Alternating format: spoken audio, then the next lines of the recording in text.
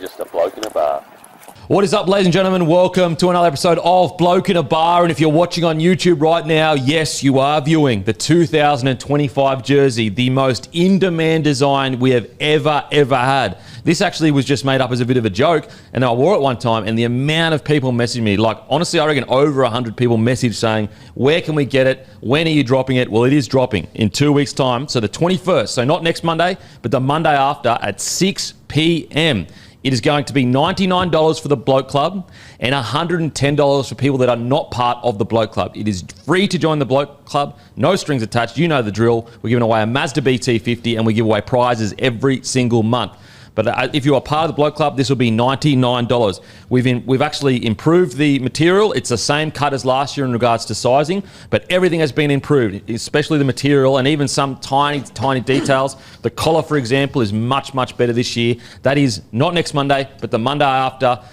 Decided to give you heaps of runway to make sure you're ready for it, because this is our biggest drop every single year. Every single year, this is our biggest drop. So that's not next Monday, but the Monday after, 6 p.m. Set your alarms, guys. You don't want to miss it. They sell out every single... There's not been a single year where we haven't sold out of these guys, so make sure to be there 6 p.m. in a couple of Mondays' time, the 21st, our most demanded jumper ever. Timmy is about to die over there.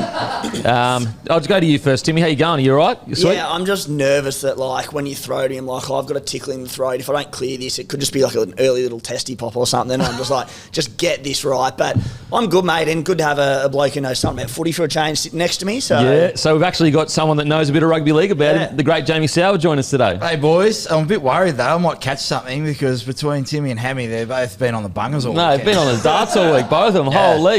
Yeah, the flu's the least of your worries sitting next to Timmy, I would have thought. Could catch anything over there. Good to have Sowie and Darren Locke here with us today. Looking forward to a great show. All right, let's get straight into it, shall we? Don't forget, like and subscribe. Comment on YouTube and Spotify. It really helps the video. Honestly, the amount of comments, record amount of comments. We had a record March, guys. A record March by over 100,000 downloads. It's been absolutely crazy. Nearly 1 million downloads for the month, which is insane. We've never done that before. It's all thanks to you guys. So make sure to like, subscribe, comment on YouTube and Spotify. As you know, on the YouTube, I've been answering every single comment. So make sure to comment, and I'll try to get back to you as quick as possible. Let's get to Face the Music, brought to you by our friends over at Sportsbet. Just before we get into the round 5 results, a couple of feed shout-outs for this weekend. The first one goes to the man to my immediate right, Denny Kemp. Maybe one of your better weekends on the feed. Oh, yeah. Definitely all season. Well done to you. You had the Storm 13 plus and the overs at $5 yesterday. Thank you. 30 punters copied you there. And then you had a same-game multi in the Goodman Kemp Cup, which was robbed by the referees, obviously, as we all know. But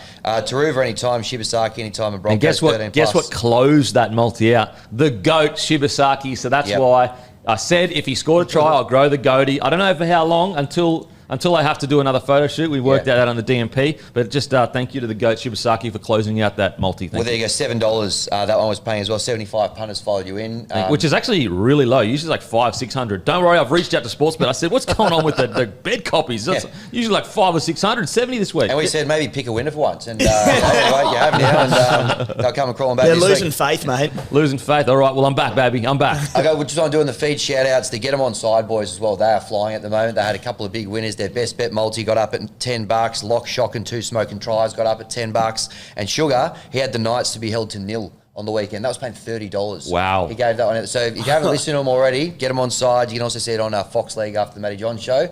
They're flying at the moment. But let's get into round number 5 of Face the Music. The first game, Raiders 24 defeat the Sharks 20. Points for everyone here except Timmy, who hates his own team. Yep. He had the Sharkies minus 4.5. Well, you don't win tipping comps tipping with your heart, mate, and you'll know that by the end of the season, boys. Pretty sure you're coming last at the moment, but anyway. Well done to you, Matty. I'm second last. Well, that's a little spoiler alert. Don't touch that dial, because more coming in Face the Music. Matty, you had the milk plus 4.5. Myself and Denon had them head-to-head for $2.48. Rue had them 1 to 12 for $3.50. So well done to Rue. Well done, Rue. Got his but he eye doesn't in. get it because he's not here, so... Yeah, sorry, Rue. Then Friday, a big upset. None of us saw this coming. Panthers 18 defeated by the Cowboys 22. Another 4-peat for the Panthers, but this time it came in the form of losing regular season games. Nobody saw it coming. Coming from a Tigers fan, that's big. We're flying, mate. 2 and 3. We'll be there at the pointy end. None of us gave the Cowboys a chance. The line was 12.5. Forget about it. Honestly, Cowboys, seriously, like, whatever I say, do the opposite with them this year. I don't know what I'm talking about when it comes to the Cowboys. Yes. Like, seriously, don't know what I'm talking about. They've been tough to read. They've been very tough to read. Next game, though, the Book of Feud. Souths 20, defeat Chooks 14. Points for all. Huge bounce back from everyone on the panel. Matty and myself had Souths head-to-head at $1.72. Timmy, -1.5 for $1.90. Denon and Roo had them 1 to 12 for $3. So a decent start. Thanks for coming, baby. Not bad. Thanks for coming. Not I'm bad. back. I'm back. I had a big week on the feed. I'm back here in the tipping. So we're going sort of doing these ones at the moment because we get to the Eels 23 defeating the Dragons 22. Another bloodbath for the boys. Roo had the Dragons head-to-head. Myself, Timmy and Matty had a -4.5. Denon, you had the Dragons 13 plus. Doesn't matter, though. We all didn't get a point. Yeah, good point. Good point. Next game, Titans 10 defeated by Dolphins 36. Points for Matty and Timmy, who had the Dolphins +6.5. Points for Denon, who had the Dolphins 13 plus at $6.75, if you don't mind. Thanks for coming, baby. No points for me. I told you I'm back. Let's go. Whoa! Next game, Broncos 46 defeat Tigers 24. No points for anyone. Line was 17.5 points. You guys all had Tigers +17.5. I had the Tigers head-to-head. Tigers rolled. We all move on to the next game. Manly 24 defeated by Storm 48. Everyone was hot on Manly. Only person to collect any points was Matty, who had the Storm -5.5.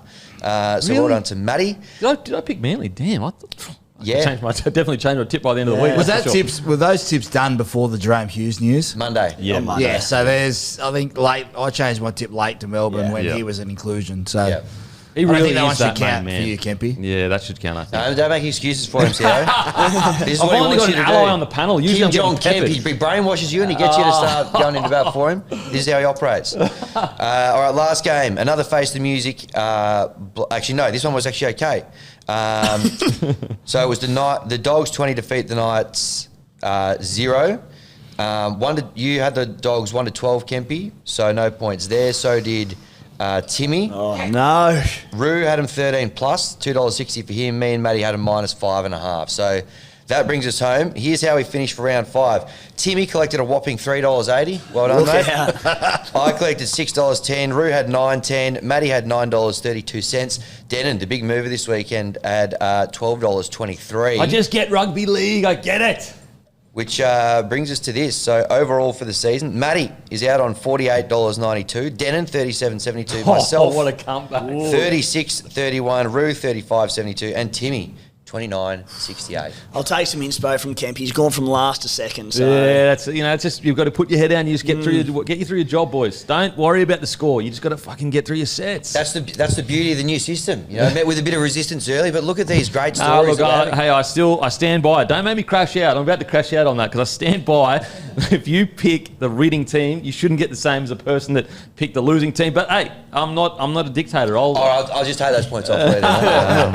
Yeah. Mate, all right, yeah, that's Face the Music brought to you by Sportsbet. What a weekend, baby. What a Unbelievable weekend. scenes. Get around us on the feed, guys. We are back. We are back in a big way. All righty, I've been talking about this for quite a while. Brand new segment, Story of the Week, proudly brought to you by Code Sports. Now, Code Sports, it's not just like breaking news or whatever. It's if you love sport, they go in depth with some of the best stories ever. A few weeks ago, the Dylan Brown whole situation on Code Sports, it was genuinely a breakdown of exactly how it all happened. Who called who? Where did he go? Dylan Brown have dinner? What were the Knights' thoughts before? And this was before pretty much everyone knew about it.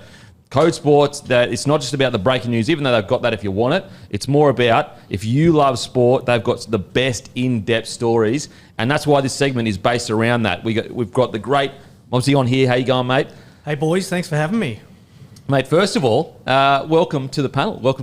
How do you feel? What about this? Oh, this is good. Couple of new faces, couple of old faces. Timmy Williams and I go back way back. Can we get a performance review? Yeah. Apparently, you used to maybe work under. Mate, my first venture into the media game as a bright-eyed 19-year-old uni student. I was at Wollongong at the time, started at the Telegraph. Mobsy, one of my first bosses, and was with him and Timmy Morrissey and all them there 5 years, and I ended up taking Mobsy under my wing, Buzz under my wing. Taught him everything they know, but my first boss in the game, Mobsy. How good. Anyway, so yeah, story of the week. As I said, so each week, the biggest story that's going on in sport, we'll get the insight from the people that are making the calls to the right people to know exactly what's happening in the biggest story. And this is actually a really special moment for me. I've always wanted Bloke to eventually be the number one rugby league show in the sport. But we've always missed this segment of the show. And then there's only one last thing that we need, and I'm still working towards it. That's access to footage, but hopefully one day we'll get that. But outside of that, we're nearly there. Alrighty, mate. What's the biggest story in sport this week? Geez, no pressure, hey? Wow. Mate, you're a para fan. There's no pressure on you at all. Hey, one in a row, baby. We'll take it. We love that.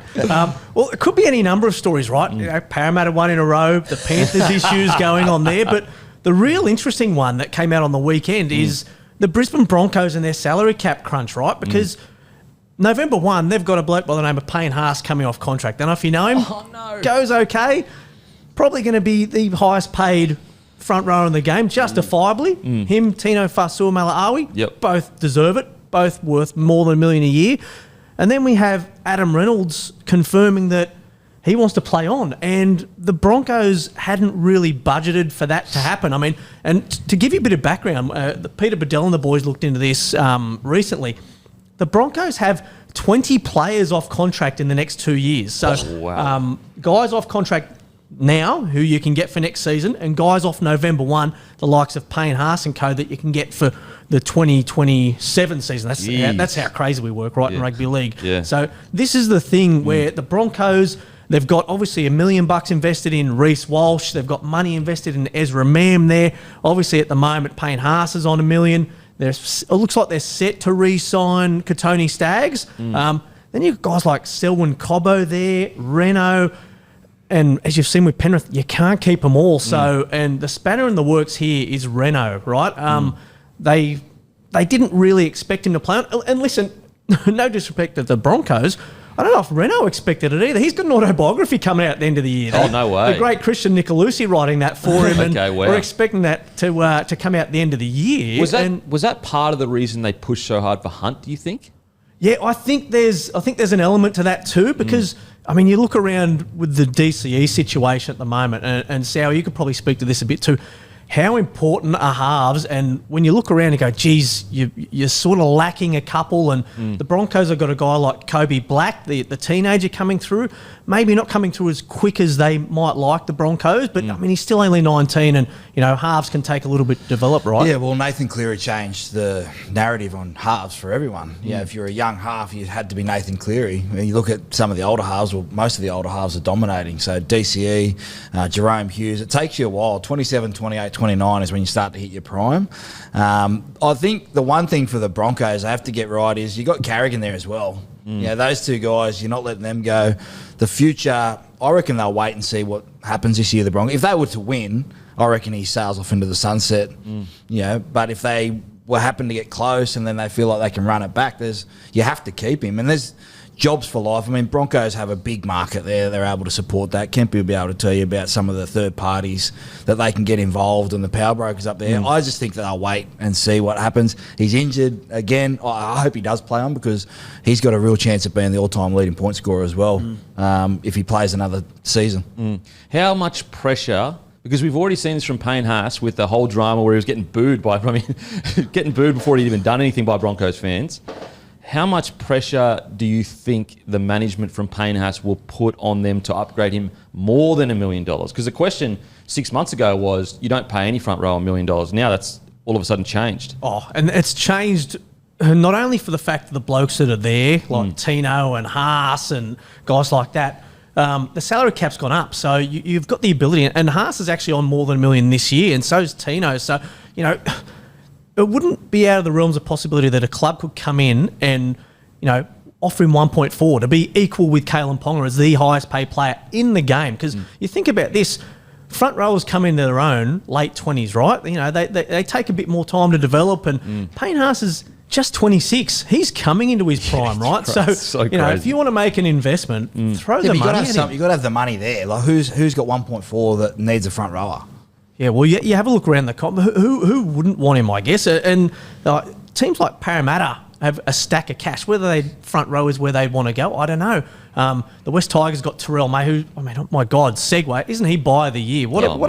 Unbelievable. What a pick up there. I mean, what does South want to do with their... I mean, they've got an ageing roster in some positions. They've got, you know...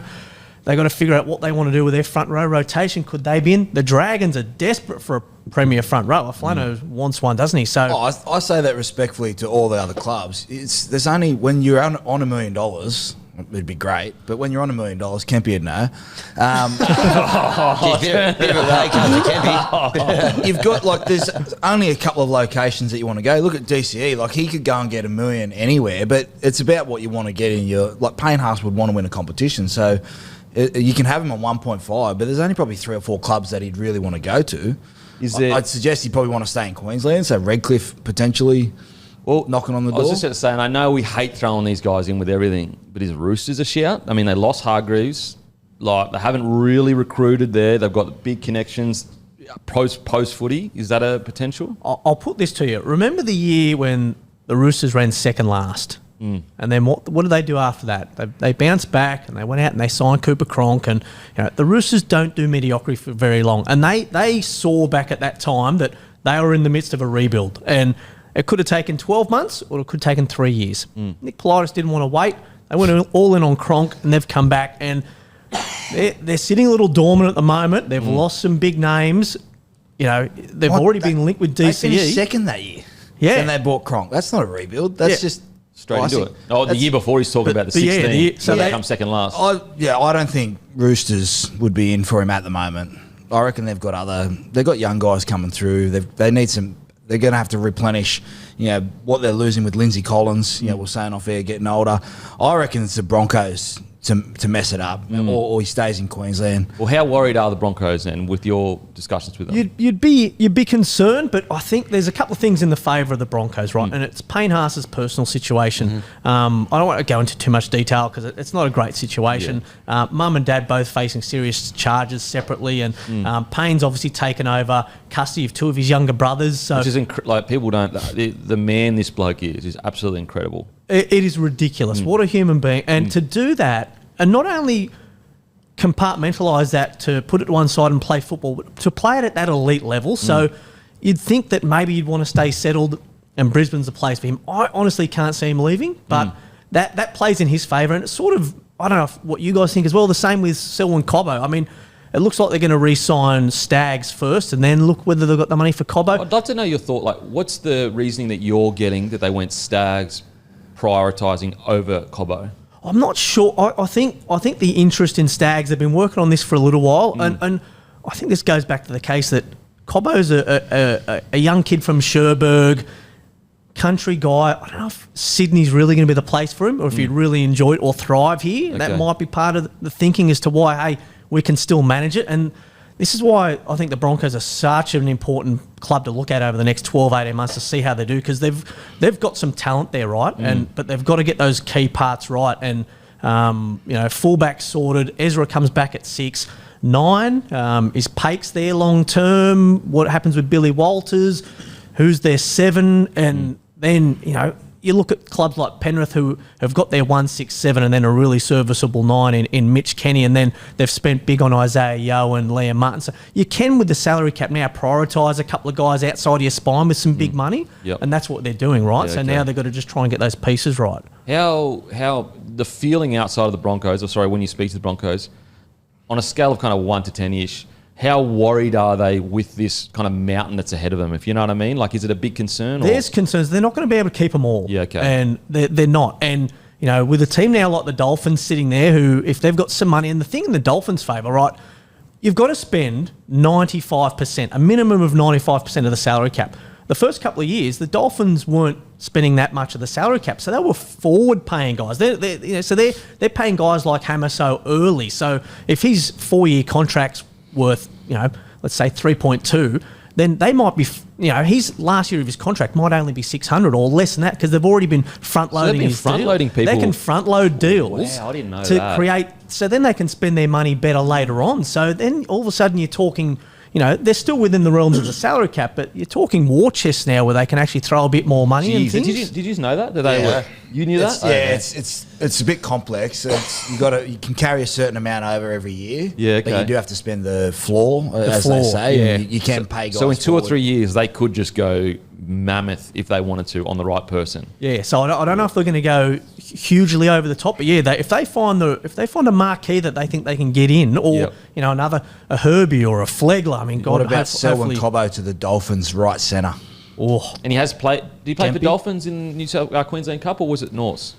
Herbie one side, Selwyn Cobbo the other side. Don't say that. Does anyone? Don't say that. Why you got to put that into the? We're mates off air. We can't be mates on air. I reckon, if you're talking about cash, Cobbo at centre and Haas in the front row would be fantastic at the Dolphins. I reckon. Was it Wynnum? Can you please check for us, Matty? Wynnum. He either played for Wynnum, Redcliffe, or Norse in the grand final in New South Wales in Queensland Cup only a year ago. So you'd hope he doesn't have that connection to Redcliffe, because that's an extra connection. Wynnum. Okay, thank God. Thank God. Showing your colours there? Mate, please. I just want to keep this. I just want to have a premiership run with this Hunt and Reynolds together, because I just reckon if those two got into a grand final, they just might have enough nous to beat a Munster, Grant, Hughes, Pappy, or Cleary. Very rarely do you get Hunt and Reynolds together like that. It just doesn't happen. Usually it doesn't happen. No, you don't. But I think the defensive side of things for the Broncos at the moment is still an issue. But having those two older guys together puts strain on, especially it's up to Reynolds. If he says, I want to play on, we saw how it played out at South. Yep. Does he come back to Sydney? And that's a good question. If Reno says, I want to play on, what will the Broncos do then? Because they don't have prepared for it. Well, this is it. This is where they're going to try and find it. But, you hinted at it before, Sowie, with what can you talk about post-career? Because he's South's favourite son, right? And him leaving, he hated it, but the family love it up there now. So I thought from talks around up there that they were going to settle in Brisbane post-career. So and obviously he's got the kind of temperament, personality that make him ideal for coaching. Yeah. Can he work that? Can they try and say, hey, do you want to play on? Do you play at a lesser amount? It's funny because I love Jaden Campbell. I think he's going to be a fantastic halfback. But if you paired him with Adam Reynolds and him at 5'8", it would be interesting. Would be especially with that kicking game, because it's probably one bit that they would definitely help. It was interesting because in the post-match press conference they asked Renault essentially that question, and he looked across at Madge and almost laughed, and it was because I didn't know this information, we hadn't spoken yet about this being the big story of the week. I was like, that was weird. Why wouldn't you just go, oh yeah, we're going to sort it out? But he looked across and kind of laughed together. So there clearly is a lot of chat going on internally about it for him to react like that. Is there anyone that you think they're a good chance of losing, do you think? I worry about where Cobbo may go, but just for the fact that earning capacity, and I hate talking about this because footy's such a business now, but you look at the earning capacity, and I think Cobbo could probably earn more money, significantly more money elsewhere, because I think the Broncos are just running out of cap space, right? Yeah, okay. And with all those guys, and look, they're not all premier blue chip guys that are on the market, but you've got to really construct your top 30, and you've got to get those positions right, and you've got to get those salaries right. And you look at what the Bulldogs have done with how they've structured their salary cap, and you go, all right, who are they paying over $1 million for at the moment? But they're getting the other spots right, and that's the pressure on the Broncos, because if you're paying $1 million here, you've got to get those 17 to 23 right with the guys who are going to fill in, and that's I think they've got to run out of money eventually to have that, and that's why Selwyn's the one for me. Do you think are Broncos looking at it, are they happy? I mean, I'm sure they're not happy, but are they happy with the way their roster has been managed over the last few years, or are they a little bit frustrated at the fact that they've landed in this spot? Look, what's happened, right? Same management, but different coaches with different ideas about different rosters. And, from Siebes to Wayne and Kevy and now Madge, that's going to bring with it a certain amount of upheaval at a club. And to be fair, they've kept largely the same team in place. Renault's fourth year now. He re-signed 12 months ago. Getting Hunt was a masterstroke to come home. So, and that's added to the imposition on the Broncos roster, right? And that's what they're going to have to work through. So, Dave Donnie there has been through it all. So he's across what needs to be done. And now it's with him and, the man you said before, Madge, he's looked at rosters, he's worked through it before. So these are going to be the guys to do it. So, but there are definitely issues. And just quickly before we end, how much control does Madge have over the roster? Oh, yeah. If, Madge will be the guy, right? Okay. You can have... They don't have a Frank Panisi style head of football who will have as much say as and this dates back to pre-Madge, right? But Madge is that authoritative voice that if he wants you on his roster, they're going to make it happen for him, right? Yeah, okay. So he's going to have. So he's not like a voice. rookie coach that kind of gets told, "Nah, mate, you're not making these decisions." He's got luck, not final say, but close to. Yeah, absolutely. Okay, absolutely. wow. That's because they're win now. Yeah. They're win now moment. The other thing that you don't think about with salary cap is the youngsters coming through. Like, it's great to top load your cap and spend $3 or $4 million on 4 players, but if you lose some of those young guys, Well, you got Piacora and Dean Mariner that aren't even in the starting side at the moment. That would probably you demand got the young hookers at Moser. Have they re-signed him yet? I think that they reckon that it's like essentially done. It just hasn't been announced yet. I think. Yeah. But that's the other underlying part. If you try and go win now and you don't win now, all of a sudden you're stuck with that roster for 3 or 4 years. Yeah. And you can't replenish any. You get some injuries all of a sudden. Like Ben Hunt and Renner aren't going to play forever, so they need to have an eye on the future. Ezra's not a 7, in my opinion. So I don't think you can lose Cobbo, but I think they Probably will. If you're Selwyn Cobbo and you get a chance to play fullback or centre at Redcliffe, and they're going to pay you, Like a mil, pretty much. it doesn't even have to be a mill. Yeah. Just play in your position. Yeah, true.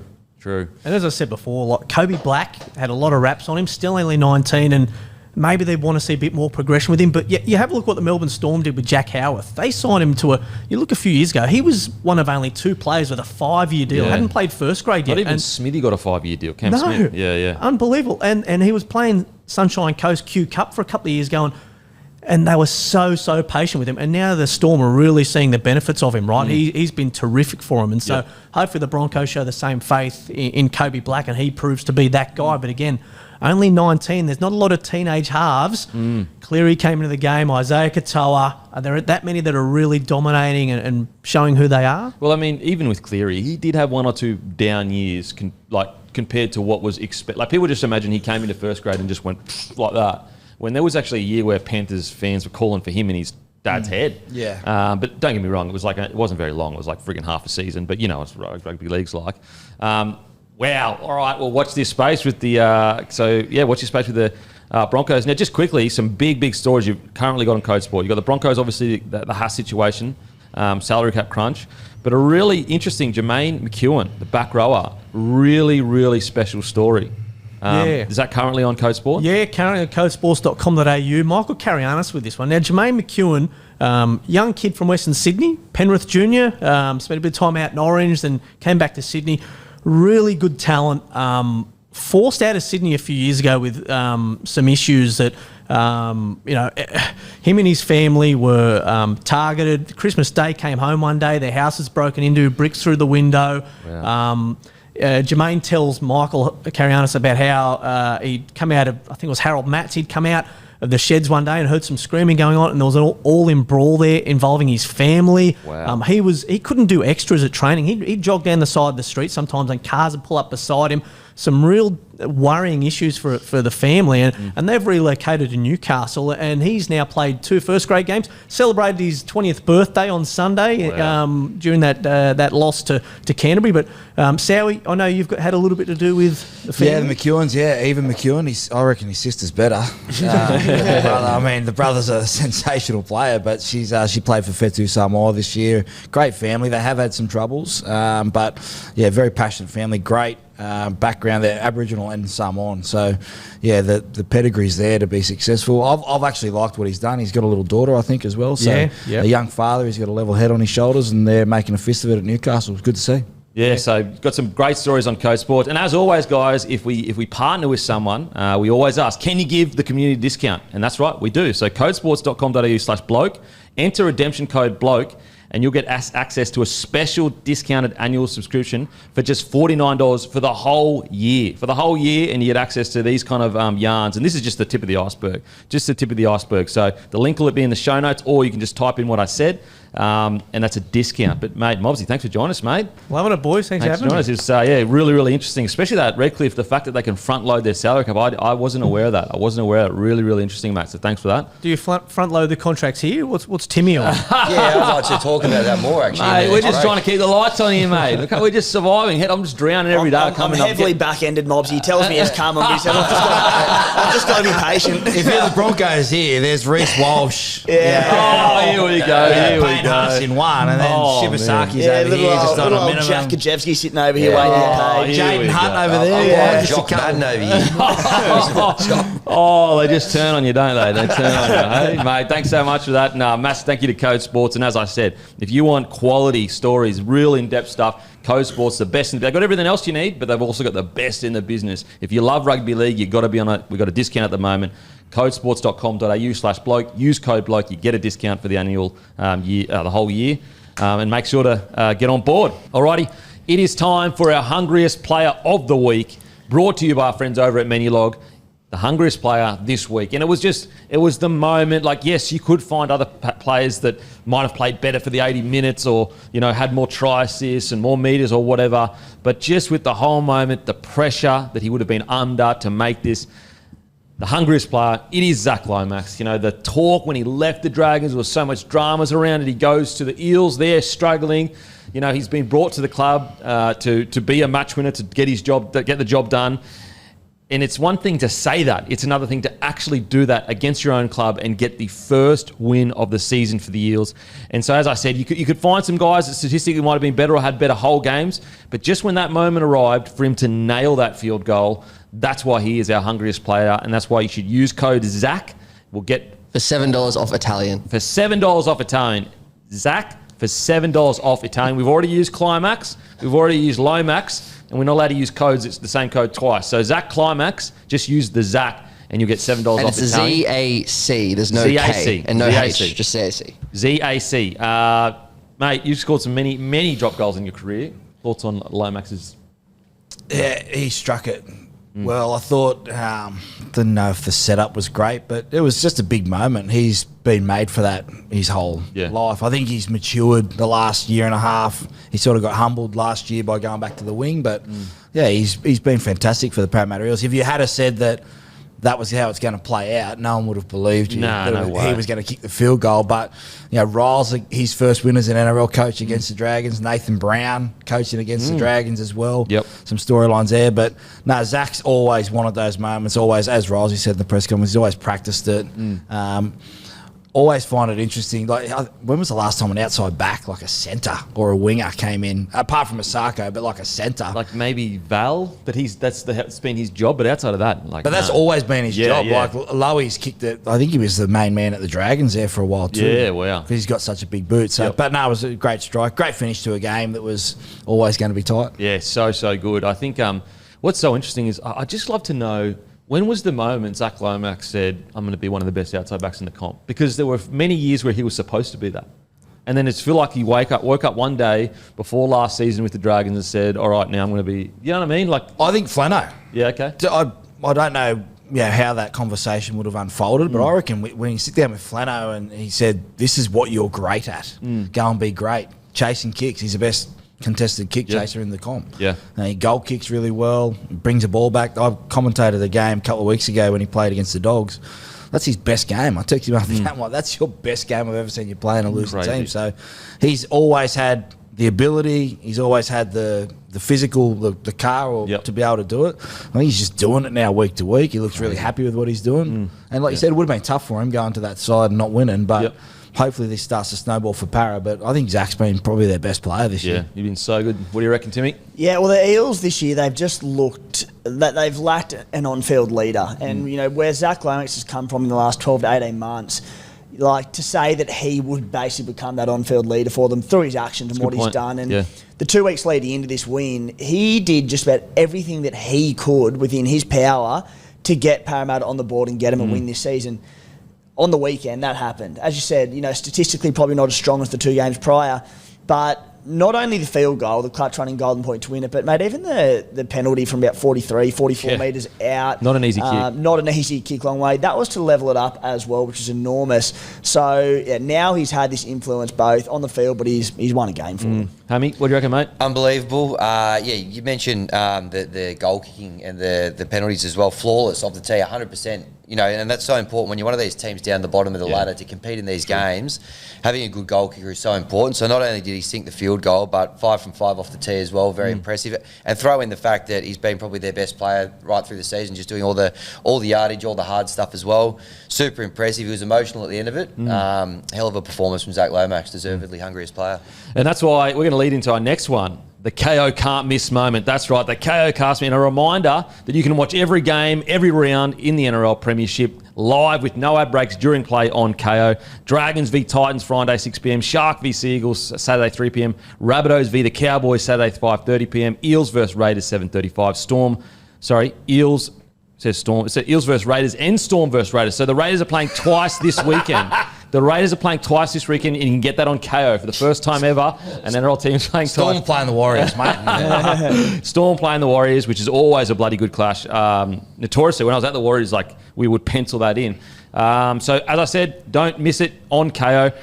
You're also going to want to not miss the Masters, which kicks off on Thursday night after the footy with Minwoo Lee and Cam Smith of the golfing Cam Smith fame leading the charge for the Aussies. Minwoo Lee won his first PGA title in late March, so couldn't be going any better. Winwoo Lee. Winwoo, I like that. Yep. I like that. Winwoo Lee. And so, you can't miss it. If you want sport, it's on Kayo, the best in the business. The Kayo can't miss moment. It's two moments. It's Zach Lomax match winner and also Latrell match winner. And I think sometimes you go, especially those two guys. Now, Zach Lomax is in a little bit different kettle of fish because he does get through a lot of work. But you can speak to this, Jamie. Like sometimes you pay out these outside backs like substantially more than what you pay most outside backs, even though on the stat sheet they look relatively similar in what they can do. But there's big game players that win you footy matches, and that is what Latrell is, and that is what Zach Lomax is. And like Latrell can sit there and do nothing all game, but you can throw on the ball, he'll win you the match.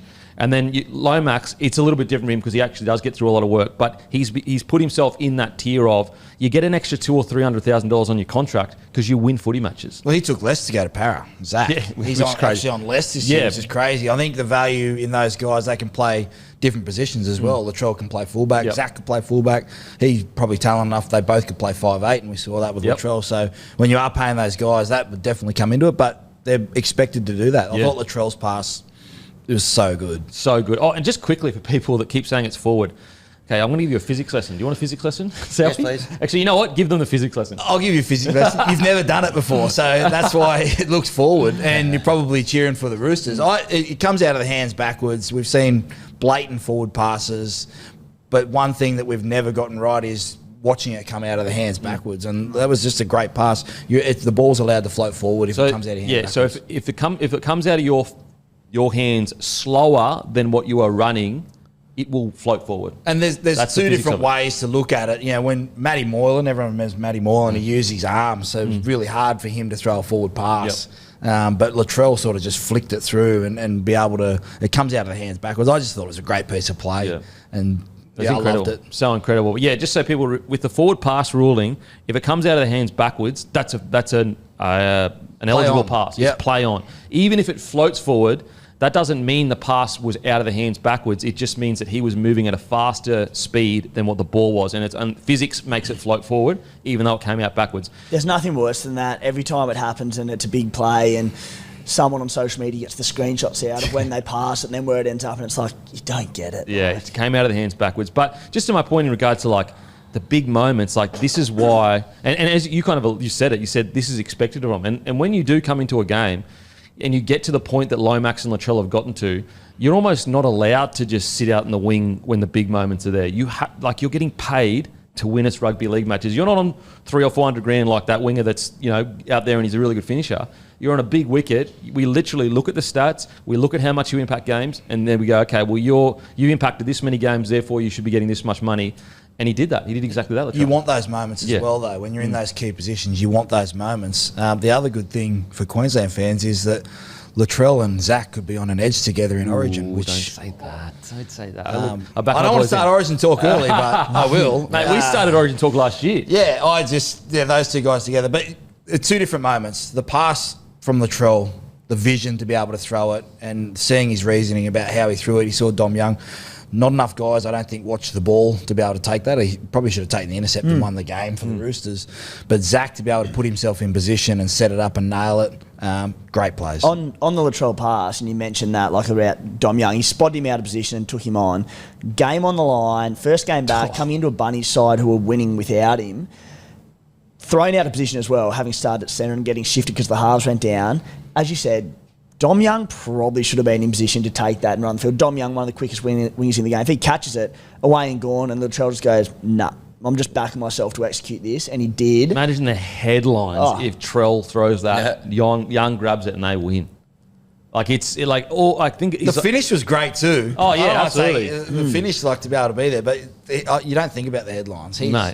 The headlines were already there for Latrell written. It just had to be whether it was one way or the other. Yeah, good or bad. Yeah, it's a great point. It's a good way to look at it, and he probably does look at it that way. It's like, look, they're going to come. Headlines are coming no matter what. Yeah. Let's play the way I'm supposed to play. And in regards to the put down, I know from the back it looked like he stepped out, but there's actually another angle from the front, and his heel is still up, and you can see green between that line. What do you think of Trelly Mitt's match winner? Unbelievable match winner. And, I mean, it was all set up for him, really. Like, yeah, obviously a lot of injuries happened. Both halves went down. So he had to change his roll-up, and he goes, just give me let's go. Like, I'll win you the game. Don't worry about it.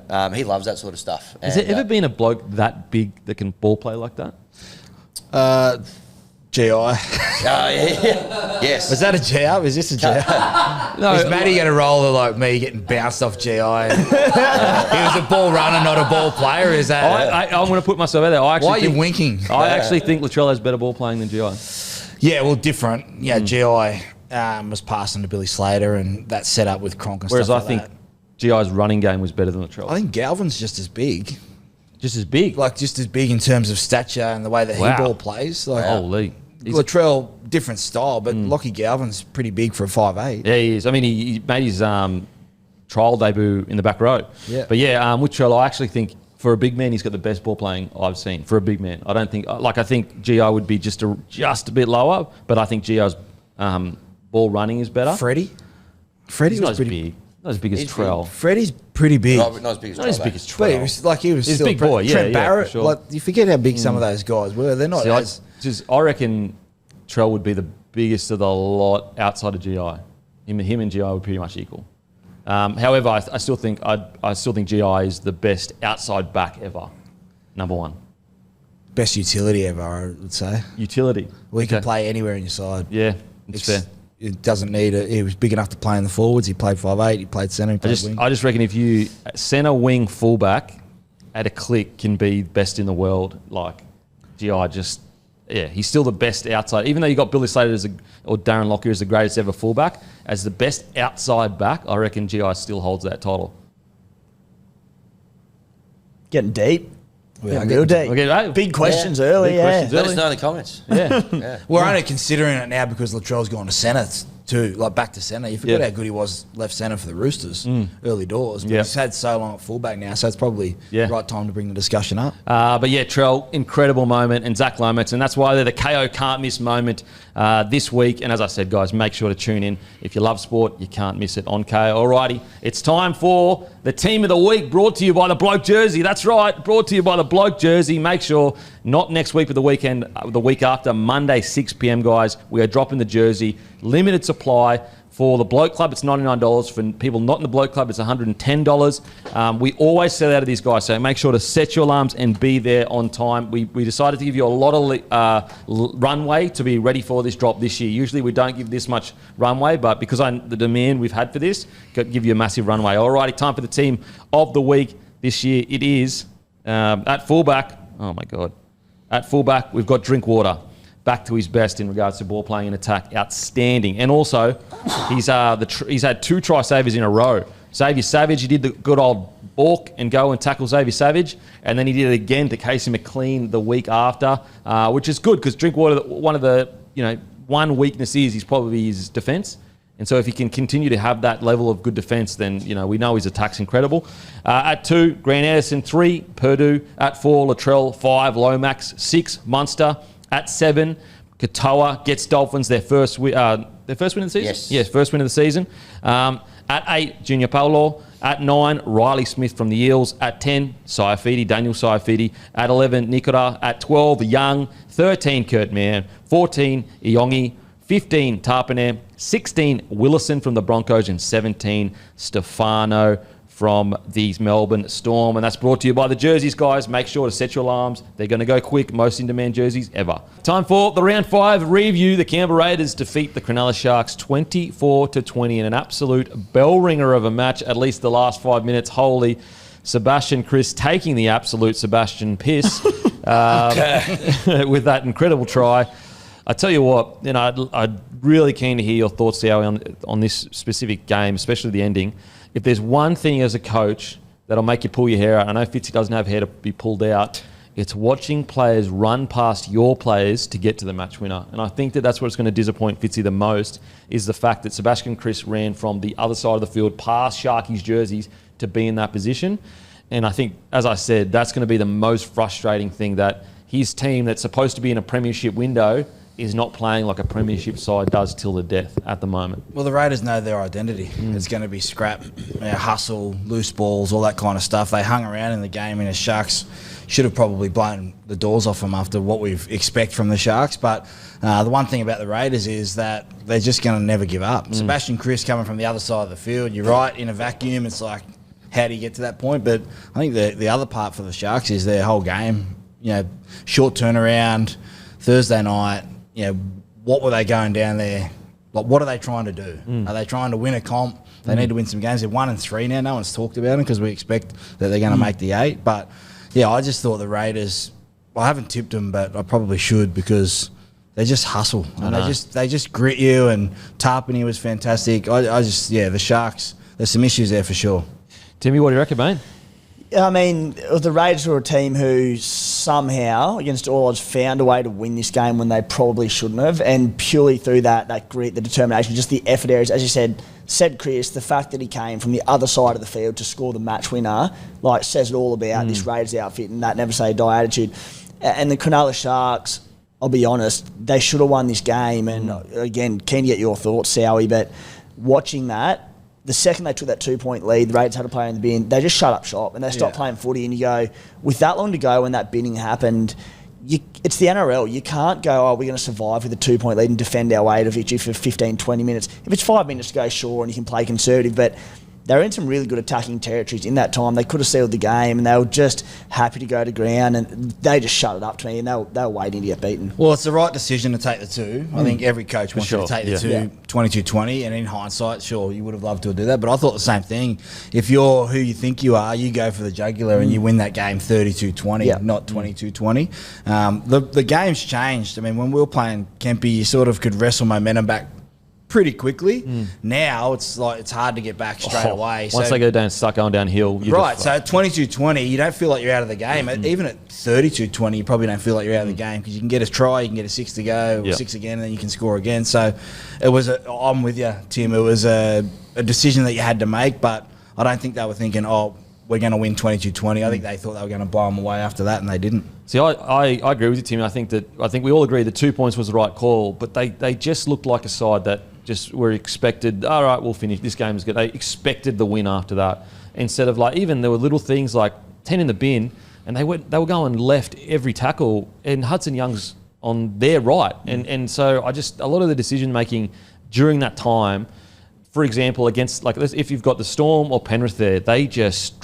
kill you straight away. They immediately identify, where's the man that's been sent in the bin? All right, let's just go at him. Or I didn't really see that.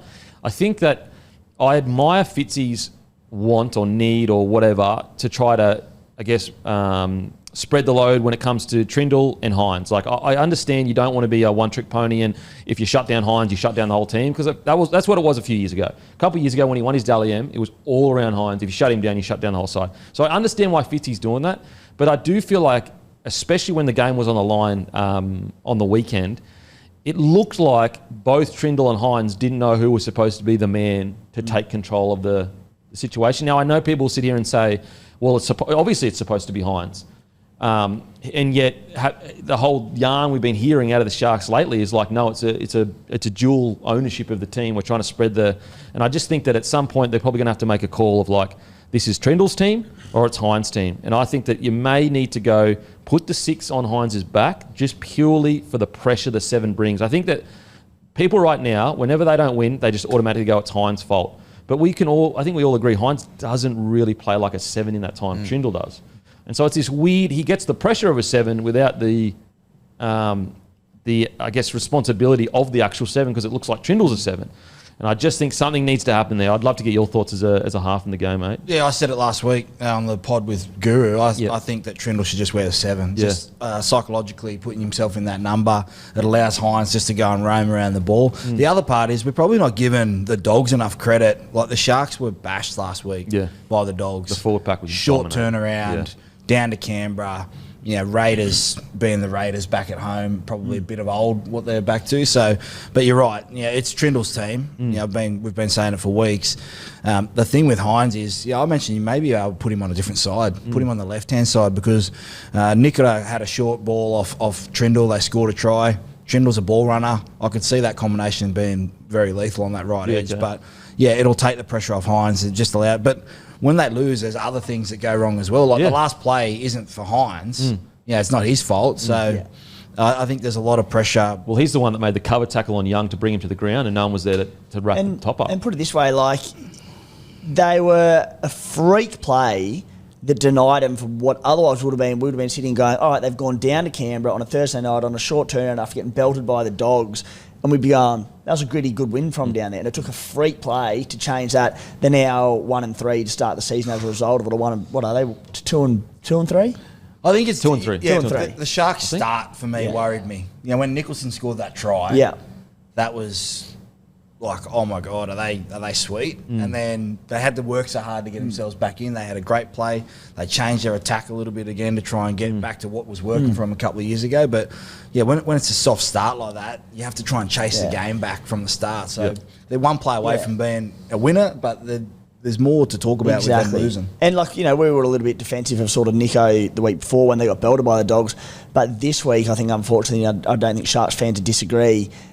I think it falls back on the halves. They didn't know how to get the job done in that game. I agree with you. I think last week you could look at Nico's individual performance go. He was actually pretty good in a dominated side. I think this week I personally think both halves absolutely needed to ice that game. And I think also if you want to say because Hines on $1 million, he has more responsibility, then fair enough. But that's where I think they need to make this 6 and 7 they got to make a call on it.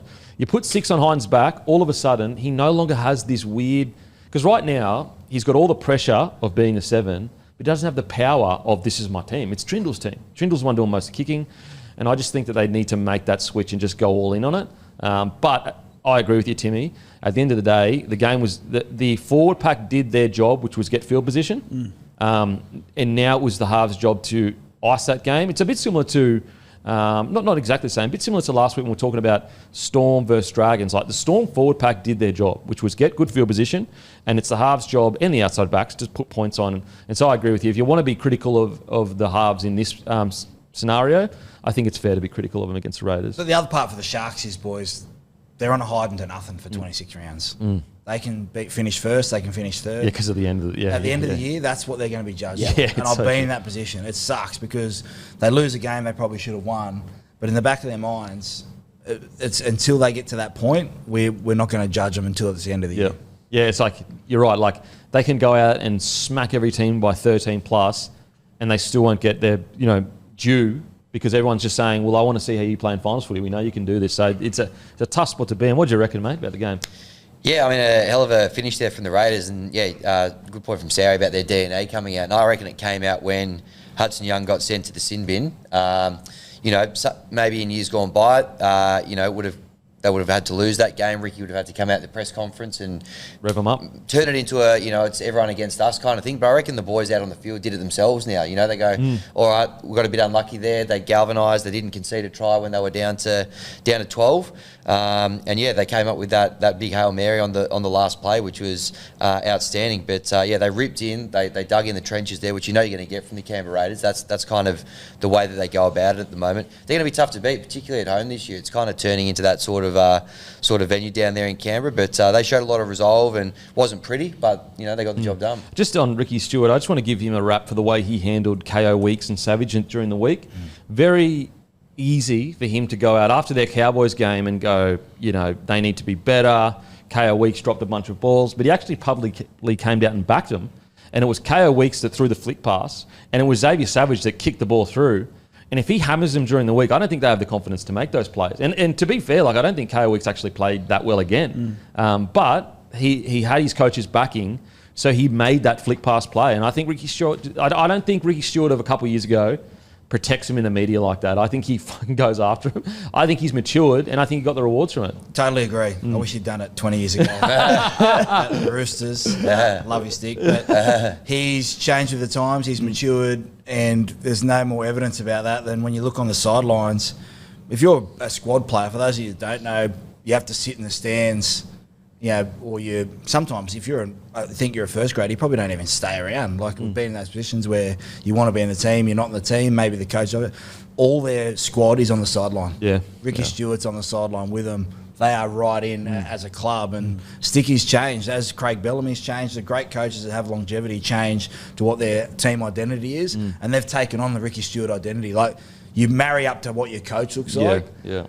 If you said, who coaches the Raiders, it'd be Ricky Stewart, because you understand that. But, yeah, he has changed that. But, yeah, he used to bake me a fair bit. Now let's talk about the Raiders, because I want to be extremely clear. Although I am critical of Sharks' ability to put that game away, first of all, I don't think it's like, you know, the end of the world. I actually think the Raiders just played really well too. Like, I don't want to take away credit from the Raiders' grittiness in this situation. Like, yes, you can sit here and say the Sharkies should have won that game, whilst also saying, you know, the Raiders did a lot of things right to stop them from winning that game. So I don't think it was a matter of, Raiders just played, Sharks just played completely terribly and the Raiders were lucky to win it. I think the Raiders worked really hard for each other, had some great goal line defence, which we actually, and this is why when they lost to Manly, I wasn't that panicked with the Raiders, because if you actually watch that game, they had 30 minutes of incredible goal line defence against Manly. And then eventually the penalties, whether you agree with them or don't agree with them, they happened. Eventually they just stacked up and they fatigued. So I actually took a lot away from that Manly game for the Raiders, even though when you look at the scoreboard, it's not great. And I think we saw that same mentality applied to this game, where they did just hang on. So I think they deserve a massive rap for that. In regards to like individual performances, I mean, we've got to talk about it, but it's two for me, but I'll speak about Tarpane. Just another guy. I feel like I get on here every single week and go, guys, I know he's out of sight, out of mind at the Canberra Raiders, but tell me the last time this bloke had a bad game. Like, it very, very rarely happens. And to think he came from Newcastle didn't want him. Which is crazy situation. Crazy to think. You think about Terrell May and the Roosters this year, they could use him. Like, can you imagine Joe Tarpane up at Newcastle now with Leo Thompson? Like, maybe that changes things. The thing about the Raiders is they're going to have those performances where they do get beat because they're young and they're still learning the combinations. I still think their attack could be worked on the left-hand side.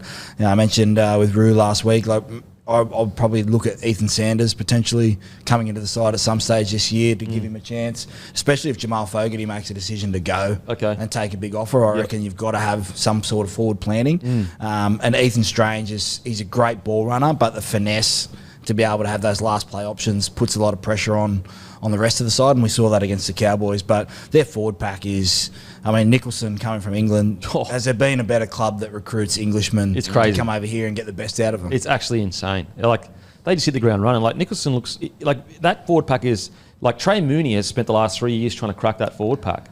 And Nicholson's come over, and I don't know whether he's locked down the edge spot, but he's done pretty bloody well there straight away. And that's not to suggest Trey Mooney hasn't been great. He's been great. It just shows you how good the forward pack is, that's all. It gives us such a good headache for when Zach Hoskin returns. He looked like he's a locked edge back row for us.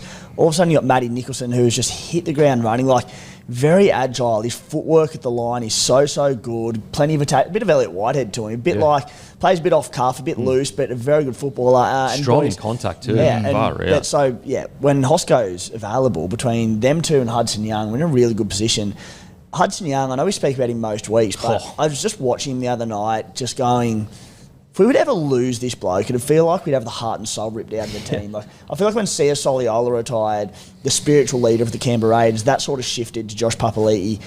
But Hudson Young, honestly, the heart and soul, everything he does, and for a team that rely pretty heavily on the power game through the middle and, sort of getting tries off cuff, through a bit of second phase play, our ball movement in the opposition 20 for a number of years, and it's no different this year, it's not great. Everything we do, not everything, I shouldn't say that, so much of what we do in attack comes off the brilliance of Hudson Young. Mate, he is phenomenal. And he's another guy that's just down there. Yeah. What are you going to say? If we lost Hudson under the current team we've got, I think we would really struggle to crack opposition defences in tighter games and to score points, because it was similar in this one, and it was Hudson who stepped up every time we need him to. Where do you sit with Jamal Fogarty? You want, if he left, does that change things for you guys? Depends how quickly Ethan Sanders comes along, right? And if he's ready to step up. I think it's his kicking game. Fogarty's kicking game on the weekend, phenomenal. Those big torps and floaters, they weren't getting near them. They were unbelievable. I hope more than anything that Jamal Fogarty stays, and I've said it last week and caught a bit of grief for it, but I'm still not convinced that Ethan Strange's best position is 5'8". I think he's an NRL player every day of the week. I just don't know if he's a 5'8". So, I would love nothing more than to have Sanders come up and keep Fogarty, whether they're two similar players. I know, Kemper, you mentioned that they're both sort of organising number sevens. Maybe they're stepping on each other's toes. But, I certainly want Fogarty at the club long term. And I think him and Hudson Young, I thought they were the differences in this game. Yeah, I think that if you were to lose Fogarty, it's just the kicking game would be so hard to replace. It's very rare.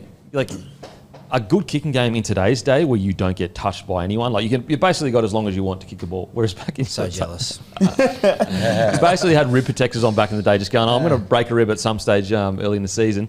But just that kicking game, that's the one area where I go, because what is the Raiders game built on? It's kicking deep and dominating with a forward pack. So for what you lack in finesse in attack, and don't get me wrong, you wish you could eventually get there. And that's where I think the Strange situation is an interesting one to watch, because you would hope that he gets to a point that he can give you that finesse, like the 6 gives you the finesse. Our halves and our spine in general, actually, the entire spine for years have not had this finesse in the opposition 20 when we're attacking the line. It's so rare that you see the Raiders through good ball movement, strip numbers, scoring the corner. It's all through this power game, which is fine. That's our DNA. That's why we play. But Kayo Weeks, who this year as a ball playing fullback hasn't scored a try or had a try assist. He's had one line break. I just wish there was a bit more of that finesse in the ball movement. I want to see us stripping teams and scoring out wide and being too classy, which we haven't had that in a long time. And that's fine, but I do think it is something we need to work on. My suggestion is Ethan Strange to start at 5'8" and then go to 13 like Humphries does for Souths. And that way you've got a ball distributor in the middle, another ball runner, and Ethan Sanders gets some exposure. I'm with you, mate. I love it. You could have Strange back on that edge, but they've never been a finesse. They've got fast speed. I love the mix of Starling and Paddy, which makes the Brayley signing a little bit weird, I guess, because those guys are younger.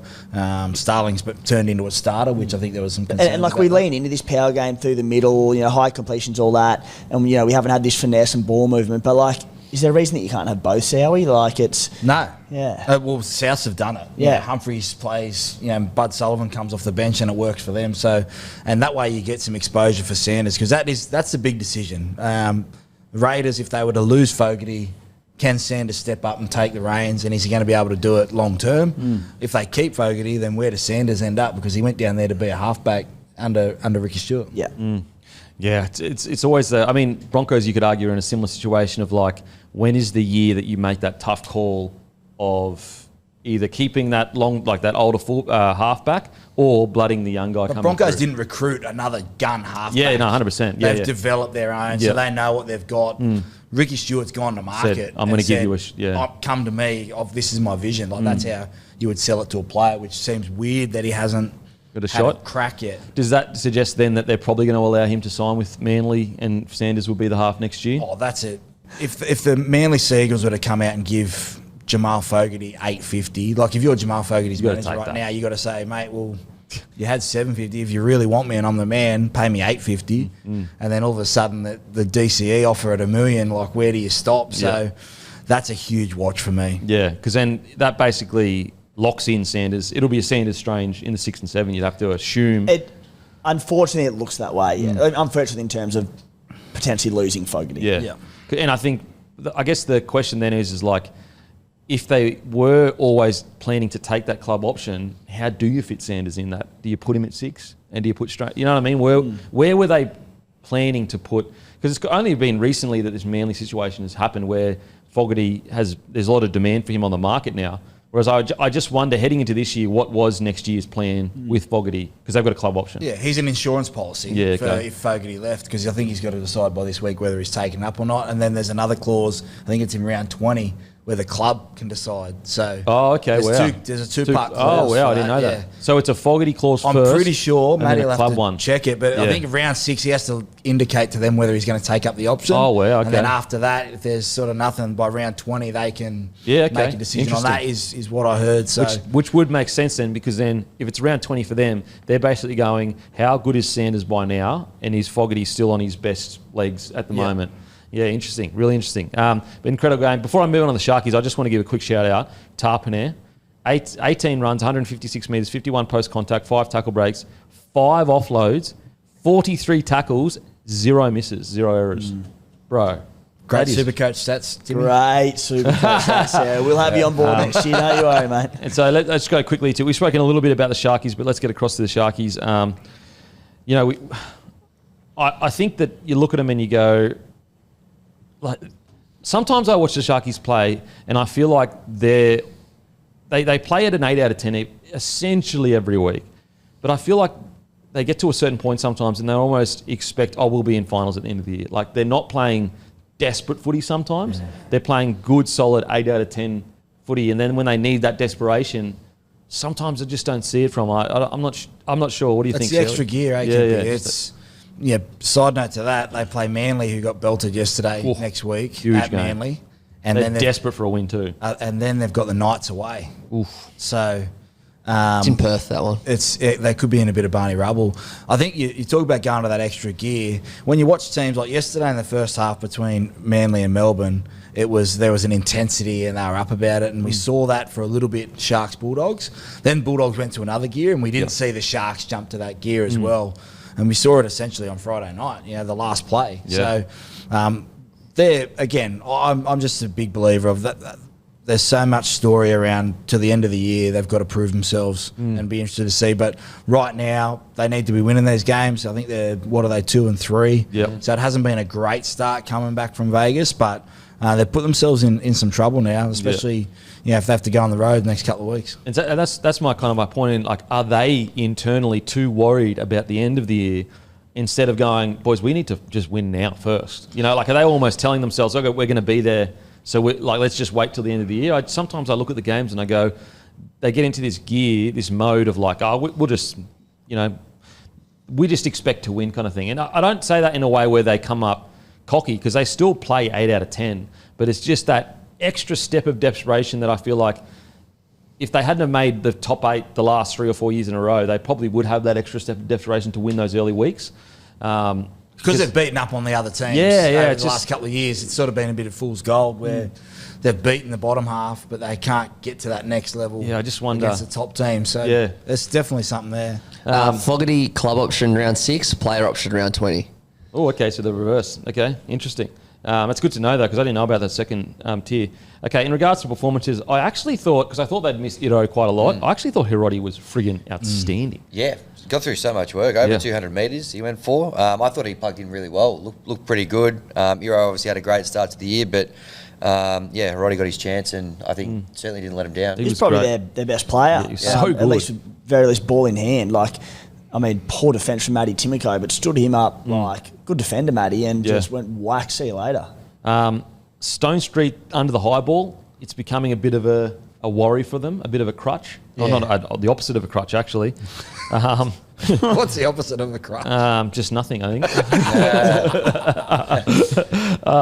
And so just under the high ball, like late in the game, I think there was some, he just doesn't look confident under the high ball. And I think Jesse Ramian had a few areas as well that he'd probably like to take back. In regards to their forwards, I know we've been talking about, they're not playing well, but I just thought Nikita's try, holy shit.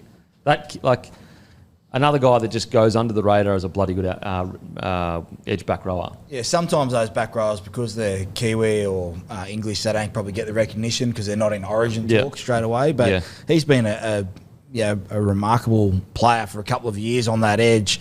I liked Hazleton back. I think he'll be better for the run. I think he's such a valuable piece to them. I'd actually like to see him play off Brayley a little bit more. I think so many times, Hines and Trindle are the leaders, and rightly so, but he's so good out of dummy half. They could generate some of that stuff through the middle and not put so much pressure on getting down in that red zone, because they do look like they've got a bit of the yips. When they go to that side, they've made a couple of errors that put pressure on them. But as for Stone Street, if you're a halfback, you're watching that, and if you play him, he's going to get a lot of kicks from DC this week. He's got to sort it quickly because it's going to be... Yeah, because he's going to have people coming at him on that left edge this week for Manly. Hiroti defensively, had some lapses, but as I said, if you're a resi coming in and playing like that, you can forgive a couple of missed tackles here or there. But yeah, it's one of those weird games where I don't want to be too harsh on the Sharkies, because I actually think the Raiders were bloody good. But it's just one of those ones that they're going to look back at the start of the year, and it might be the difference between top four and not top four. Well, the other part that we're not talking about is they had all the calls too. They had all the rub of the green. Ricky Stewart, if they had lost that game, dead set, 10 grand, maybe 20 grand would have been coming out. So that's the other part, is they had a lot go right for them, the Sharks. They just weren't able to put the foot on the throat and be able to get that win. Yeah, they had every chance to win it. You sort of briefly touched on him there, mate, but Tommy Hazleton, he had 28 tackles without a miss. He had, from his 8 runs, 101 metres, 39 post-contact. But spoke about how Fitzy would have been a little bit disappointed seeing the amount of Raiders players running past the Sharks that final last gasp play. Go back and have a look at it. Tommy Hazleton goes side to side to side. He covers that much ground, makes the tackle on Kayo Weeks at the end. Obviously, eventually it's offloaded and Seb Chris scores. But Tommy Hazleton was massive in this one, and that effort area, and that's where your coach goes, my boy. And also, Will Kennedy was also really good. He was back and forth. I think it was more just pretty much like the right edge that they got caught up in the tackle and then just ball watched it go away. And I just think Fitzy will be really disappointed with that. So as I said, I'm not sitting here going, I'm not yet at the point where I'm like, Sharkies, it's a disappointment, it's a terrible start to the year, but they got to start picking wins up, because if they haven't picked a win up in the next round or two, all of a sudden it's disaster area. It's like genuine disaster. I think they'll be okay. I do too. Because they're still playing a high standard rugby league most games. I think that even the Bulldogs one, I think we're just starting to see the Bulldogs are fucking the real deal, I think, rather than the Sharkies just being 100% bad. I think the Bulldogs are just... We're not concerned at all about the Sharks? I'm concerned, but I'm not at the point... With the comp the way it is, I'm concerned, but I'm not I'm not putting them in the same category as some of these other teams that have started real poorly. For example, Roosters, I'm quite concerned about. Just that kind of category. You're a bit more concerned. I'm a bit more concerned, especially if Manly can win this week, and then Newcastle, they could be. Oh, mate, if 100%. If they go 0-2 the next 2 weeks, I'm with you. I just think that was a game they definitely should have won. I think that this puts a lot of pressure on them this week against the Manly side that is going to bounce back, because we've got them as title. We had them as title contenders. Absolutely fair. Alrighty, on to the next game. Panthers versus the Cowboys. The Cowboys get the job done 22-18. And I think all up to this point we've been like, nothing to worry about. Panthers, nothing to worry about. Look, I think the Panthers will get it together eventually. The biggest concern, though, is just their edge defence is nowhere near what it used to be. At least last year, and maybe they'll be able to fix it. But my concern is that every team they play is averaging over 20 points, up all the way up to, I think their average of points conceded per game is 27 now, and that's where I go, that's so un-Penrith-like. And on top of all that, for Isaiah Yo's 250th, for them to go up there and get beaten by the Cowboys, that is also worrying for me. I just think that everything might be catching up a little bit. Now, I think that if they've got enough time to be able to give these younger guys that are stepping in, if they can just stay in touch with the 8 long enough for when those guys upskill, because I do think each player, we know the Panther system is so good that eventually these young players that need to be upskilled, by the time they get to around 15, 16, they're going to be much better versions of themselves than they are now. And plus combinations will grow with Cole, with Cleary if they keep that. But if they don't stay in touch with the 8, it might be too late to make that late push, because at the moment they don't look anywhere near what they usually are. And I think that they look a bit battered, a bit tired, and a bit inexperienced in key positions. Yeah, two things I've said on our podcast with Guru was, one, they don't know what their best team is in terms of the edges. And two, for me, I think Schneider should be the 6. He's a veteran reserve, great guy. He's been around, done the job. He's got some finesse. Cole, I thought, was fantastic in Melbourne when Cleary went out. But you saw last week when Cleary doesn't have his hands on the ball and they go to Cole on that left-hand side, they need something with that play. Well, Luai used to make something happen. That's right. And I think Schneider's sort of a bit more comfortable in his own skin, whereas Cole's trying to make that. Some storylines, boys, that I'd be interested to get your thoughts on. But Blaise Talangi was recruited to the club as a 6. Hasn't played 6 yet, only off the bench. Isaiah Papali'i came to the club, recruited to the club as a back row, is playing in the middle. So they don't know what their best side is yet, which is creating all this uncertainty on an edge. I thought McLean was fantastic on the weekend, but the tiredness of winning 4 comps in a row, which is perfectly normal. No Edwards injury, no To'o injury, has created some of that doubt on the edges. They're trying to patch things on one side instead of making one side strong and then learning on the other. The combinations have changed every week to start the NRL this year. Yeah, it's a good point, because I always assumed that they had signed Papali'i for the middle. And then when he went in the trials and he was on the edges, I was like, okay, so who's going to step up and take Fisher's spot? And don't get me wrong, Lindsay Smith unfortunately had his worst game. I mean, he's known for his consistency. And even Ivan Cleary spoke about that. He said, the problem at the moment is we've got guys making mistakes that never make mistakes. Like Lindsay Smith never makes a mistake. But that's when you look at Fisher Harris, all those years, literally, how many games did you ever see him play poorly? Like, he would always give you that foundation to build on. And you've got guys starting that have come off the bench and been on a different platform. It's completely different, and that's not a slag at anyone. It's more about if you're a starter or a bench player. The bench is so important these days. Mitch Kenny looks like he might be out for a little bit as well with that shoulder, so they're going to have to... Geez, that was gutsy him coming back on. Huge. Mate, huge. I want to give him a rap. I actually filmed it. I was going to put it up on my Instagram, but they ended up losing, and if I put that up, then Cowboys fans go, oh, we won, why are you putting that up? Anyway, long story short, watching him come back on, where he potentially could need a shoulder recall or something like that. Mitch Kenny doesn't go off ever, and he can be hanging by a thread and still stay on. To come back on and actually get into the amount of contact that he did, so friggin' brave, and it's why he's been a stalwart of that side for so long. He's not necessarily the most crafty 9, but he's an incredible defender and he's tough as nails. So I just wanted to give him a massive rap for that. But yeah, it's a good point. Like, they actually haven't settled on their best 17 yet, which is weird for Ivan because they know what their identity is. They miss Sorensen a lot, I think, as well. Yeah, they miss Sorensen. I think I spoke to Hammy before the show, and like, you talk about Jerome Luai and what a loss he is, but James Fisher-Harris, Sania Taruva, those guys. The spiritual side of it. They're still kids learning their craft. They've experience. You can't buy experience. And just expect them to come into a team that's won 4 in a row and expect business as usual. I still think they'll make the 8. They're dangerous. Geez, Nathan Cleary looked good, boys. Like, he's, for a week off, he was so silky, drifting across field, his kicking game. And to be honest, they probably had a chance to win it at the end. If Alamotti, Cleary kicks a goal, they would have won, and it would have been the Sharks-Raiders sort of situation.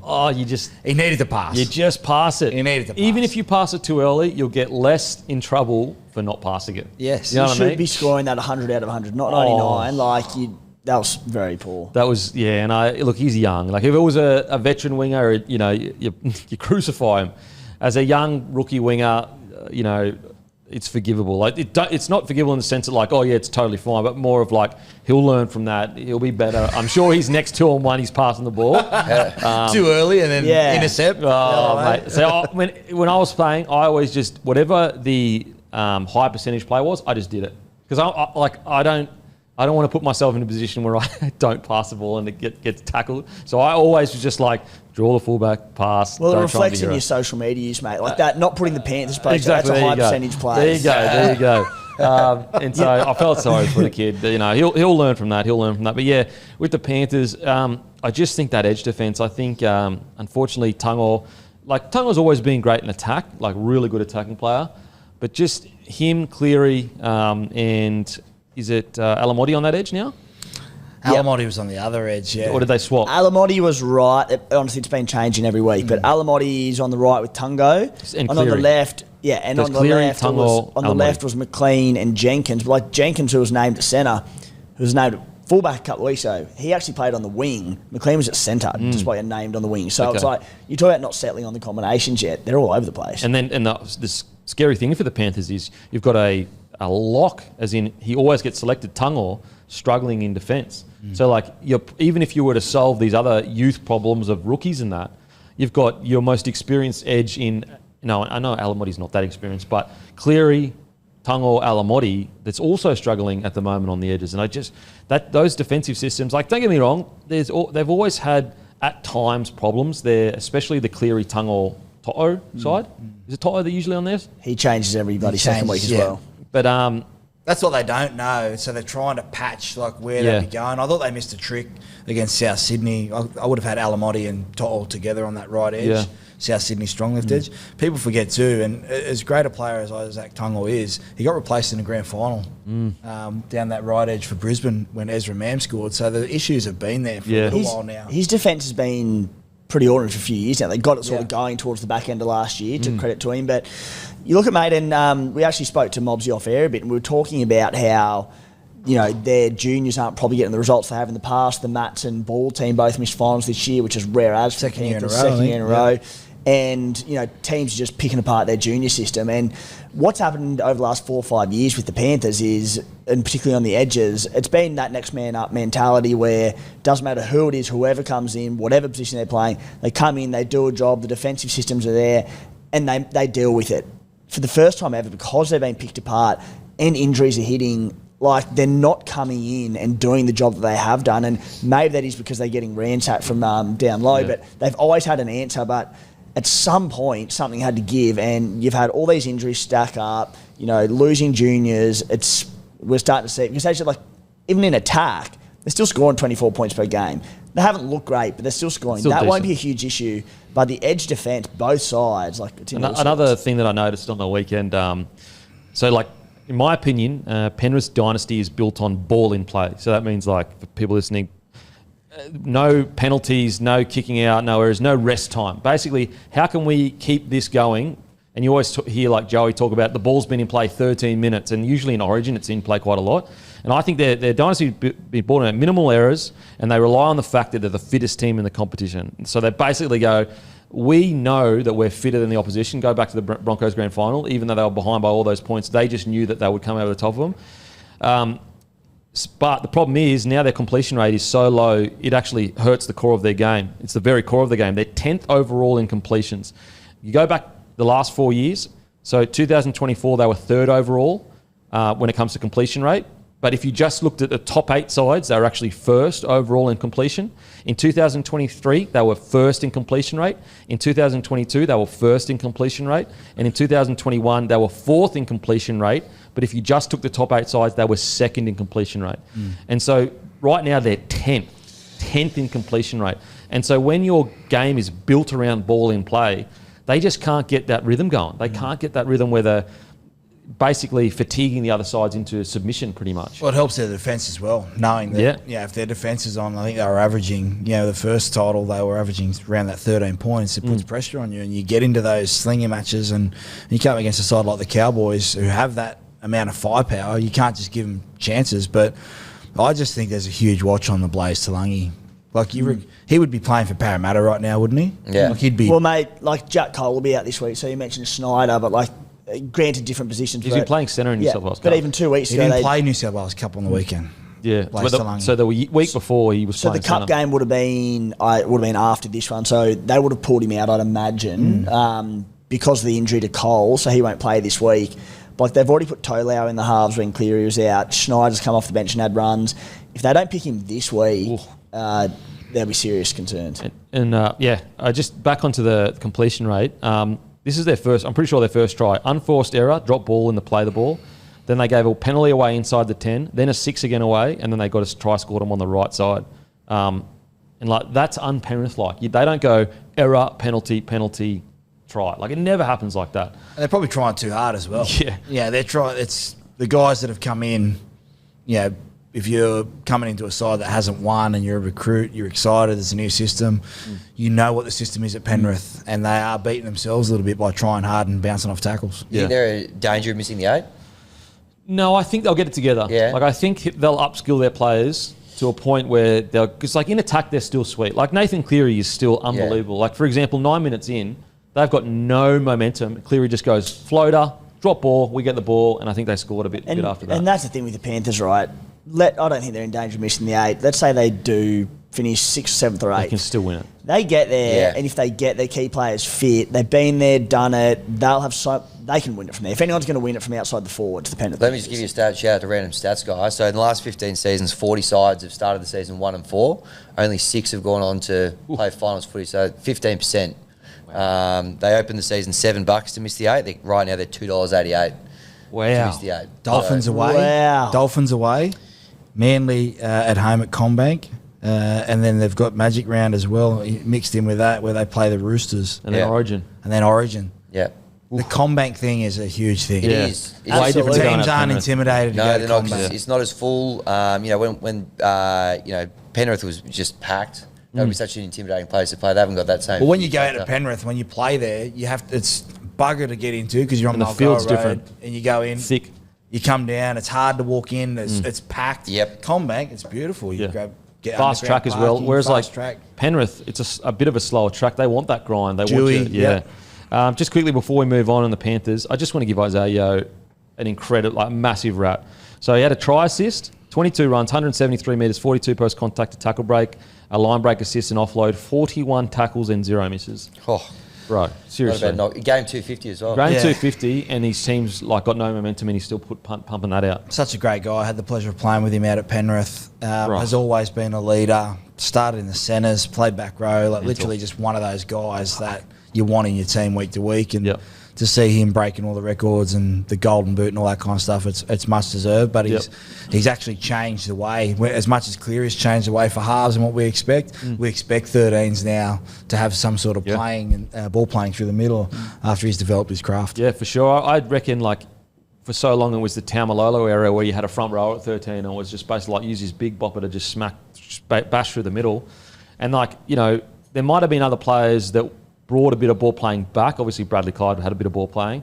But I think Isaiah Yeo, it's just that consistency every week delivering it that I think that it's almost like if your 13 isn't delivering that every week, it's almost like he's not a good 13 because he just does it every week. Carrigan was probably the closest. Yeah. Cam Murray, like those guys playing in the middle, but he's playing 80 minutes every week now. It's crazy. Like It's actually insane. That's what I mean. They're trying too hard at the moment. Now, on to the Cowboys.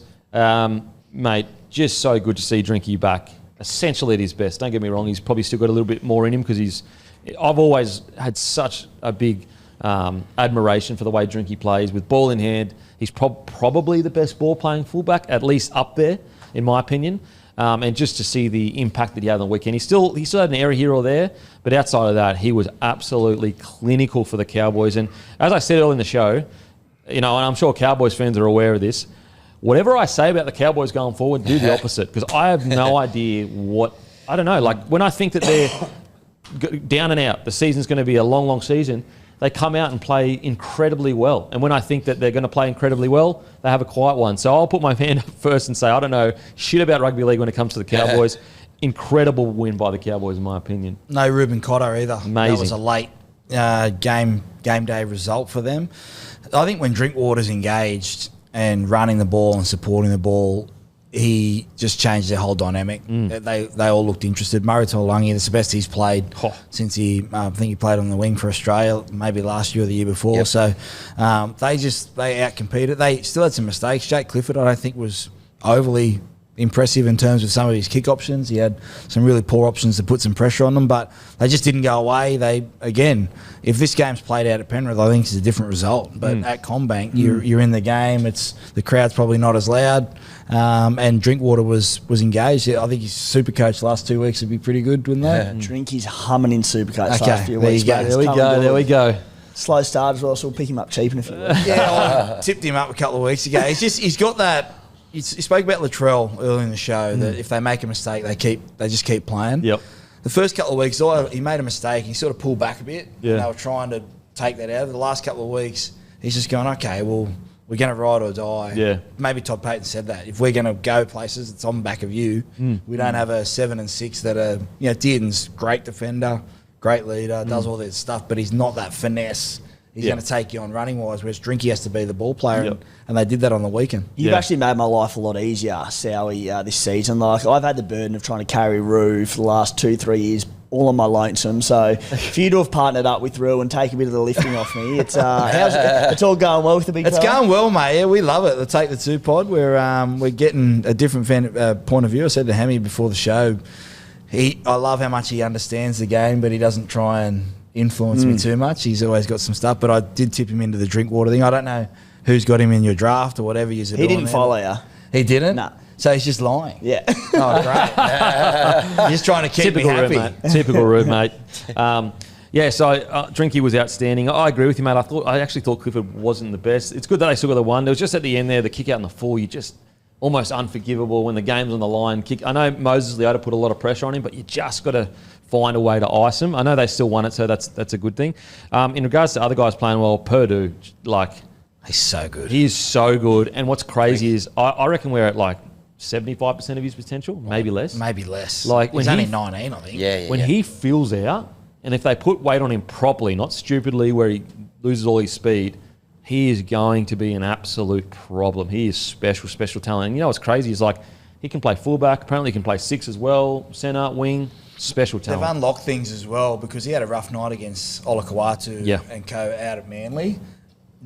Jeremiah Nene coming off the bench, I think, is a huge X factor. Comes with way more energy, way more energy. It's okay. He might not be an 80-minute player, but you've seen the Titans struggle to get the best out of Fafita coming off the bench and working that out. It looks like Peyton and the Cowboys have worked out with Nene how to get him into the game because he looks way more engaged, Hammy. Yeah, absolutely. It was one of those spots that, we've spoken about a lot on this podcast. Sometimes defensively there can be a bit of an issue around him, but if you kind of take the sting out of the game, get him on there when there's a few more tearing the edges apart. He's just a wrecking ball. You can't stop him. Yeah. Such a gun with the ball in hand. So, yeah, I like the way that they've kind of made this pivot. It's, no real knock on him. It's just let's play to your strengths, get you out there doing the stuff that you do well, and it's been a bit of a game changer for him last couple of weeks. Yeah, I agree. It's a great shout, Sally, because he'd come on the field and they couldn't handle him. Literally, he was just...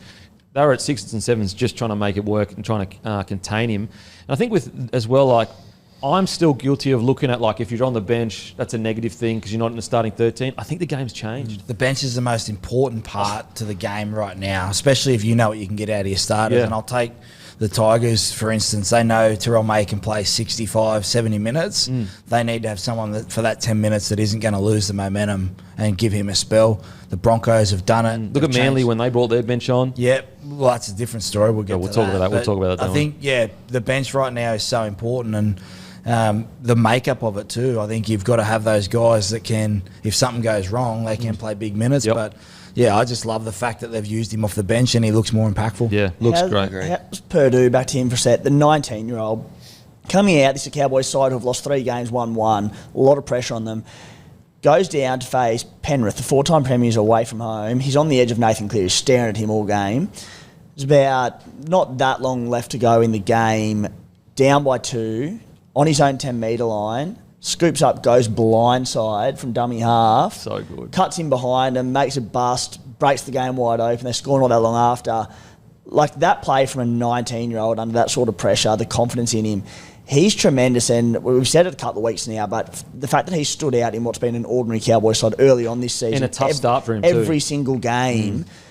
I can't wait to see him in a pivotal position in the spine where he's come through the grades because he's something special. He is so special. And with the start that he had, very easy for him to lose his confidence. When Olakau'atu, I was sore on watching the game and I had a nightmare. I can't imagine being out there. But the confidence to bounce back, that's a trait of these kids, the special kids these days.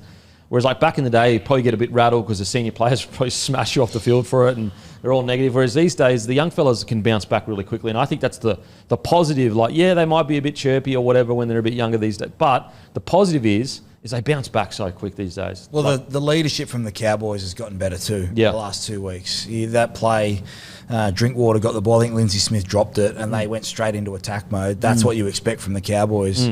And that's off the back of Drinkwater being engaged. I thought Tommy did, and he always plays pretty well, but I thought he was a bit more composed in some of his decision-making. And Reece Robson, he tried hard. He made a few mistakes, but again, they've got, if you rank all the spines, they're not... Not a good spine. Yeah, they've got a great spine. Yeah. Considering where they've built it from. Yeah, absolutely. And just a stat that is music to all of Cowboys fans' ears. 10 minutes to go. The Penrith Panthers, the dynasty of defence, 34 missed tackles. The Cowboys only 16 missed tackles. Gee. Like, that is something that Peyton's looking at going, that's what, boys, we know we can attack. Like, the attack is not an issue. We have Drinky, we've got Dearden, we've got Robson, we've got Purdue now, we've got Taumalolo, who's also been good since he's come back. But seeing that gives me hope for the Cowboys. If they can just keep their opponents, that missed tackle count, and granted, not all missed tackles are the same. You know, it really, sometimes missed tackle just comes because you've got crazy line speed and you're just bashing people. But just the fact that they could keep it down to 16 against the Penrith Panthers, I think that's a huge, huge win for them. And yeah, just really, really good signs and a foundational game. Like, this could change their whole season. Like, this could. I'm not saying, I don't know whether it will. As I said, whatever I say, just they're going to do the opposite. But yeah, really, really good stuff. I thought McIntyre worked his backside off. Kai O'Donnell in defence. Some of the hits he was laying on were great. Really, really good stuff. So congratulations. And as you already spoken about, but Taulagi came back to his best. And he showed you why he's picked for Queensland essentially every year that he's available to it. Big pick for Queensland. So really, really good stuff for the Cowboys. Okay, on to the next game. Before we get to the next game, don't forget, grab your Grumpy Coffee from grumpycoffee.com.au. Beautiful coffee we've got every day. We've got the very grumpy. We've got multiple blends, guys. It's absolutely fantastic. You will not be disappointed. We've got pods, we've got whole bean, we've got ground, we've got it all. Make sure to follow Grumpy Drinks on Instagram, Facebook, and also on YouTube. We've got some really fun content coming soon. All righty, let's get into the big clash. South Sydney Rabbitohs versus the Roosters. You know, the Roosters are such a strange team. Because if you look at just results, you would go, this is a disaster. And I still am of the mind that the start of the season has not been good for the Roosters. But they've actually been in it every game. Essentially every game, they have been either ahead or basically they can win the game at around the 60-minute mark. And for some reason, they just like, that last 60, they just cannot ice the game. And so it just shows you that like, they win those moments, just those moments in the last 20, and all of a sudden we're saying what a great start for the Roosters. However, I'm sure Robbo's sitting there going, on the weekend, both halves going down, a winger getting taken off. Yes, I know the Roosters are also missing players. The game was there to be won and they didn't win, and I think he'd be really disappointed with that one for the Roosters. Yeah, a lot of errors, Kempy. The way that they, even at just before half time, I think they made some errors going in, and you could see the frustration on the players, but also Trent Robinson's face as well. They have been in games this year. There's almost like there's a sense to get everything done that set or to score every set, which they've sort of adapted that style the last couple of years, and it's been successful. But that was a game they should have won 10 times over with the amount of ball that South Sydney had early, and the Roosters absorbed that pressure and went down there and created some of their own pressure. I just thought that was a game, and they've thrown a couple of these away against the Titans. They led 12-8, didn't take the 2. Leading against the Warriors, I think. They led against the Warriors, and they led this game. So, yeah, you talk about margins. Like, if they were 4 from 5 to start the year, Robbo's a genius. You just look at it and the confidence builds, and they probably make the 8. But yeah, those errors they're getting punished for them now, and South Sydney were too good. Yeah, I mean, Robbo and the Roosters were extremely disappointed, as you said, to lose Jamie Humphries 5 minutes into the game. Cody Walker, I think it was just after half time. 2 huge outs. The Roosters, probably Travalawa gone too. Yeah, probably should have been going on and winning this game. As you said, they have injuries, but the Bunnies, they've also got injuries coming into this game as well. So they've had to adapt also.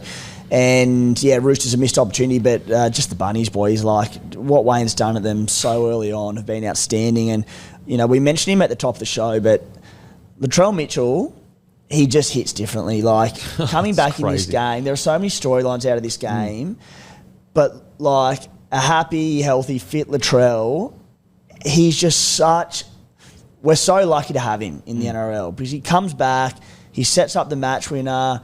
There was good, there was bad in this game from him, but I had tingles watching him play. Like, from early on, I think it was a 5th tackle, blindside play, goes himself on last, scores a try, ultimately gets taken off him, comes up with the match winner.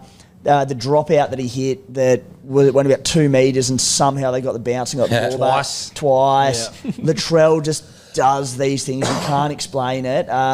Mate, we're lucky to have him in our game. What's crazy, so he does that match-winning play, But then he's got a sideline conversion and absolutely just nails it. Just nails it. You know what I loved about that? And also, maybe because he knew he dropped it, but the try, just very subdued, very controlled. Wayne's got him in a good space where there was no turnaround and chirp. When he nailed that goal, and he was calm as, and he just like, yep, I've got business to do. Mate, the magic man, Wayne. Like, that roster is essentially, I mean, right now it's worse than last year, like with all the injuries I've got. They're friggin' 4 and 5. Yeah. Like, unbelievable. And what's crazy is they haven't actually played that well. Yeah. Like, they really, other than I feel against Penrith they played quite well. I thought Cody Walker isolated Trent Tolau and just went, mate, sorry, Keelan's coming at you all day. It's going to be a tough night. Outside of that, I actually don't think they've played that well, but they get the job done. Yeah, well, they just want to play for him, don't they? Like, it just goes to show, like, yeah, they've had a lot of injuries. They've been under strength. They had a lot of players injured in this game, but they want to be there. They want to play for Wayne. They're gritty. They've shown a lot, and he doesn't usually get too emotional or carried away, but he did wrap the team in the press conference after the game, which, said that they showed some serious ticker, which was, really good to see. But, yeah, Latrell, I mean... unbelievable. Yes, he had some moments and a couple of errors and some interesting dropouts and whatever, but again, the composure, we spoke about it with Lomax in the Hungriest player, but off the tee, flawless, 4 from 4. The big play at the end as well. Like, he revelled in the fact that both the halves went down, one in the 5th minute, one in the 41st minute. There was already chat about where's he going to play, named at centre, will he play fullback? He goes, this is perfect, I just get to do literally whatever I want now. And he took the bull by the horns. He was outstanding, so good to see him back and engaged. And now I want to give a shout out to our short king, Jai Gray. Yeah. The short king, Jai Gray. He is unbelievable. I think he's in the top 10 for post-contact. He's currently winning the Dally M by like 4 or 5 points. And granted, it's a little bit different because it's 6 points each time. So like that gap isn't as big as what you would be used to. Jai Gray, I guarantee you, from the time he was about 6 years old, he was told by someone once a year that you're too small for rugby league. You reckon every year? Oh, by more. Yeah, a lot. And yet, not only is he like, usually if you're that size, it's all just about ball playing for you. He's actually winning contact. Like, he's actually winning post-contact meters. He's brave. He's tough. He's a revelation at the Rabbitohs, in my opinion. Yeah, we've seen a change. The fullbacks, Keanu Kinney, Tilpiki from the Warriors as well, Farlongo from Melbourne. So there's those guys that are coming into it. Their speed gets them into areas that other fullbacks can't get into. So I was so happy for the fact that he stayed at fullback and there wasn't like a switching, Latrell doing attack, you doing defence, all that kind of stuff. I still think there's a world where they could do that, but they probably don't have to now. Like, if you're the South Sydney Rabbitohs fans, you loved what you saw from Latrell at centre and you've loved what you're seeing at Jai Gray. He turns up, as great as Latrell is and his aura and what he brings, he turns up in spaces that probably Latrell doesn't turn up in and get in. That's not his style. So, South for me, they've been the surprise package to start the year. The one thing about Wayne is he will explain to you what your job is. He doesn't want you to go out of that wheelhouse. Yeah. So you're clear on what you're doing. So you look at the forward pack, like Hubner, Tallis, Kepi. Kepi. Like Kepi last year, they would probably... He barely could make the side. Yeah, so they've got Mawali, they've got Totola. Like, all these guys are just workers. And we had similar at the Dragons, like Nev Costigan. You played with Nev, you know what he's like. He just wanted it as clear as day. So he could come down and do that. And it allows your big money players to make plays. Yeah, it's I know it's so cliche, but if you ever needed another example of a happy footy side is a good footy side, like you look at the Rabbitohs. Like they are happy, they want to be there. They actually, like, whenever you see your team struggling, it usually looks like they don't want to be playing on the weekend. Like, they get 20 minutes in, things don't go their way, and you can tell like they'd almost wish they were on their couch watching the footy. Whereas you look at this Rabbitoh side, you can tell like every single one of them is stinging to be out there. Like, they just love it. Bud Sullivan. Mate. Oh, yeah. And that's a huge watch for Tigers fans because he's going back there next year, but... Year after. Year after. It's 2 years. Yeah. Which is great because it gives the South Sydney Rabbitohs time to go, okay, look, Cody Walker will probably retire in 2-3 years if Bud Sullivan continues the way he is. Like, Bud Sullivan was the one that made the bloody break that got him back into the game, that gave inside to Jai Gray. Like, again, another guy that couldn't make a Tigers side that was coming last, all of a sudden is playing so well, he's forced his way onto a bench that already is carrying a smaller player. Like, just another example of Wayne Bennett's magic. And Dodd as well. Where does that storyline? Yeah. That's a huge one. It's a huge one that it really just, for me with the Dodd, it just depends on how much money is he on. Because you can't afford to have a reserve grade on 700k in reserve grade. However, if he's not playing well enough, no one's going to pick that contract up. So you're going to be smashing your We just saw Will Price get released back to the Super League. So I wonder whether there's early talk, especially, I mean, this week they go to Perth. They play the Cowboys over there, boys. I would expect Bud to be the 7. Surely. And Jack Whiten to be the 6. I think that's less manoeuvring around. You could leave Whiten on the right-hand side, put Bud over to the left-hand side with Latrell. But, that's a huge watch because it's a large chunk of your salary cap that you could probably use to keep some of these fringe guys that are playing out of their skin at the moment. Even Jai Gray, I think, is off contract November 1 this year, potentially. So Jai Gray, 29 runs, 257 metres, 67 post-contact, 5 tackle breaks. Just what a knock from him. What a knock. Does it bring you a tear to the eye, Soward, to see another short king in headgear doing the business? Mate, I'm way taller than Jai Gray. He's a giant. I'm not a short king. I was 5'9", 5'10". But he just... I love the fact that he's just competing. He's not doing anything that's out of his wheelhouse. He's just competing and he's getting rewarded for it too. But you're right, I am happy. Just want to give a shout out to Vita Totola and Keon Kalamatangi. Just a great knock from them, both got through a bunch of work. I mean, Tavita Totola, talk about whatever their conditioning is over the Rabbitohs, their training must be unbelievable. For him to hit the ground running like this after playing so little rugby league as a front rower, it's almost unheard of. Usually front rowers take a little bit longer to warm into it. You've played with Wayne though. He knows how to There's do never it. been a side where you've looked at a Wayne Bennett side and said they're not fit. Yeah.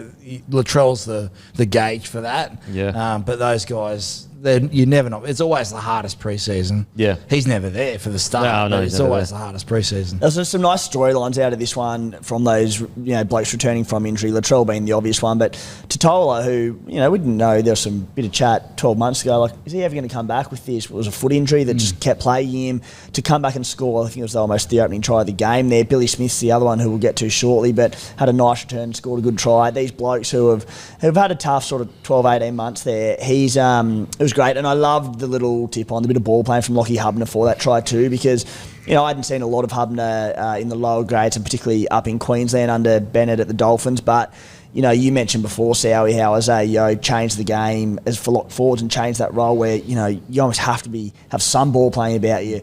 To see Hubner, who we know will get through the tough stuff, we know he's got grit, but to have that bit of ball playing too, really good sign.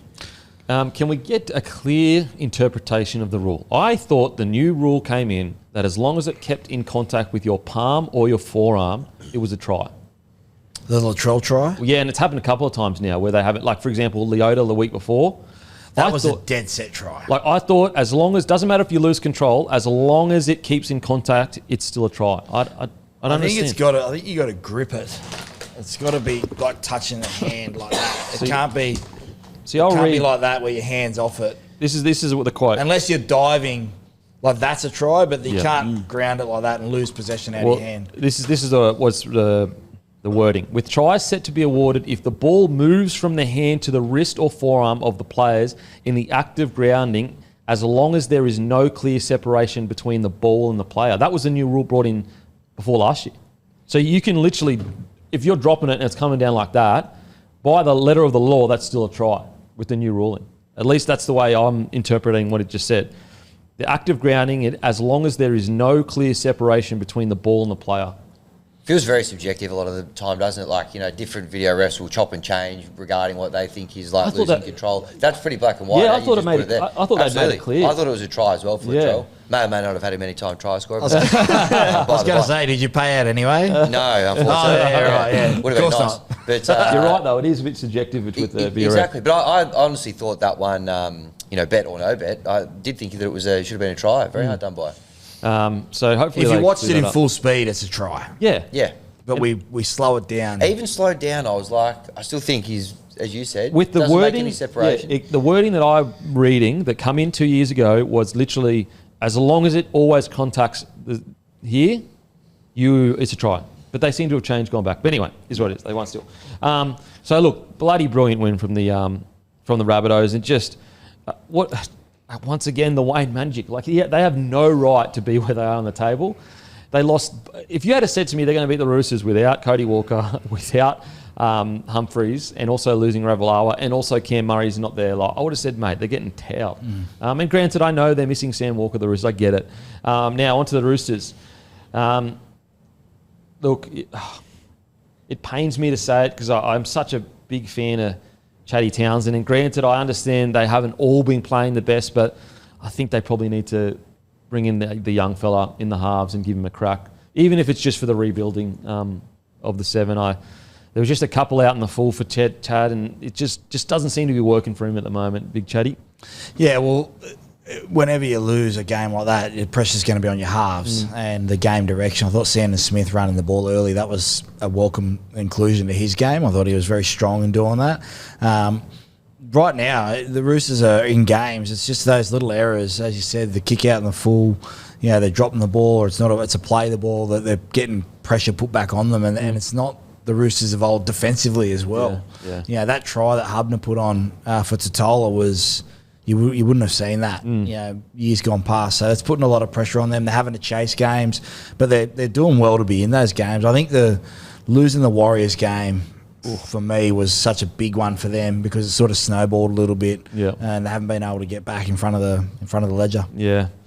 What do you reckon, boys? Are they at a point where it's like, let's focus on giving some young fellas an opportunity yet?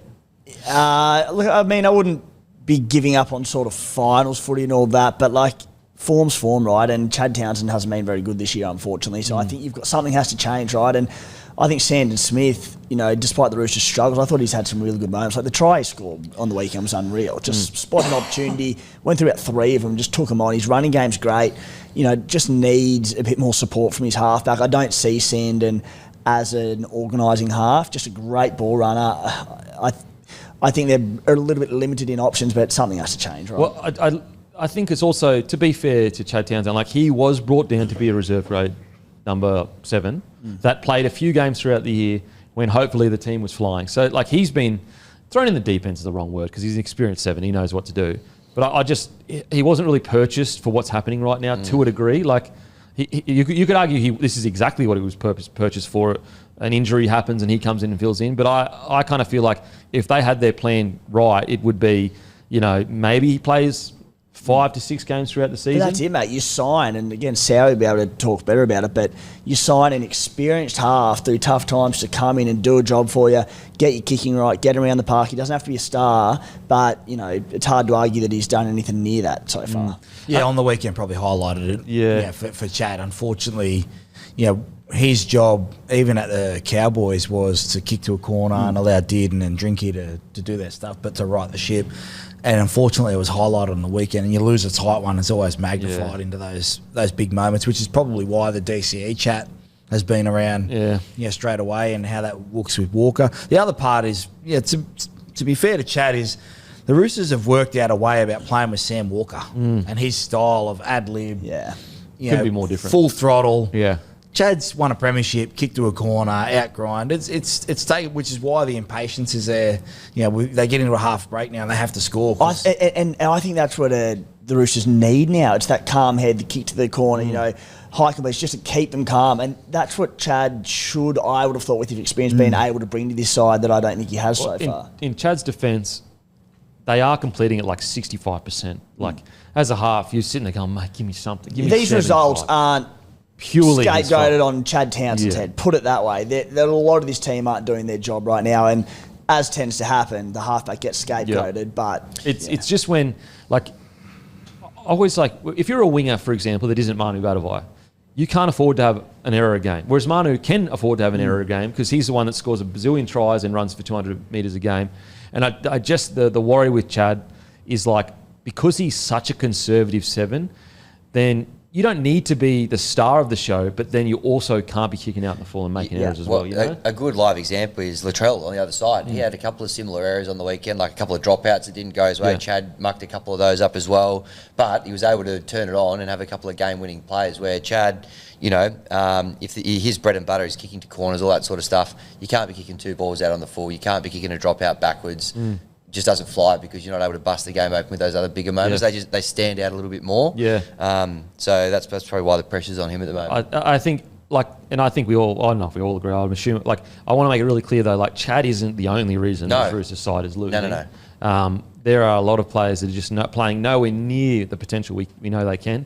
But I do think it might be, even just for an injection of youth, like, just to bring a young guy in and, mate, just have a tick, see what happens. Because you can always bring Chad back. Like, he's there for the season. They'll get to the stage where you'll have to decide whether you're going to make the 8 or not. Yeah. In terms of where that happens. I don't think right now is the time. Don't forget, they've had some injuries as well. Victor Radley, sure. Lindsay Collins, like some of those older guys. So you might see an injection of youth there.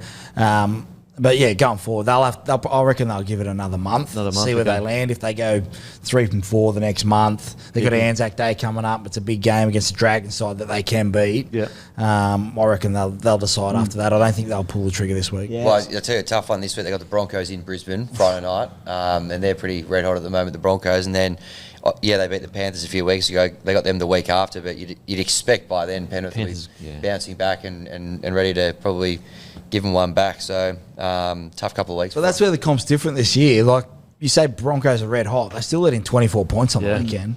And also, like, Reynolds might not play, so they're going to have to reshuffle some guys there. True. They come up against the Roosters side. The you go to Tigers Penrith aren't Penrith. Titans.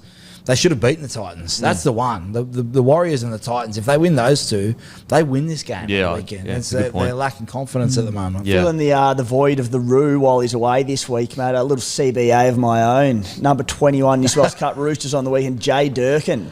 Roo's brother actually caught up, made his debut in the halves for the Roosters in New South Wales Cup for the weekend. Went very well on all reports. They got the win, the Roosters over the Bunnies, 24-10.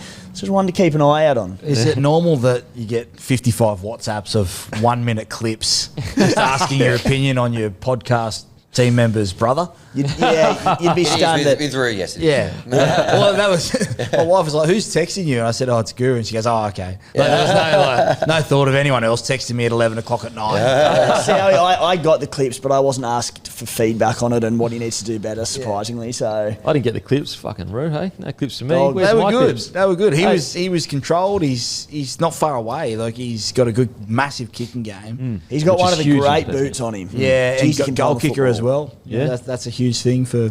Now, in Roo's memory, he was acting like he's gone. In Bruce's memory. I got to give my boy Sua Wong a shout out, one of my CBAs that I brought up a few years ago. You did call him early. I did call him early, and everyone putting shit on me. But killed it. All jokes aside, He was great. Roo's been rapping Wong for a very long time, and he's invested early. And Wong was absolutely phenomenal on the weekend. Probably his best game in first grade, in my opinion. He was really, really good. He was a bit nervous as well there, the Roo, for a while around Wong, but he's repaid the faith. He's been big this year, and particularly on the weekend. Well, I think Sao is his first ever CBA, I'm pretty sure. Yeah, he would have been nervous for a couple of years. 4:05, 06, 07, he's probably shit in the bed. I think that the first, like, whether you say Townsend, bring him in or out this week, next week, or whatever, the first thing they've got to fit. And look, granted, the Roosters have always been a side that haven't completed a high rate because they can score points from wherever, blah blah. However, 65% completion is just too low. Like, you're gonna get found out. Penrith can't even win a game with that like percentage that. completion. So the Roosters. Yeah. So there's your first port of call that you've got to kind of fix if you're the Roosters, in my opinion. But tough year, man. Interesting one, boys' selection table next week. Mark Nwanganita-Wazi likely comes back into this team. One of two players, I think you keep Billy Smith there. Rob Toya or Dom Young has to go. Dom Young, to call it what it was, he should have been there to make that. He was caught out of position for the final try, the Latrell Cup ball. What do we think they do? I called it the other week. I said Young, there's something, he's just not the Young that we know he can be. Like, he's not hitting the straps and he's filling his potential. I reckon it might be Young. that makes way for Wazi to the wing. The one who can isolate the ring. Yep. Just purely from also the message it can send, like a bit of a message sent to the rest of the team that, like, we all agree Dom Young at his best. He's a gun NRL player. Like, in my opinion anyway, I think he's phenomenal. So if you do drop him, it's a really strong message to all the other outside backs that, like, mate, doesn't matter how talented you are. Don't get me wrong, I don't revel in the fact that if he does get replaced at all, I'm a huge fan of Dom Young. But I just feel like it just hasn't really clicked for him so far this year. I don't think it's clicked for him at the Roosters, to be honest. I mean, he's had those moments of brilliance, but, Timmy's right. On the weekend, as a winger, it's 4-on-4. It's a cutout pass. You make the tackle or you make the intercept. It's not one or the other. No. Yeah, I think he just wasn't watching at all. I think he'd lost his winger. He looked in. By the time he'd looked back, he was past him. Tass was past him. So you just can't do that. I think Mark will be back in this week. And so on the wing, sometimes like we've all been guilty of it. It's a tough position, but sometimes when you ball watch too much, your body almost automatically runs towards the ball. Like you just naturally. Wayne always used to talk about it. You run where you're looking. And I think what happened there is exactly what you said. Like he was looking at the ball and he was almost like mesmerised by Latrell instead of going. And to be fair, was it Tass that scored? It was Tass, wasn't it? Yep. To be fair, Tass did a really good job at almost sitting in his blind spot, like right on the sideline. Because sometimes you can fan out like that. And sometimes if you're a winger, you just hold your pain. You would have told your winger to hold your fucking pain, stay out there. And never did that. Did you? Well, I didn't play that much with you. I was in reserve grade when you were playing first grade.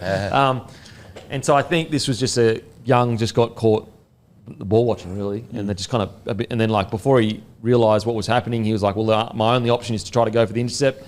Because if he was just up and square and knew where his winger was, that's an easy one-on-one tackle out. I just think it's an intercept to win the game. It just had to be. Yeah. If you watch it from the reverse angle, he should just because Latrell looks down and then he doesn't even see where the winger is to start with. Yep. He's looked up, looked back down. I just think he's got to take that. Yep. So you reckon go for intercept? He's 6 foot. Yeah. What is he? 6'2"? Oh, bigger than that. 6'6" or something. 6'6" or something. It's the game. And Latrell's thrown it over his head at pace. Yeah. That's just that's intercept. So interesting, definitely a selection headache. Alrighty, into the next game. It is the Eels defeat the Dragons. The Dargans. The Eels defeat the Dargans 23-22. Really, really important win for the Eels. Like so important. With the Dragons, I know I was quite harsh on them a few weeks ago, but this is what I was kind of worried about is like just their halves at the moment. They just, when they need to just make that extra play to finish a game off or to ice a game, they're just not doing it, in my opinion, especially against a team like the Eels. The Dragons really should have won this one. Gutho could not have done more for him. He was outstanding at the back there. I think Flano will be, like, disappointed is probably too light of a word. I think he'll be quite pissed off with the way this all unfoiled. Yeah, sometimes when you're a halfback, you look at the 23-22 and it's easy to say they didn't ice it at the end. For me, 2 times this year the Dragons haven't iced it when they've been in front by 12. One was against South Sydney. They didn't really play to what the situation was needed. And then again on the weekend they led by 12 and didn't really put the foot down. We spoke about the Sharks taking the 2. If you're up by 12, going up by 13 changes the whole mindset of the other team. And even just kicking early, like they tried to stay and just think, all right, we're going to be good at 22-14 or 22-12, whatever it was. They were waiting for time to run out the Dragons instead of keep the foot on the throat and keep going for it. And that's what happens if you do that long enough. Parramatta finished over the top of them basically because they kept playing. I felt like St George stopped a little bit.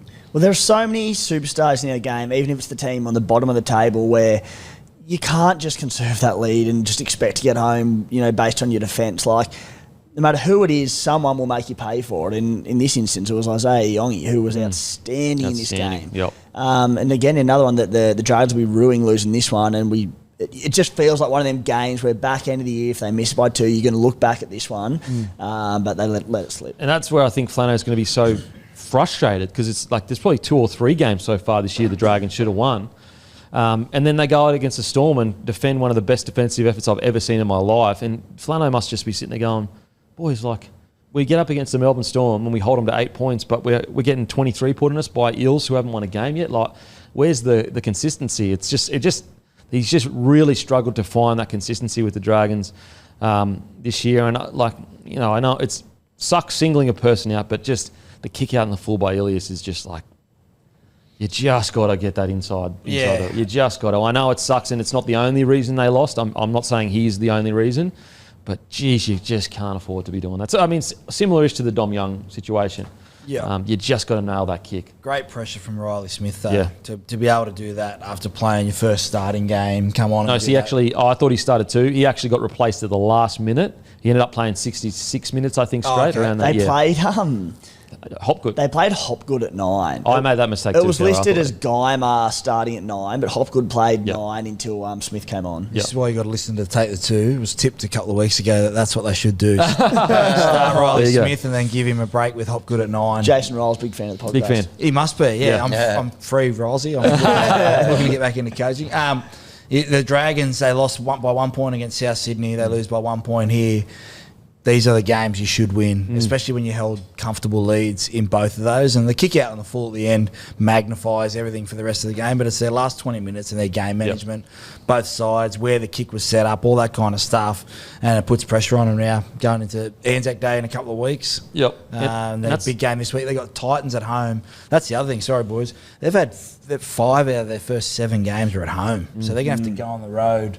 I think like Manly as well, Broncos, they've all got home games. Well, no different for the Broncos. They play at home every week. Oh, here we bloody go. Roll out the red car before. Yeah, but they've got to go on the road to some tough environments soon and try and get back some of these wins. And that's where I go, Gutho can only steer the ship so much from fullback. Like at some point in that last 20, your halves, whether it's Ilias, whether it's Flanagan, they just got to find the right play to close the game out. It's all of them, though. Like Cook's at 9. Yeah, for sure, for sure. You had Jacob Little, who's an experienced 9. You've got Gutho at the back. So it's not just the 7 and 6. I know, but I just look at Gutho and I think he could not have done more in that game. And so I looked to the 6 and 7. I just didn't think that...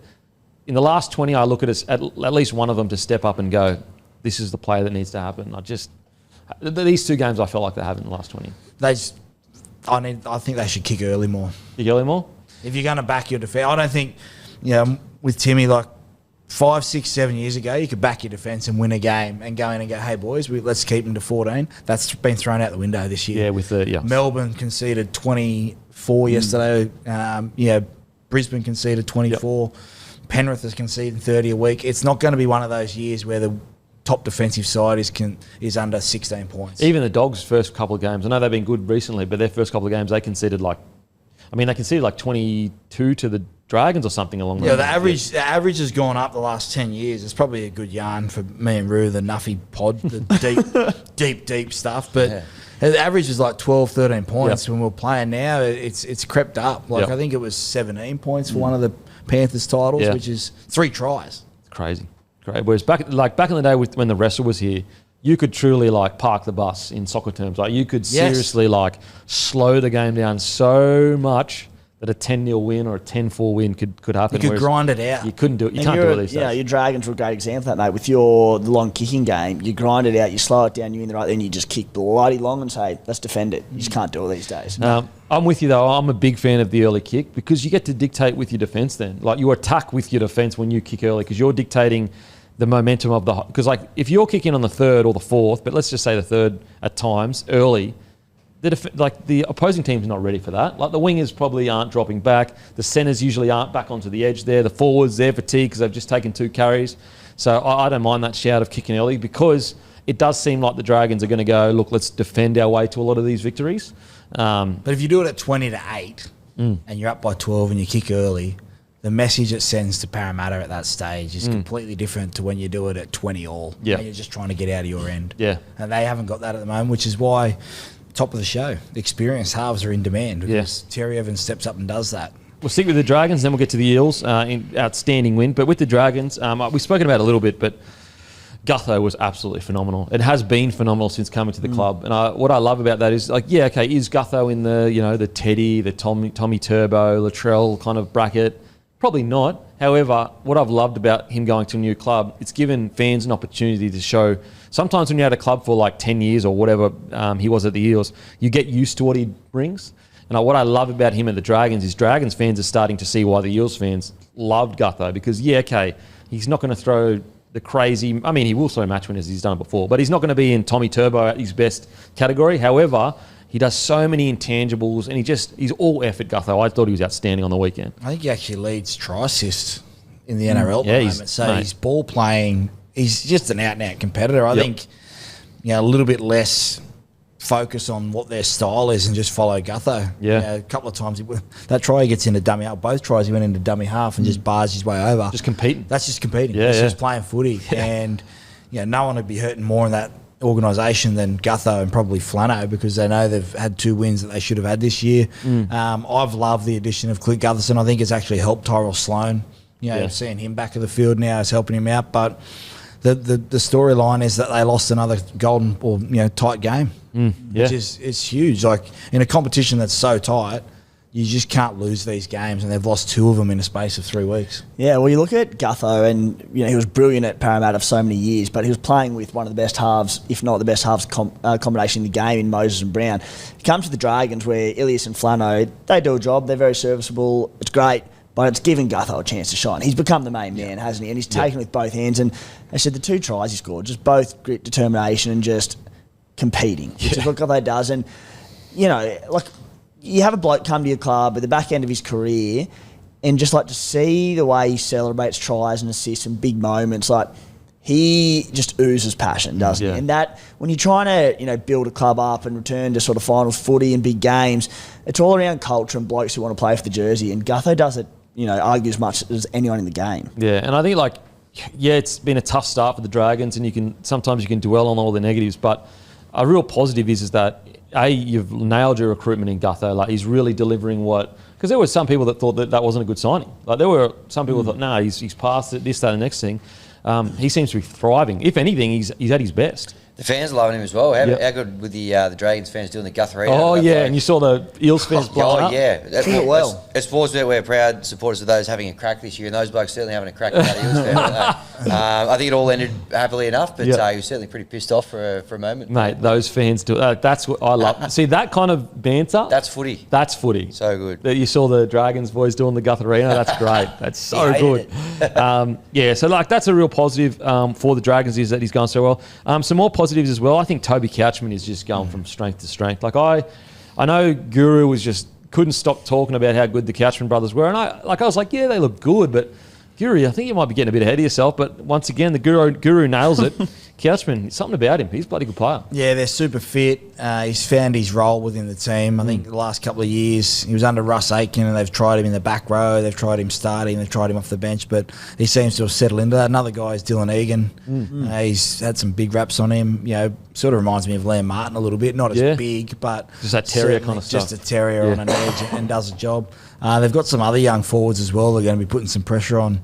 Coming forward, I think they've got another young guy, Jacob Halengar, who could play on an edge. He's an absolute tank. Okay. Who might get a chance later in the year. Their reserve grade team's going really well, but the Couchman brothers, unfortunately, Ryan's out with an ACL, but Toby's been fantastic for him. Just some key numbers I'm looking at, and granted, I understand they could be coming from high balls and that, but just in their back line, so Sloan 3 errors, Gutho 1, Moses Sully 0, Valent Holmes 3, Tui Pelotu 2. So you're looking at 5, 8, 9 errors in your back line. It's just too much. You can't let your forwards down like that. Your forwards work their absolute backsides off.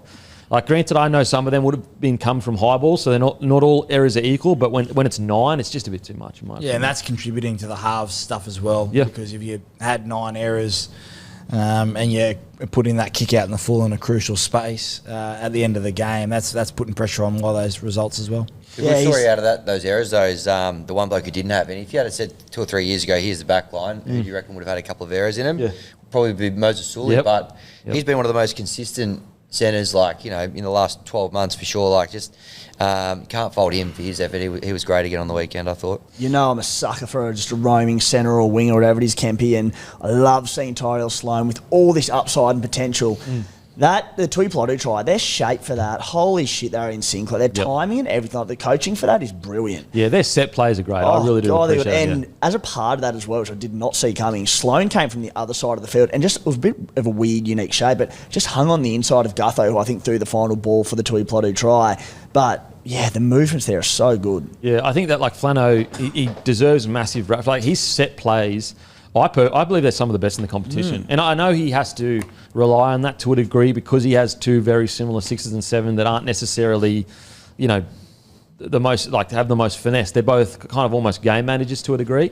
But their set plays are really good. That's really Ryan good. Carr. That's okay. That's Yep. Shane Flanagan's obviously the head coach, but Yep. Ryan Carr's the attacking Okay, coach. Ryan Carr, So right. he's having worked with Carr and know him really well. He's a really smart guy. Yeah, okay. Been around as a player and he's been overseas and coached. Helped Steve Price over there, but yeah, he's super smart in some of those set pieces, and that's why I agree. Some of their set pieces are really, really Yep. good. It's about transforming that and not having to go to a set start all the Yep. time.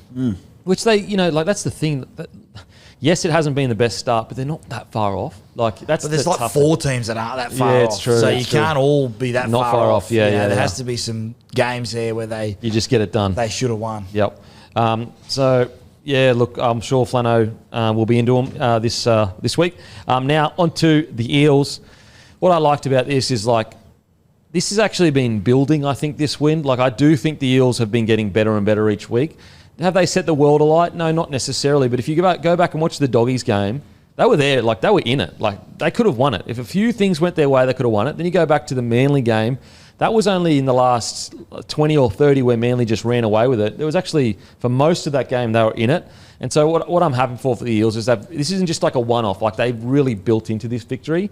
Does it mean that they're going to make the 8 or anything? I don't think. No, I don't think so. However, it just shows ticker. It shows fight. It shows that it's not like Riles has already lost a playing group. They're building towards something. It's still quite a ways off, but at least they're building towards it. It's a great win for the club, in my opinion. Yeah, I was happy for the fullback. He's had a bit of pressure on him the last couple of weeks with how he's performed and some of the plays, but he was in the game, pretty much from the start. Winning helps, and it'll snowball that. And Lomax, obviously gets the chocolates at the end, but they've just had some guys that are trying really hard. Riley Smith starting, I think, has opened a new dynamic for them. It was Dylan Brown's best game for all the shit Easily. he's copped. Yep. It's probably time for us to give him a rap. On how he competed and went to the game. But they just tried really, really hard. It wasn't going to be pretty, your first win, but they were able to get the job done. Interesting to see that they go to Darwin this week. I think they would have loved another home game. Yeah. Staying at home, another prep. They play the Raiders up there. Sticky would have told the Raiders to pack their jeans and we're going to get on the piss after we win. So they're going to be super excited to get up to Darwin. But I was happy for the Eels for the fullback. Yeah, I think the Iongi just look so dangerous. Sometimes you don't even need to watch a player. Sometimes you can watch a player once or twice and go, yeah, they've got it. And I do think Iongi is one of those guys. Every time he got the ball, there was just a sense of anxiety from the defence, a sense of we have to be on our toes here. And if you can carry that across with building the other stuff, because I think the ball playing he can work on, and if you can keep that electric nature with the ball, but just build your game out so that in 2 or 3 years, all of a sudden you've got that, but you've also added ball playing, you've also had positional play, you've added talking. There's a great future ahead for Iongi. Yeah, just firstly on the Eels themselves, a huge win for them under all this pressure, and I think Lomax's tears summed it up for me post-game, where, as you said, Kempy, they're in dire straits the first 2-3 rounds. Oh, God, what are we looking at here this season? How bad could it get? But they've built every single game. They've shown vast improvement, and still a long way off where they need to be. But it's early on in this rebuild. But just to see what it meant to Lomax is one of the key signings this season after that game, and what it meant to these blokes. It shows that they're there. They're playing for Isles. The performance haven't quite been there, but they look like they're up and about. It was so well deserved. And mate, on Iongi, he's been really good this year in a side getting battered. The moment there, late in the game, Gutho makes the line break and he made the one-on-one tackle there. The very next tackle was on the sideline. He got across, kicking behind the line. He was one who tapped it out or caught it and got rid of it under the post, potentially saving the game. Those effort areas are just quality, back-to-back plays. We know how good a runner he is. He's having 21 runs a game, averaging about 182 metres per game. But, you sit there and we spoke about Penrith and look at this big off-season transfer of Iongi and Blaze Talangi. Parramatta right now sitting going, we win this, hands down early on. And they've still got Joash Papali'i or Papali sitting in reserve grade ready to go. I love it. It's a great thing to point out with Iongi. It's that effort play. It's the fact, a lot of fullbacks, they make the try saver, they stay at marker, they jog across. He immediately got up. What's the next job? And just got after it. And what's exciting for the Eels is he's not the only young player that did that. Go and look at Riley Smith. If you go to my Instagram, you can see all the times he put kick pressure on. they were literally game-defining kick pressures. He put kick pressure on Bal Holmes, which helped him miss that field goal. He put kick pressure on Ilias when he kicked out in the full. He was the one that passed the ball to Lomax when he actually knocked it over. And then there was also, he forced an error with a tackle earlier on in the game. And from that forced error is actually when the momentum shifted and Eels took... and so you've got two young players in key positions with that kind of mentality. Like, you can build clubs on that. Well, they're the two blokes that is obviously key parts of Jason Roll's plan and his vision to build this club back to what we know they can be in the glory days.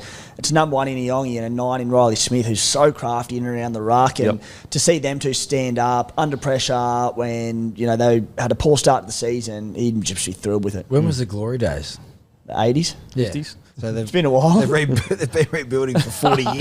They're getting there, back to the glory days, I'm thinking... Oh, come on. There was a period where they were all right. I said, Para fans, jump in the comments, like, line speed me. Hello. I'm just saying. The way he was talking about it, it'd be like if Hammy goes, I just can't wait to get back to the glory days of 05. Like, a simpler time. Yeah, you can't just...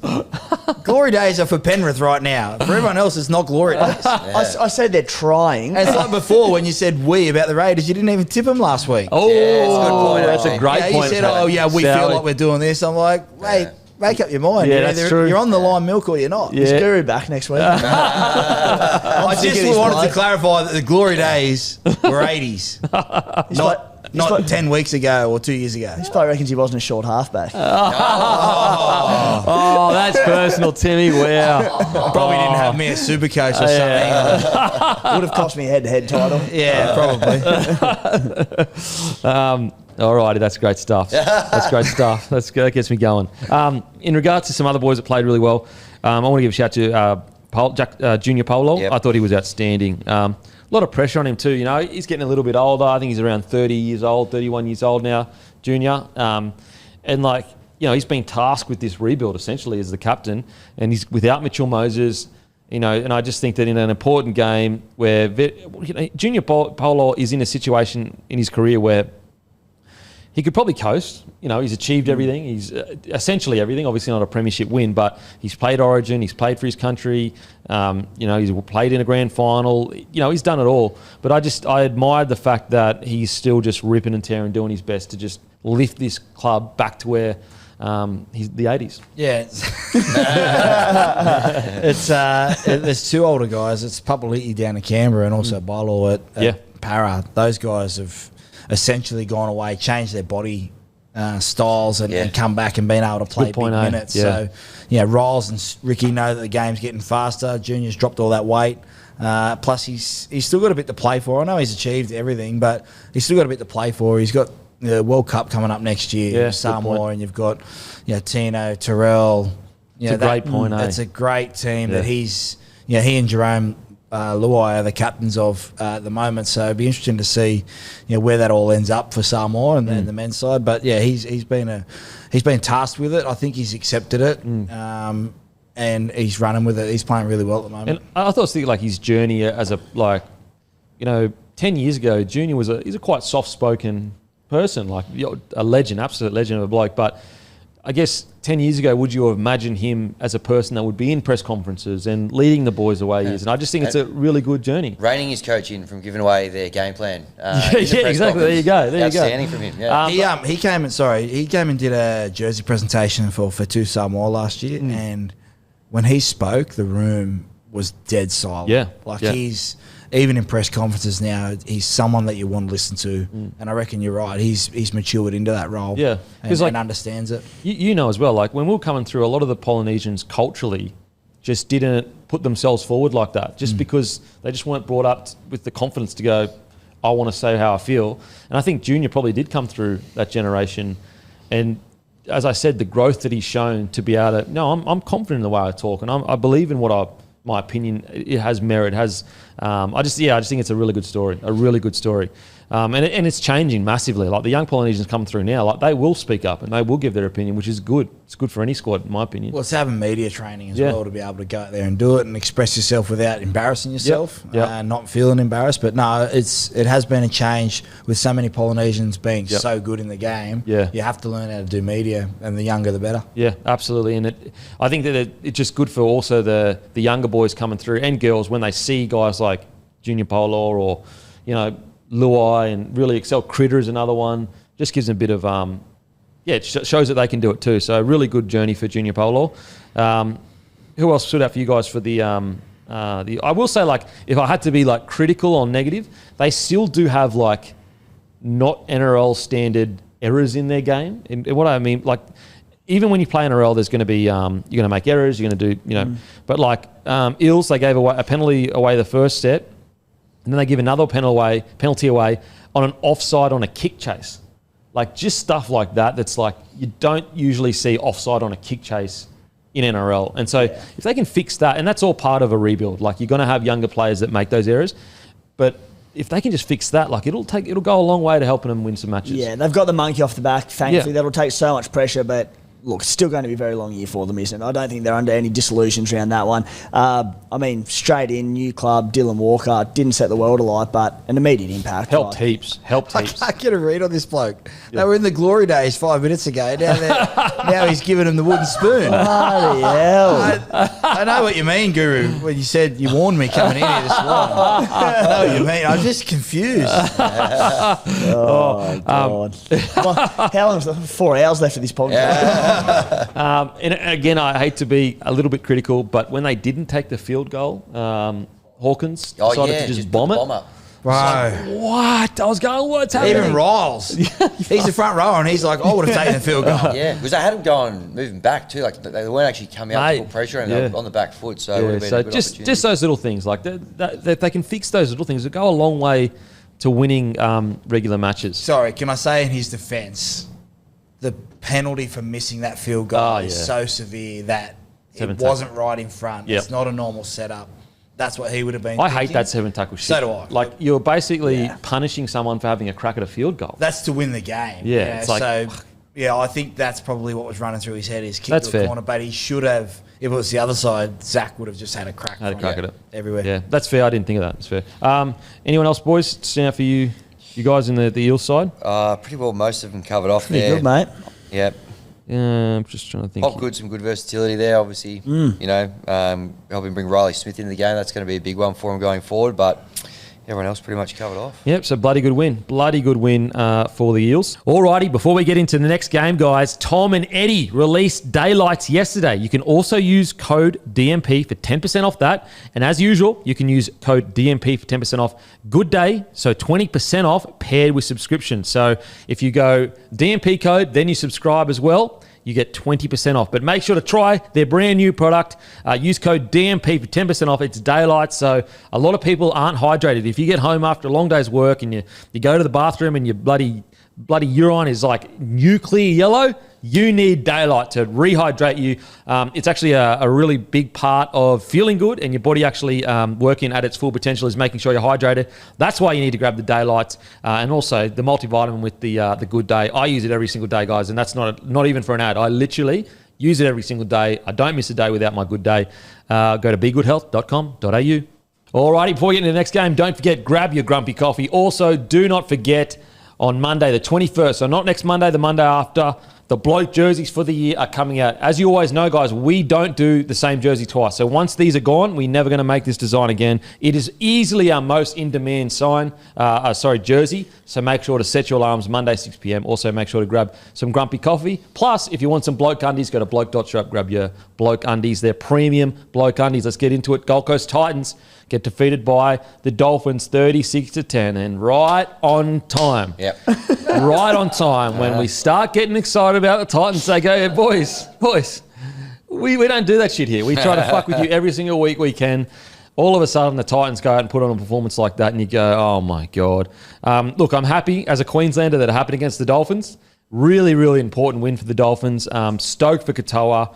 I've been saying for quite a while, we always talk about it's a player's obligation to like go out and play really well. You're getting paid a lot of money. We always hammer the players if they're playing well or not playing well. But we don't talk enough about how it's a job's responsibility to build a team around a really good 7.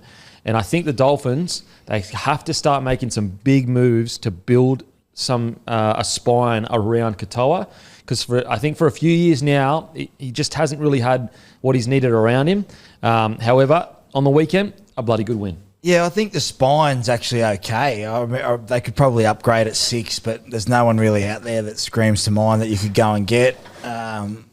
If you're the Dolphins and you've got plenty of cash, I don't see why you wouldn't go after Selwyn Cobbo and Payne Haas to try and get them in, because that changes the dynamics of the Dolphins side. How much would you pay for Payne Haas if you're the Dolphins and you've got unlimited money? As in, like, within the cap kind of thing. I've got unlimited money, but I've only got a certain amount of money. So what I mean is like you've got $2 or $3 million in the cap. So Darren Lockyer and the Broncos said they're not going to offer Payne Haas 10 years. Yep. If I'm the Dolphins, I just knock on the door and say, I'll give you 10 years. Just say, fuck it. Well, if you've got Katoa, you've got Hamiso, you've got Jeremy Marshall-King, who's a serviceable 9, with him as your leader, and you go to Selwyn Cobbo and go, we'll bring one of your mates with you. That changes it. They make the 8 next year if that happens, or the year after. I actually think their spine's okay. Their forwards has been an issue. They've been getting beaten to the punch a little bit. Maxi Plath's been fantastic in a beaten side from week to week. I think Katoa's been their best. He's just tried too hard at certain stages to be that dominant leader. But again, the Dolphins are very similar to the Cowboys. Whenever the hammer's involved and going to the game and running early, it's a long night for the opposition. We used to have the same thing with Jack Whiten. When I was marking up against Jack Whiten, if he had a run in the first 2 minutes, holy shit, we're going to be tackling him 16, 17 times. Same with Hammer. If he doesn't get a touch early, really struggles his way to get into the side, and because everything's front loaded with Katoa and also Nikorima, I think he struggled, but they look good on the weekend up against the Titans side that it was coming. We just probably didn't expect it this week at home. Oh, man. Jeez. I just think, I just reckon that they need to find a long-term 6 with Katoa, though. But who? I don't know what the answer is, but I just think Nikorima is more suited to 14. I think you could have Donahue at 6. He's preaching to the choir. Okay. We've been saying for a while. But if you're looking at, if I'm the recruitment for the Dolphins right now, Payne Haas. Just go harder. Yeah, I mean, I'm with you. Payne Haas, Herbie Farnworth one side, Selwyn Cobbo the other side, Jake Averillo back to 6. I'd pay Payne. I'd honestly, if I was the Dolphins, I'd honestly pay him about 1.4, 1.5 a year. But if I'm the Dolphins, don't look at in the cap. You could pay him 1.1 with third parties, because if he went to the Dolphins, instantly he's teamed up with Saifidi and he'll get third parties. Yeah, but I wouldn't worry about the money. I'd just go the length of the deal. The length. Hey, the Broncos don't want to give you 10 years, mate. We'll give you 10 years. Come to us, 10 years. Done. Set. You've got your financial future set, your family set. All that stuff is gone. Yep. We want you to play for Redcliffe. You're our marquee signing for the next 10 years. I like it. It's like, well, there's every chance he goes down as potentially the best front row of all time. If not, he'd be right up there. He's going to give you, and just to do it over a long period and give him 1.1, whatever it might be, like, I just don't feel like this bloke's ever going to let you down. No. Yeah, like even if he's got off, like I think a lot of the signings when you looked at them that like they were going after recently, the Dolphins, and when they came into the comp, you would go, he's a really good player, but if he's got some off-field dramas, he might not play that well that week or that month or that year. Haas, doesn't matter what's happening off-field, he's going to give you probably an 8.5 minute. Like his worst game is probably 8.5 out of 10, and so like I can see, especially if they win this year, the Broncos. I think that's just. Yeah. Do you reckon if that really happened? Anyway, we'll talk about the other. Just quickly, the other 5'8" that might spring to mind. And look, the way like Mobs explained earlier, they've front ended a lot of these deals. They're going to have some money to spend in coming years. But even like you mentioned, not a lot on the market. Like a Tyron Wishart to go in there, a great ball running 5'8", Katoa, who can be your 7, get around the park, be the main man, and Wishart's just his foil, much like a Luai was to Cleary. Yeah, do that. I don't mind that shit. Don't mind that. Wishart. It's not going to cost you 1.2 like Galvin or that's going to cost you maybe 500-600. Tabuai Fido, that's great spine. Okay, in regards to performances though, mate, I just think as you said, Sowie, when Hammer is engaged in the game, and I think that's the biggest frustration as being with a fan of Hammer, is like, we all know at the tippity top, like Australia versus New Zealand, whether it's Queensland versus New South Wales, he can literally hang with anyone, like anyone. We've seen him take on Tommy Trbojevic in the centres. I think as a Dolphins fan and as a Hammer fan, sometimes you're like, mate, I don't need that every week, but I can't afford to have weeks where, you don't touch the ball for the first 20 to 30 minutes. And what I liked on the weekend is like he was straight into the game. Like immediately you could tell that was a Hammer that we, know and love kind of thing. And it was off an offload as well. They went through, I think, on the right head side, and he just loomed up, and you expected him to be there. It was a little bit of chaos footy. I think, sort of giving our podcast a plug, but on the Take the Two pod, we've spoken about teams playing their own. Mate, you fucking take the promo, all right? Take the two every Thursday, 3 o'clock. Teams leaning into their identity a little bit more. The Raiders, gritty, not going to pull you apart finesse-wise. The Dolphins probably can be the same, a little bit more ad-lib. Their first try came from a late offload from the ground, and then they were able to just play a little bit of chaos footy. I think that's the style that's going to suit Hammer a little bit more than what you're seeing get to a point, kick to a corner. Everyone's trying to play the same. You saw Reynolds with a little chip and chase. You'll talk about that later. But, playing footy and getting Hammer, he's just X factor. Whether he's a centre or a fullback, I'm not really sure yet, but when he's in the game, he's a fullback. When he's not, you feel like you could just have him at centre and even have Herbie go around and play fullback and loom around the middle and support the ball. So they lent into their style a little bit more. I thought their forwards were a lot more up and down. I think Josh Kerr has to stay there. Different body size can help Saifidi through the middle. Marshall King, is probably his best game for the year.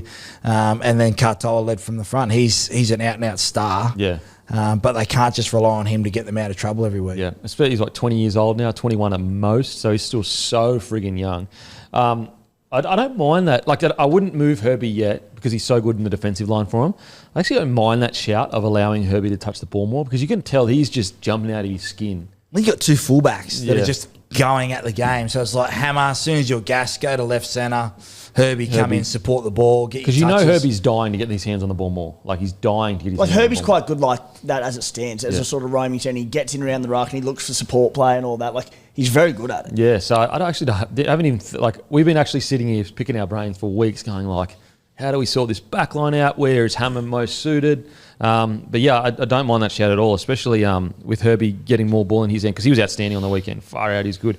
He turned 21 just before the season. Oh my God, it's crazy. Yeah. I just want to give Daniel Saifidi, I was pretty critical of him last week. I felt like although he had decent meters or whatever, there were just some moments in the game that really hurt them last week. But this was easily Daniel Saifidi's best game I've seen him in a very long time. I thought he was absolutely outstanding. And this is the Daniel Saifidi that we all know and love. This is the Origin version of Daniel Saifidi that went into Origin, played really well. And I think that whenever you watch both the Saifidi brothers play, this is what you hope they play like. Because I thought best game in a very, very long time for Saifidi. You wonder how Newcastle have let Leo Thompson and Saifidi go with not much coming through to replace them as yet. And my understanding with fans have messaged me and said they've got some really, and I know, when you hear this as a first grader and you hear they got some really good young guys coming in, you're like, mate, it doesn't mean anything until they actually play first grade. But my understanding is they've got some really good young fellas coming through. But if you're Newcastle, you're in win now mode with Kalen Ponga, otherwise you're going to lose him, right? Yeah, so I'm with you. You can have the best youngsters. As we hear at a lot of clubs, but it doesn't translate into win now. I think it's the timely form of the Dolphins and Saifidi comes at the right time. They played Penrith this week at Suncorp. And they're outsiders. The Dolphins, after the way they played last week at Suncorp, it was at Redcliffe. I think the Dolphins would win that game. I've tipped them, but just the way he was just direct. He didn't try and finesse his way around. I thought Newcastle, it was an emotional one. Last week he probably wasn't at his best, as you said, Kempy, but he was just direct. Josh Kerr was direct. It allowed the platform. That's what they have to do because they've lost those guys. Felice Kafusi, I thought it was his best game of the year as well. But they lost those guys up against the forward pack that we all agree is in the top 6 forward packs in the comp. On the way that they've got Tino and RCG, but they just stood up to the challenge and they didn't just beat the Titans, they smashed them. Absolutely smashed even just the try he scored, we can overthink rugby league and big sweeping backline movements with blokes going everywhere. That one was just quick play of the ball. They had De Groot, the tiny little fullback in the defensive line. I don't know if it was Marshall King or who, but one-on-one, Saifidi never stood a chance, De Groot. Yeah, in those situations as well, as like it doesn't even matter how good of a defender the fullback is, he's not stopping him. No. Like he could be friggin' the best defensive fullback we've seen in a long time. He's not stopping Saifidi one-on-one at the line right there. What do you think of the Dolphins? Sorry. No, I thought they were great, and I thought Saifidi played out of his skin as well. Obviously, the door got opened early when Tino got put in the sin bin early in the game. Yep. They kind of got into their momentum, got their work going. Obviously, scored that try, and I just felt this was going to be a banana peel game for the Titans. We've been here too many times before where they've had a couple of really good wins. You go, they've turned a corner. Just felt a bit too good to be true. So it was set up for a little bit of an ambush. But the Dolphins, credit to them, they'd played pretty ordinary footy until this game. But I thought, they were very impressive. Katoa, I think he's been pretty good so far through the season. As Sowie said, maybe tried a little bit too hard at times, but just came together really nicely for him the other day. So many guys played really well. I thought Plath had a great game as well. Obviously had the try in the second half there too, but they looked good. They a well-earned win for the Dolphins. Mate, we could sit here and I'd actually feel like there wasn't many players that played poorly. Like you go through, Bostock was a little bit quiet, you could argue, but he still got through a bunch of work. Asako, that footwork where he got the dropped under, just that little shimmy, he's one of the best in the business of that. Yeah, remember his try for the Broncos against Cooper Cronk where he just waxed him? Yeah, I think his footwork doesn't get appreciated enough, Asako. Like he is quick on his feet. And just to hold up, was it... who was it? Was it Moe Fodawaker? Yeah, just identifying I've got a front rower here, put a little jink on him and just gas for that first, I think it was the first line break or one of the first anyway. Well, form's been out the window this year for most teams. You probably saw a little bit of this and we didn't talk about it enough. They were great against the Brisbane Broncos. Agreed. I thought they were courageous. A side that was beaten against a side that was, up there with the premiership favourites. It sort of led into the win this week. The Titans... Firstly, they need to get a home crowd they need to get some drinks, grumpy coffee or something. It's just such a nice place to play. Mate, it's the best. Yeah, but it shouldn't be. I know. When Tino comes out and there's just, we'll talk about the Titans I say, but they should just come out and just full, be angry. And it's everyone at the Titans hey, everyone's here, cool, we're watching footy, got some flags. There's no, you're not intimidated to play there. Yeah, it's a good point. It's too nice a place. When you go down to Olympic Park or Amy Park, or Penrith, you're intimidated. You go down crowd's on top of you, the stupid cowbells ringing. It's just an absolute punish to go there, right? When you go to the Titans, Goldcoast's cool. Great weekend. Go to the bedroom afterwards. Just looking forward to getting to palm trees. And what do you reckon, to get that intimidation factor for? Because they've tried. Teams? They've really tried. $10 tickets every week, all year. We'll take the hit. Yeah. Frizzell Motors, they've got enough cash. Get $10 seats every week. That's a lot of cash. Get $10 seats every week. Pack it out. Buy one, get one free. Something when you turn on your TV, I want to see 25,000 Titans fans. It's a good point you bring up because that's what I like about the Dogs at the moment is they're spiteful. Last night, they're spiteful. On Sunday night, if you had said, I don't know what the crowd was, maybe have a look. 24,000 Sunday night, Olympic Park, absolute shit fight to get to. Yeah. Dogs have 24,000 there, and it was like a party. Sunday night, they've all got work this morning. Yeah, but I know they're going better, but it's Sunday just afternoon Titans. It's should be the best. Should be the roll best. Into a few beers after, 100%. I think that the way they play too, with the Titans, I feel like they just need to add they've got this forward pack on paper that's unbelievable, but there's no spite. I want some, whereas when you look at the Bulldogs, you got Reid Marnie, essentially shoulder charging a bloke on the ground, getting up, basically telling everyone to get fucked. He doesn't care about that. That spite is how the Dogs play. It's how Penrith play. You think players, when they go out and play Penrith are rubbing heads and jumping in their faces, that pisses people off. And I look at the Titans and I go, they just feel like they need to get some kind of spiteful edge to them. And they got the players. They got the players to it. You got Fodawaker, Origin player. Bo Fermor, basically an Origin player. Fafita, Origin. Tino, Origin. RCG, former Origin player. It's a bloody good forward pack. The change I would have been banging on for about 2 years now. I'd have Dave Fafita in the middle. I'd just say rip and tear for 15 minutes, 10 minutes before half time. We're going to play front row. I don't care how many offloads you have. I just want you to have 15 runs in 20 minutes. Mate, I don't care if you miss 10 tackles. Kempy pay to say that, mate? No. Mate, Kempy's been watching my stuff. What's it called again? Yeah. What's it called again? Take it to Thursday afternoons. Mate, you know what's crazy? Me in the room. But it's just rip and tear. Yes, get in there and Tamalolo fucking- 2017, unstoppable footwork. Dave Fafita has that in him. On an edge with two halves that aren't really halves at the moment. It's really hard for him to get into the game. And he started on the weekend. I thought they'd been bringing him off the bench. He's already adjusted to that.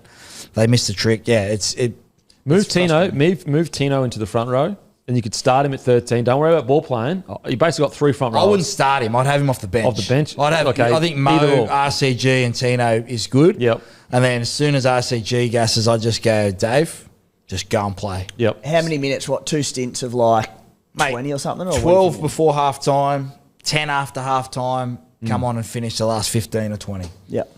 Yeah, You're paying him to be impactful, Yeah. not paying him to play 80 minutes on an edge. He's not Bo Filmer. Yeah, and also like if you put him in the middle, he's forced to get engaged into the to game. He Yeah. has to. He literally cannot not do it. I'm a big fan of that too, man. Like just get him in there and rip and tear. I still would move Tino there. I think Randall is a really good 13. I know for size wise, maybe you like Tino, but I want to. I wish the Titans would use Tino more as an attacking weapon and stop making him make 40 tackles. It's like, bruh, you can pay someone 300, 400 grand to do that job of making 30, 40 tackles a game. Tino is a once-in-a-generation athlete. Let's just get him, whenever he's wants the ball, just give I it think to him. they're using 3 subs at the moment on getting him on and off. That shows how important he is to their side.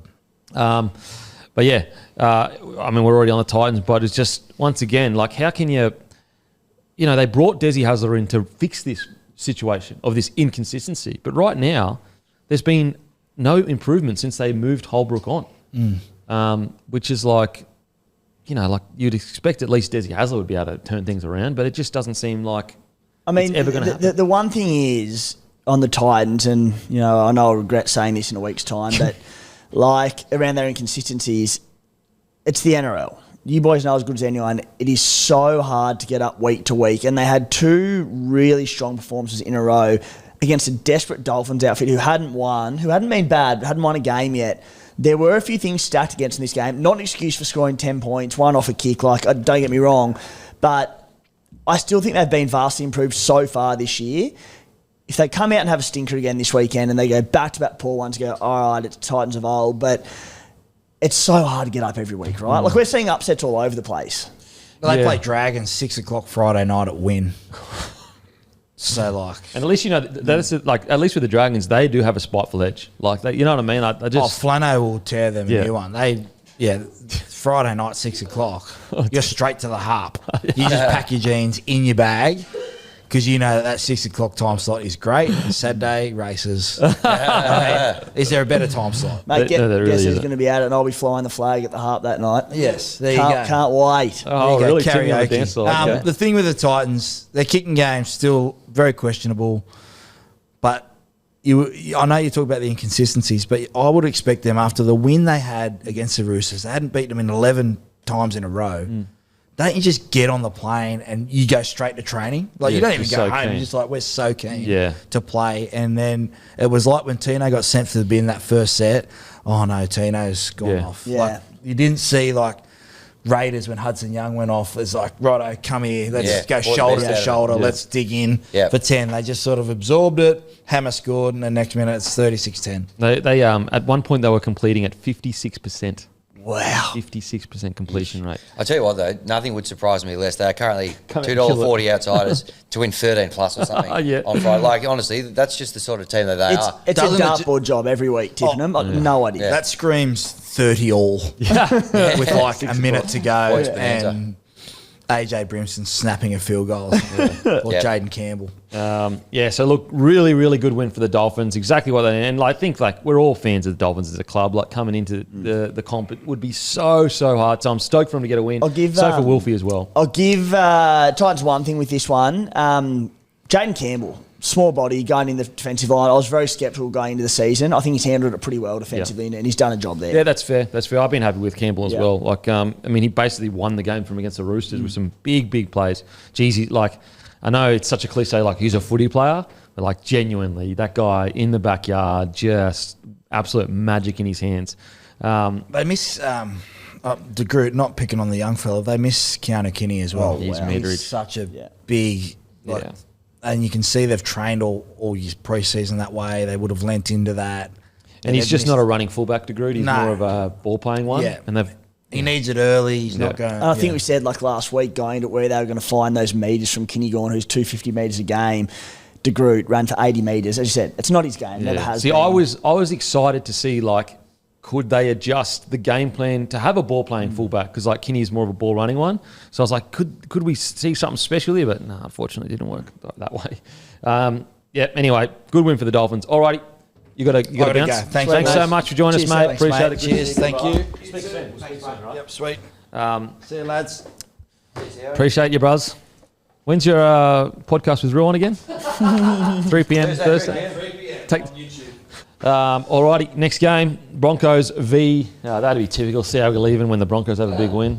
Unbelievable. I might join you, Sowie, actually. Broncos defeat the Tigers 46-24. I'm going to sound like an apologist for the Tigers, but I actually think that there's a lot they can take away from this. First half, they were tearing the Broncos apart to a degree. Like they were dominant. Yep. And I just think it got to a point like, you could point to areas where the Tigers, made some errors and blah, blah, blah, all that stuff. But I just think it got to the point where Broncos just had too much class for them.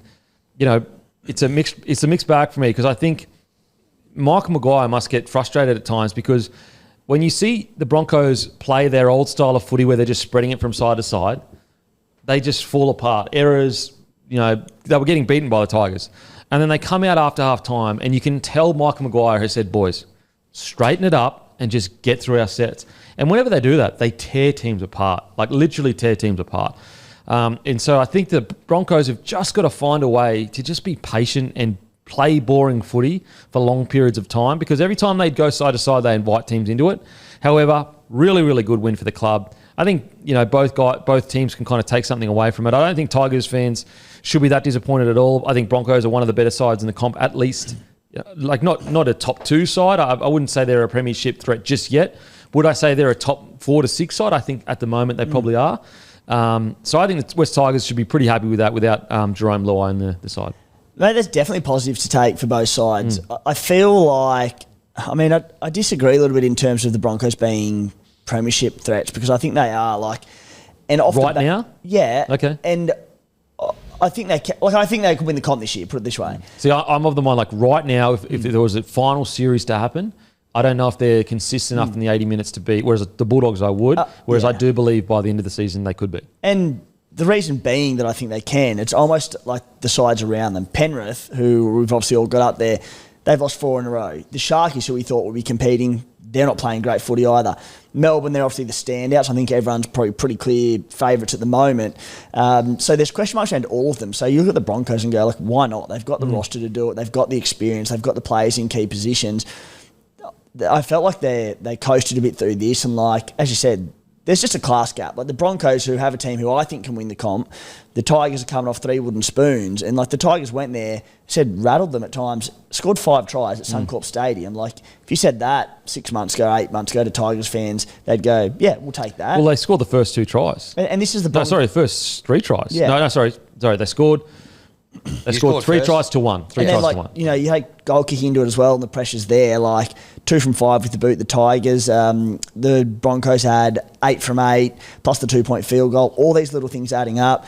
The Tigers will take a lot from that against the Broncos, who are very sound defensively on their own line, and Tigers got through them 5 times. Yeah, well, mate, I'm with you. I think the Tigers are great, and I see what you're saying in regards to if we were all going to put money on it, we'd assume the Broncos are going to be there around finals time. I just think right now they're just a little bit too inconsistency. You've got Storm number 1. Penrith quickly sort of falling off the radar. Not off the radar, it's a bit harsh, but not where we have had them in the past. After the Storm, that second tier of who can win the comp, it's pretty bloody close. See, I would go, right now, if the final series started, I would still go Storm, Penrith, and I'd actually have Bulldogs in number 3. Yeah. I know they haven't, when you actually look at who they've played, is not too crazy. And obviously they beat the Sharks, but I actually just think the Bulldogs are playing such professional footy. And so I'd probably have Broncos about 4th or 5th at the moment. That's why I said 4 to 6. Round 8. It's going to be a cracking match. Broncos, Dogs, can't wait for it because it's a game where the Broncos, they'll have to get up for it. They'll be 2 weeks off the bye as well, so they'll be semi-fresh. And the Doggies, who have been outstanding, I'm with you, the Doggies all of a sudden you're going, they're probably premiership contenders. Like they're playing bloody good footy. Yeah, it's hard to knock anything they're doing. But how do they go against the best of the best in the competition? And if Brisbane are flying into that round 8 game and they're sort of near the top of the table as well, we're going to learn a lot about both these teams, I think. I mean, it almost could be the game, like outside of Melbourne and Penrith, the game that decides that the next team up. Because the question, we'll get to the Bulldogs. The one question I do have is like, I mean, they beat Cronulla though. Like, so like when I have that, because my question was, when they get against these stacked sides that are just on paper unbelievable, but then was the Cronulla Sharks not a stacked side that was supposed to be a premiership heavyweight? Away from home. So yeah, it's hard not to say that. But yeah, I know what you mean. Like I think like by round 15 or so, I probably will have the Broncos as premiership threats for sure. So I think the Tigers can take a lot out of this. What do you reckon, Hammy? Yeah, I thought they were good in the first half. Very solid first half, but probably just switched off a little bit. And this was an issue for us last year. 5 minutes before halftime, 5 minutes straight after halftime is where we let ourselves down a bit. Wilson obviously scored a try in the 37th minute. What a great set play that was. That was fucking unbelievable. Yeah, I mean, great try, but just a killer time to concede on when you've done so much good work. And then was that the play that they had where Corey Pakes kind of stepped away from the trot line and then he wrapped around his? Yeah. Or was it the other one where he like reached out? The reach out was the second one. Okay, yeah. So was that? Yeah. Yeah. So we had that, and then off the back of that, you go, all right, sweet. We'll just keep it there, leave it there. Yeah. They set up 2-point field goal to Reynolds, which again, classy. So much experience. That's that class difference, like 100%. And then he did the same thing, and you mentioned obviously whatever Madge said straight after halftime. The penny dropped 40-20 from Hunt. I think. And then straight away, Wilson scores another one. And then you got that little chip and chase from Reynolds like a couple of moments after that, which was just unbelievable. So that's probably the period of the game where it got away from us and it got lost. But outside of that, there were still plenty of green shoots. Like we had we were playing Latu Fanu, who played at halfback because obviously Jerome Luai was out. He got concussed as well, so we had to scramble a bit there in the second half. Appy did a bit of time at 7, all that sort of stuff. So, look, it looks pretty ugly on the score sheet, 46-24, but I'm with you. I think there are still some positives to take away. There's big periods of the game where we're on top, but unfortunately, I think it just shows the gulf in class between the sides and where they're at right now. Be interesting if Luai had played though. I really would have liked to seen the Tigers go up there with Luai. Yep. I've got to say, Luke Laulii. Yep. I know he had a couple of errors or whatever, but I reckon he looks a bit about him. Really good. Yeah. And the concerning thing is, apparently the Melbourne Storm got their eye on him. Oh no! Don't they just love picking a winger out of the West? Well, you Tigers? are a developments club for the rest of the world, mate. You know that. That's your place in the grand scheme of things. Give it a rest. I thought Lau Lily was great for you last year, back in the year when he debuted and played a few games. He moves well. Yeah. Against the Raiders, he was very good. Both those brothers really good. A bit Toto-ish, just by the way he moves, low centre of gravity, ground, big legs. Yeah. Definitely. Great player, and I thought a couple of moments there where, he's still got a bit to learn, but it looks pretty good. So, I mean, we'll stick with the Broncos and then we'll get to the Tigers then. In regards to the Broncos, as I said, I just think that when they just get ahead of themselves and they get impatient, if the Broncos can just stick to playing boring footy, they'll win most games this season. Like, they've got the squad for it, they can score points. It's when they start trying to spread the ball, coming out of their own end and getting impatient, and they actually did that from the start. And I get it, because they've got such a good team on paper. It's like very easy for them to just go, we'll just strip them of numbers and, score or whatever.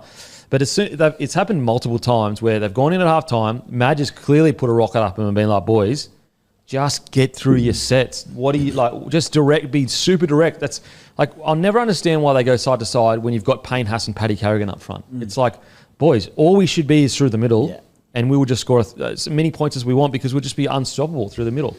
And so they straightened up after halftime. He saw the best of them. Then they went away from it a bit at the end. In regards to performances, we got to speak about him, but he went off at halftime. But Adam Reynolds, holy shit. Well, he is a special talent. I wish he had gone off at halftime because he played 5 minutes and won. Oh, yeah, true. True. But yeah, geez, him and Hunt, that combo, clicked really quickly, hasn't it? So quickly. He looked very dangerous, every time, particularly in that little 5 minute period I said before halftime and then straight after as well. Outstanding individual try as well, and hopefully it's not too bad, the injury, because they look like, with those two fit and firing, if you put them in the pointy end of a season, all that experience, like they're the kind of guys that could really kind of guide you to a premiership And trip. that's where you sort of sit there and look at, you talk about them as premiership contenders, and I go, I had this question stored up for Sowie. I was going to ask him, but he's taken off on us. But the halves combination there, and I love when new halves come together and how difficult that is and how long it takes for them to gel, why it's easier for some players to gel with others, etc. And we look at Ben Hunt, who had 30 tries this last year, had 1 try and 1 assist in the first 4 rounds of the competition. Adam Reynolds is playing like as good as he ever really has. This combination, they're only going to get better and better and better. Like Benny Hunt's he's been solid, but relatively quiet start to the year based on what we know he can do. You add in Reece Walsh to this combination through the spine as well, who, he's been off by his standards to start the year and had plenty of errors in his game, and they're still winning games quite comfortably. They're only going to get a lot better. And Walsh has been not to his best this year as well. Imagine Exactly. when he hits his straps. I will say with Walsh, he's definitely nowhere near his best right now, but there are a lot of little parts of his game that have improved so much. Like he's trailing behind, he's talking behind, his defence. So although we're not seeing Walsh of 23 just yet, he is working on parts of his game. His execution isn't there. The effort is there. Yeah, and you can see he's maturing. He's trying a lot of things and a lot of things aren't coming off. But, he'll continue to learn. And, mate, this spine, once they with every game they play together, they're all very smart footballers. By the end of the year, look out. Yeah, because I even noticed in the first half, Walsh, he was so excited. He was in at first receiver at times. And I'm like, mate, just let Hunt. This is the one very rare sides where you truly can just take a back seat, wait for the big moment. It'll come to you because Hunt and Reynolds will deliver it. It's like the Melbourne Storm, right? They've got these superstars in the spine. It must be so nice being in a team like that, even as a superstar. I don't need to be massive every single game because I've got stars all around me. The Broncos have that in their spine. Yeah, so Walsh, he definitely is improving these intangible parts of his game that don't really get measured that much. It'll click for him. He's just got to keep working at it, It'll come. In regards to other players, I think their completion rate was just really it was, I think it's 73% or something, so they just need to fix that up a little bit. Whereas their first couple of weeks, I think they were up close to 85. On their left side defensively, the GOAT, in respect, obviously, I've got the goatee back. Shibasaki still has a tendency sometimes to just shoot out of the line and leave space in behind him. So although he's been so good to start the year, that's probably his probably his Achilles heels defensively. He'll just make this read where, and I understand why he does it. What he's thinking is, that's my man. I'm just taking care of my man, so that my job's taken care of. But if you do that, you're taking care of a problem that doesn't exist just yet because that bloke still has the ball. And there's been a few times this season where they've cut in behind him because he's done that. So if he can just clean that up, outside of that, he's been bloody outstanding. But yeah, if we can cut that out, it'd be great. Piakora, unfortunately, off for 10 in the bin. Look, I love Piakora's energy. It clearly matters to him about getting that starting role back. And I love his aggression. But I think sometimes less is more with that kind of stuff, where instead of trying to shot people every single tackle, just bring it back a little bit, make your tackle, wrestle really well, and just kind of pick your moments a little bit better with your arm. Yeah. Well, mate, the thing we spoke about in the preseason when analysing the roster of the Broncos, and the hole in the roster was, all right, edge forwards and the depth there. So it's about to be very heavily tested because Piakura, he's both injured and suspended, so he's definitely not playing.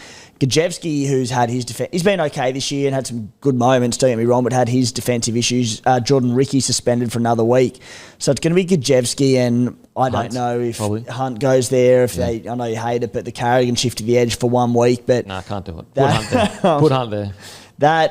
Your edges all of a sudden looking very, I know you got players out, but it was our question coming in, and we're about to find out. I mean, it's been a problem for 2 years now, really. Hopefully Hunt can come in and do a job. Hopefully he's improved a lot under Madge. But yeah, with Piakora, I just think this is quite a few head knocks he's had now too. I love that he's aggressive. I really do. But I'd rather him on the field for his whole career. And I just think that instead of the big shot, go in more the Melbourne Storm route. How often do you see Melbourne Storm pull off big shots? Very rarely. They're very don't worry about the big hit. Worry about the contact, the wrestle, winning that wrestle. And I think if Piakora can do that, then he'll be on the field more, less chance of getting 10 in the bin, all that kind of stuff. So there's honestly, he's almost too talented. Well, because yeah. You know what I mean? When you're too talented, you think you need to impact the game with every play that you make instead of just building slowly into it. Cam Smith was the king of that, right? Like one of the most durable, probably the most durable football we've ever seen in our life. Blake Brayley's starting to push that. He's giving him a good fight for it in terms of games missed. But Cam Smith was the king of just line speed and then just catch, wrestle. There was nothing but flying into contact and putting shots on. And two things. Firstly, they'd slow the ruck and he'd dominate that. But just he was never copping head knocks and being out of position because he flew up off the line and tried to put a shot on. Yeah. Something to be said about it. As you said, particularly for these blokes who do have a bit of a history of head knocks and need to alter the way they defend a little bit for their own preservation. Yeah, because he's too aggressive for his own good, Piakura. And when he hits, he hits. He's a hitter. But yeah, I want to see him play a really long career. But look, really good win for the Broncos. Very quickly, Carrigan, Elise, so I thought through the middle there. And some of the thing that really killed us for a little bit was some of his short passing. Yeah, I've got my notes here. As soon as he started doing that, it just ripped you apart. Well, yeah, there was just no answer to it, unfortunately. But he's obviously outstanding, just doing all the other stuff as well, 170 metres again. Doesn't he go because they've got Payne Haas in the forward pack? Yeah. In any other forward pack, it'd just be his name every single week. Yep. But he was, I just thought he was outstanding. Yeah, great shout, Hammy, because he was phenomenal. And it really did change, because if you get him ball playing, that keeps the ball in the ruck and around the middle. So he just tore him apart. Whereas as soon as he stops ball playing, if he stops his little tip-ons around the middle, it usually means we're spreading it out wide, and that's when errors can happen. So, mate, I agree. Great shout. He was great. We just got to fix the errors. That's all. Just got to fix the errors. You look at the backs here. 2 errors for Walsh, 2 errors for Cobbo, 2 errors for Staggs, 1 error for Shibasaki, 2 errors for Jesse Arthurs. So what do you look at? 6, 7, 8, that's like 9 errors, which is just too much from the backs. Now, onto the Tigers. As I said, I know the score doesn't look great. I think they can take it. They had the Broncos a bit rattled there for a period there, in my opinion. The first 20 minutes, I felt like the Broncos were kind of looking around going, oh, shit, we didn't really expect this. And if you can do that, if you can get 5 tries against what many would consider one of the better rosters in the competition at home, playing in relatively good form, I reckon you take that. I really do. And I think my biggest question heading into this year wasn't actually a roster. It was what Benji's like as a coach. But I think so far he deserves a massive tick, Benji Marshall. He's been calm in press conferences. He's got a clear style of rugby league that he's trying to play. I think he deserves a tick. Yeah. Yep, he's made some good tactical decisions as well. They've changed a few things up. Talon De Silva, I like the way they're using him. And Appy, pretty short first in for him, 25 minutes before they brought De Silva on, which I thought was interesting. But, I thought the boys were, on the whole, pretty good. I like the Terrell May versus Payne Haas battle. Yes. It was epic. If you look at their numbers, I wouldn't say they cancelled each other out, but they both ran a lot less because they were just going so hard, I reckon, at each other. That was really interesting to see those guys going at it. I thought the boys really ripped in and played pretty well. Jareem Buller, I thought he had a few moments there where he was just, a couple of little errors there, but particularly the try that we scored off the dropout, that was just him in full flight back at his kind of first season best. I thought was really exciting to see. Lockie Galvin was good in the first half especially. Unbelievable. Just the bravery to kick on that first tackle there to put that through for Lualili was... you look at his stats, 123, he had 29 runs, 123 metres, 2 offloads, 19 tackles, only 1 miss. It's a good knock against a tough side that targets you. Yeah, 100%. He was great. Twile, again, with the exception of one handling error as soon as he came on for when May went off. Yep. Apart from that, I think he just keeps going from strength. This is his best year of his career so far, in my opinion. Yep. I think Twile's been outstanding. I think we touched on it last week, but he looks so fit. Yep. And strong in contact. Usually it was Twile's a defensive machine. He's made 40 tackles. He hasn't missed any. But now when he runs the ball, he breaks tackles in that now. Yeah. And again, that's where I look to Benji and I say, you got these guys some of these guys have been here for a while that haven't played anywhere near as good as they're playing now. Yep. And that's down to the coaching. At the end of the day, he's the head honcho. So if they're the fittest and the fastest they've ever been, that all falls under Benji Marshall's leadership. 100%. Yeah, just his footwork and stuff has really come on a lot this year, Twile. I reckon he's looked really impressive. Tony Sukkar, who came into the squad for Samuel Afanu, I thought he was pretty good as well. Big rig, geez. Big boy. Enormous. Yeah. 22 tackles, just the 1 miss, but I thought, he had a pretty pretty handy hit out. He's only played a handful of games, but he's only going to get better. I think Seyfarth needs to get involved a little bit more. Sometimes he just can get a little bit lost down the edge there. He's not a high volume, certainly in attack. Like he had 4 runs for 32 metres. It's just like taking a bit of pressure off. You just need a little bit more than that. Like I think he should probably aim for minimum 10 runs a game. Yep. It just like doesn't have to be like you're not expecting him to be a 200-metre runner, but that just takes a bit of pressure. Now, granted, he's in a side of Bolle and May who get through a mountain of work, but I just reckon if you can aim for 10 runs a week, you just get yourself involved and you just never know what will happen there. Yeah, it was interesting. They did probably go. I feel like they spent a lot more time. Going left. Yeah, for sure. It probably didn't help this. And as no Luai and stuff probably didn't help that. So I just reckon in situation, and it's like, look, this was early season, new combinations. But when things like that happen, you've almost just got to force your way into the game. And I know you've got to keep shape, but that's when you try to communicate with people around you and go, listen, I'm going in for one because I haven't had a carry in ages. Yep. So it's not really a knock on Seyfarth because he would have done what the team has asked him, which is keep shape. But I reckon you could get a bit more out of him. Yeah, 100%. Well, he's a great player, and it's been when we've had Luai there and Galvin's spent a bit more time probably on the right. He has been a fair bit more involved. So maybe just a bit of a victim of the circumstances on the weekend. I just can't. I want to express enough. We often see rookies come in and they have really good games against low tier sides. Lockie Galvin's doing this against some of the better sides. It's actually incredible what he's doing. Like to go up to Brisbane, the pressure cooker, it's Suncorp, there's all this history. You're looking across, you've got Payne Hash, you've got Paddy Carrigan, Adam Reynolds, Ben Hunt. He didn't look like he was intimidated at all. If anything, he took the game to them initially. With his versatility, he'll be wearing that Blues 14 jumper in a few years' time. There's obviously no need now because A, you don't need to rush him, and B, we've got Connor Watson there who's the perfect man for the job. But because he's so versatile and he can play across the park, when the time is right, just to be able to ease him in off the bench as cover for any position. I think you've pretty much locked in 4 or 5 years, it'll be Cleary Galvin in the halves, I think. And just get him in around the squad this year. He doesn't need to play or anything. But is he still 19?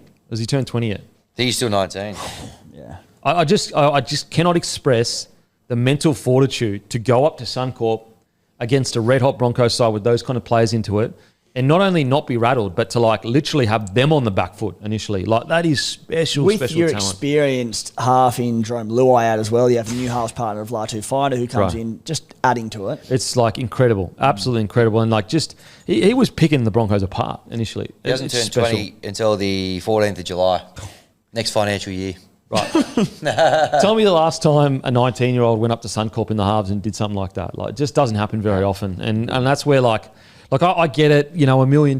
Yes, you are paying a bit for potential, but this is one of the rare cases where I don't think you're going to have a problem with that $1 million. I think the Tigers are right in offering him a 5-year deal, $1 million per year, because first of all, we talk about who's on the market, blah blah blah. But what else could you see? What else does he need to show you that he's a top tier half? Yeah. It's not really much more he could have done in the last year and a half.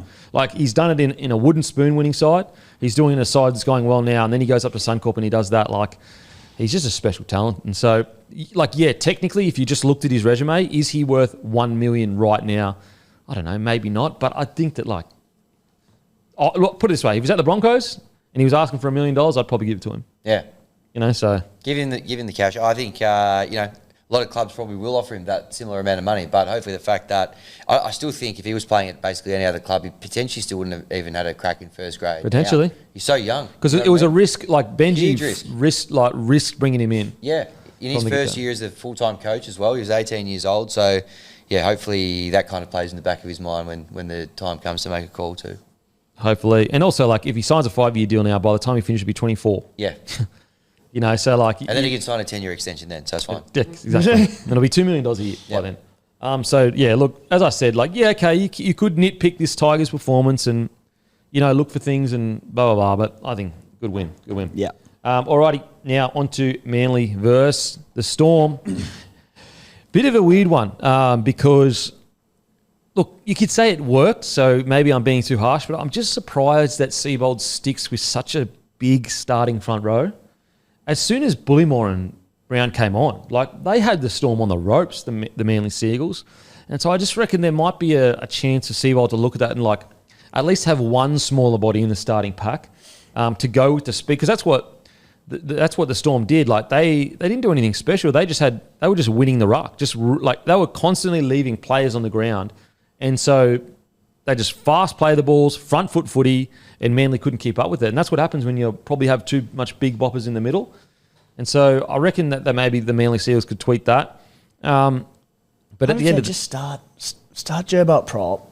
Yeah, he's a prop. Yeah, put Brown or Bullymore. Brown's so good. Or if you want Bullymore starting there, because like Brown has such good impact off the bench as well, and there's some tire impact. But I'm with you, mate. I can just move Gerbo to the front row and go from there. And just get Bullymore and say, mate, it's your time. You're 25 years old or whatever. You're mature. Get through a mountain of work for the first 20 minutes, and we can bring in Brown for you. Bullimore's been great. He's been so good. He was so good on the weekend. With the Storm, a bit of a weird one too, because if you look at the score, you go, mate, like they absolutely towed them.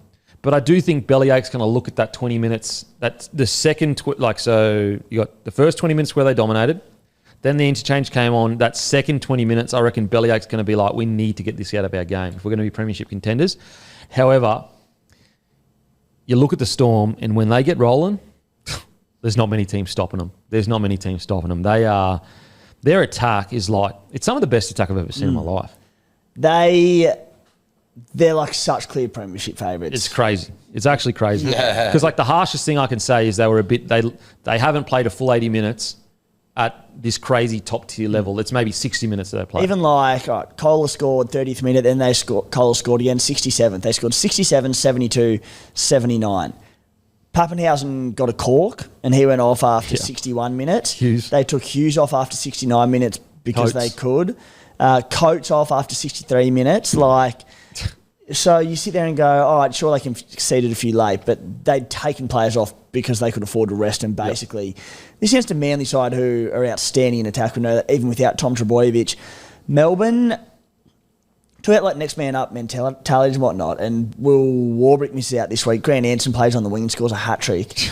It's mental. They're frighteningly good. When they click, they're almost unstoppable. Yeah. Like, you got Hughes coming at you on the right side. You got Munster on the left side. And, they're just too quick. They just win too much of the contact. They leave too many players on the ground. And they've got Hughes and Munster who are the best in the bit. They're basically fullbacks playing 6 and 7. And I even look at the Panthers right now, and you've got the best half in the world, if not player, in Nathan Cleary. And, with Luai gone and Edwards injured, it's kind of just like, boys, shut down Cleary, get extra bodies on him. Let's just minimise his impact in this game. At the Melbourne Storm, if you do that to Hughes, it's the Munster show. If you do it to Munster as well, it's the Pappenhausen show. And if you don't do it there, it's bloody Harry Grant around the ruck. Like, how do you defend this shit? And then you got Coates just coming out off the back fence that you get bringing the ball back. And then if one of them gets injured, Tyron Wishart comes into your side, who's got a tremendous running game. Yep. No, it's it really is them and then a gap and then everyone else at the moment. They are looking special, and you could look at last week against the Dragons and be disappointed, but look, Dragons were playing for their lives. It is what it is.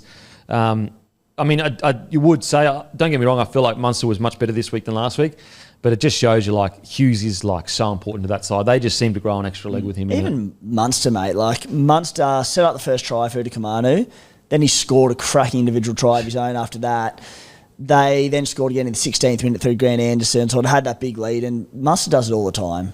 When Munster needs to get up, Munster gets up. But second half, he just took his foot off the pedal. He was like, we're home, I'm good, I'm not needed. Yeah. Jerome, you take over. It's such a good point. When there's a big game to be had and he needs to have it, if he's not struggling with any kind of niggle injury, he will absolutely tear teams apart. He looked energised, he looked ready to go. I want to give Stefano a big rap. Because it wasn't just he ran for 100 plus metres, blah, blah, blah, scored a try. But I was actually watching a lot of his work off the ball. He's doing a lot of good quality work off the ball, and I think that's an area of the game he probably hasn't been known for at all. We all know he can rack up a big meterage sometimes, and probably we were looking at his consistency going down a Storm. Can he fix his consistency? But then if you add on, even some of the tries, I'm pretty sure he was the first line runner off the dummy half, which is the most important line out of all the lines because it makes sure that the ruck stays square. And so there was a lot of work off the ball that I think Stefano's probably not getting that much credit for. I think on the weekend he really showed it. It was his best game for them, for sure. Like, he'd been okay, but again, like, there were a few blowout scorelines and a lot of points scored in games. It's hard for a front rower really to impact them in those sort of ones. You know, you want to see a front rower step up in a tightly fought, low-scoring contest, and that when there's points everywhere and the ball's fanging around, it's hard. He was great in this. Yeah, he was so good. So, I mean, the scary prospect is Nelson isn't even in the side yet. If he comes back and hits his best and Stefano keeps getting better, it's just like, how do you stop this side? And like, they're evolving. I love seeing it, but it's, I think I spoke about it last week. It might have been Olaquatu or someone, or Fafita running that, you know, the sweep shape out the back for the tip on. The Storm are now doing it with Eli Katoa. He had a try assist, just that same shape out the back, little tip on. Mate, Eli some Katoa. of these, honestly, some of these back rollers in the game with their size and ball handling skills at the moment, Olaquatu, Eli Katoa, Viliami Kikau, they're just unbelievable talents. Yeah, seriously, like Eli Katoa, he's playing like 8 or 9 out of 10 every week. Every week. Like, if you had said a few years ago, Eli Katoa will be one of the most consistent players, bar none, in the NRL, people would have gone, mate, like that's his weakness, is his consistency. Now he truly is one of the most consistent players in the NRL. Just goes to show what, going out of the Storm does to all the players, And you mentioned Stefano, probably saw the first shoots of that the other day as well. He was excellent, but Eli Katoa I thought was outstanding as well. Just all those, like, as well as just all the hard yakka that he gets through, just some of the attacking stats, like a line break assist, a try assist, 5 tackle breaks, just an absolute handful every time the ball went anywhere near him. Just played some great footy. I think Trent Leoro as well. Like, I was watching him really closely because we always talk about the best 13s in the comp, and he very rarely gets a mention. But like, you always have to look at the Storm and say, whenever someone gets selected in a key position, if they're not setting the world alight, they're doing something special that you're not really noticing. And I just watched Trent Leoro really closely, and all the tiny details, he does it to perfection. Like, whether it's the wrestle where he'll, like, sometimes when you tackle someone, you can just go, look, I'm going to go the lazy route here. Like, I've tackled them, I've done my job. Whereas every tackle, Trent Leoro is trying to get an advantage. Whether it's like, turning someone on their back or whatever it is, everything is perfect. His marker work, his line speed, like all these little details. And it's a big reason probably why Billy Slater put him a part of the extended squad of the Queensland, is because he just does all the little things so well. Craig Bellamy for decades has been known for notorious for just recruiting smart footballers, right? And blokes that he knows, they won't let him down, but they'll do the little 1%ers, right? And those things are like the wrestle, these things that Trent Leoro is what's made him now an Origin player. But even Grant Anderson, like, I remember a couple of years ago, we were sort of sitting there going, like, is it misfire from Bellamy having him? Is he an NRL player? But now you watch Anderson, who, like, playing between centre and wing and all these different spots, and played on the weekend, had 4 line breaks, 3 tries, ran for 200 metres. And he's another one where he's just has this footy IQ. Seems like a smart footballer, can go in, defends well in different spots. Like, it's a special type of player and a certain type of player that goes to the Melbourne Storm. Debutant Moses Leo from rugby. Looked good. I think defensively, tough night at the office, or afternoon at the office. But I think there's a promising NRL player there. The Seagulls had a very clear game plan to target him, and you could see why straight away. And the rugby recruit, big raps on him. He's going to be quite devastating, I think, with ball in hand in that running game. It'll be how quickly he can adapt defensively with these reads, because he was caught out a few times, so that'll be the spot. Interesting, he only played 1 New South Wales Cup game before getting a run in the top grade. So I think they're just so decimated with depth-wise. They don't really have that much depth anymore, the Storm. Like, a few players moved on. Because who else would go there? Because Iromai, I don't think he's there anymore, Dean. I think he did his knee, His knee? I think he's out for the season. His knee's gone. Yeah. I think they... And then Warbrick was out. But, like, I had pre-season that... And I don't know if Leo got injured, but he was, like, genuinely... Because Meany's injured. Generally knocking the down Meany as door, well. Knocking the door down for a starting spot at centre in round 1, because he was that good in the pre-season. But obviously defence will be the one that he needs to work on. So, because he's only played 1 cup game, you said, I don't know if he's been injured or what, but but promising if nothing else. Yeah, he looks promising. Good ball in hand, looks fine. It'll just be. I mean, the same with Warbrick. When Warbrick came in, what was the issue? It was same as every rugby recruit. It's going to be normal. It's normal, and trust Bellyache, he'll get it right. Okay, on to Manly. Look, we've already spoken about their forward rotation, so it's like pointless speaking about that. Look, I thought Ben Trbojevic had a bloody good game. I thought Kohler was outstanding.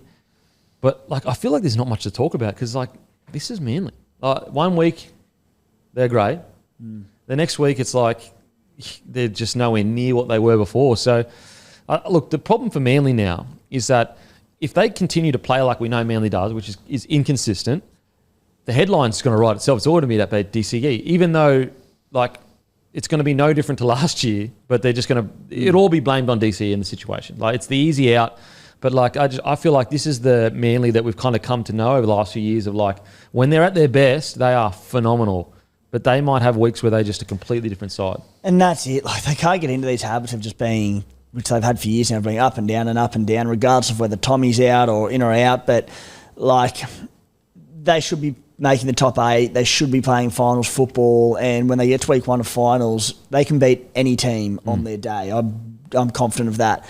But if they're to win a comp, and look, maybe they're further off than we think, even with a fit Tommy Turbo, can they win 3 or 4 matches in a row to win a comp? And currently you're like, well, probably not because they're so inconsistent. But, yeah.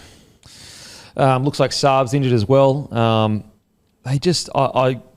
I just think they need to work on that forward rotation a little bit. I really think that they kind of put it this way. If let's say, and maybe I'm wrong. Like maybe if they had smaller forwards on, they wouldn't have been able to stop the Storm onslaught. But let's just imagine that they could.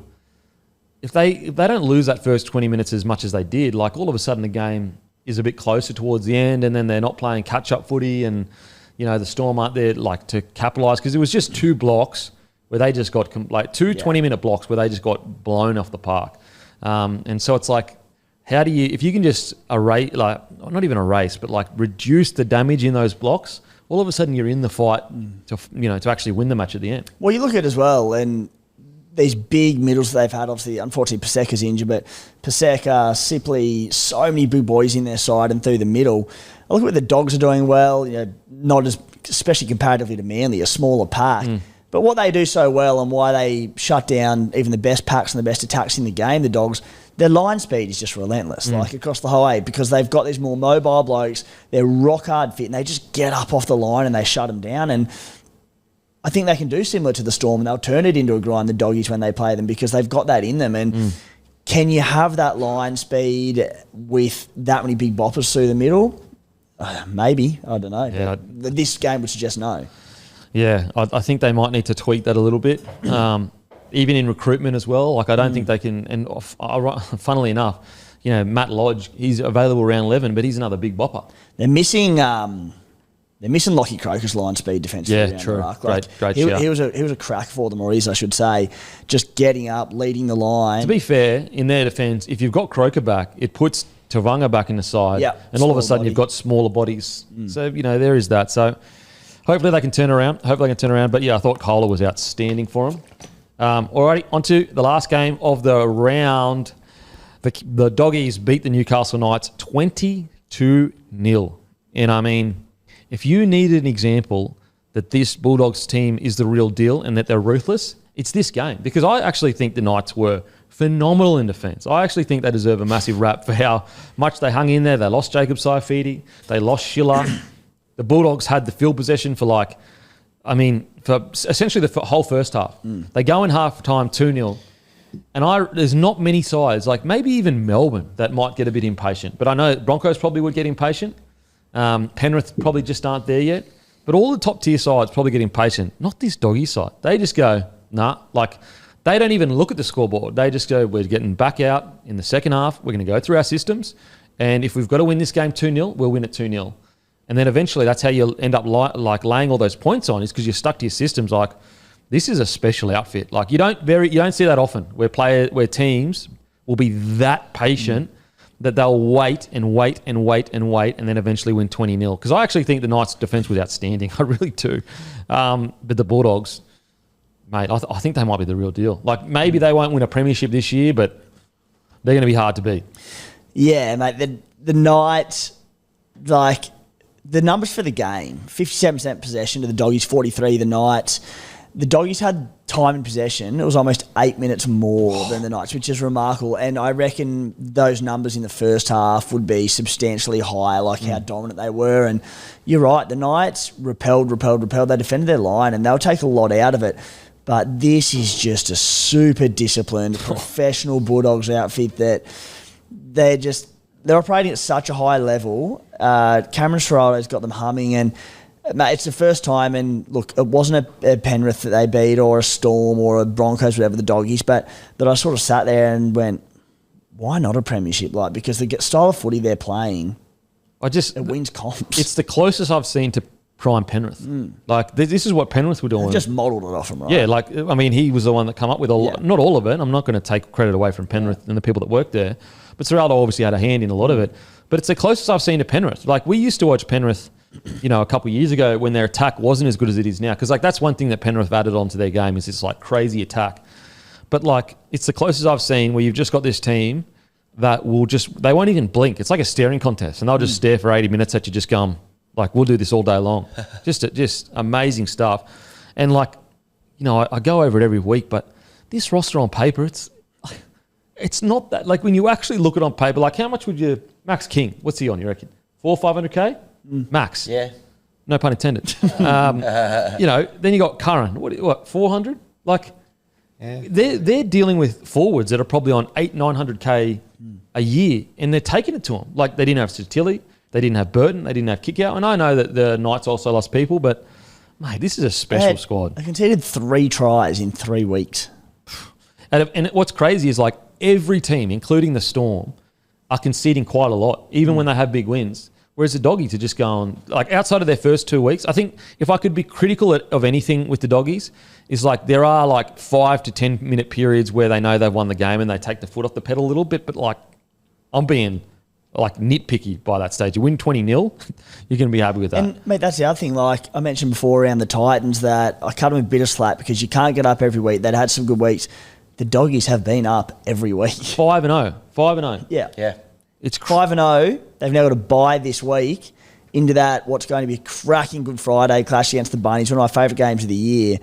They couldn't have set themselves up better. Like, that's with injuries to key players. It's crazy. It's genuinely, it's so impressive. Like, I kept watching that game going, okay, here's what's going to happen. They're going to go in at 2-0. They're going to get frustrated. They're going to start spreading the ball. They're going to start making errors. And then Knights, KP, is going to turn the momentum. And then the Knights will probably run over the top of them. No, they just strangled them out of it. It was so. And as you said, Kempy, look, who does that? Penrith. Penrith do it. Maybe not this year, but not this year, but peak Penrith, they do it. It's so impressive. Just want to give a shout out to Kiraz being back. Doesn't he? His just competitive nature adds so much. I think it was his tap back. Was it? Oh no, it was disallowed actually. The tap back. Did they score a try off his tap back? The first try they scored.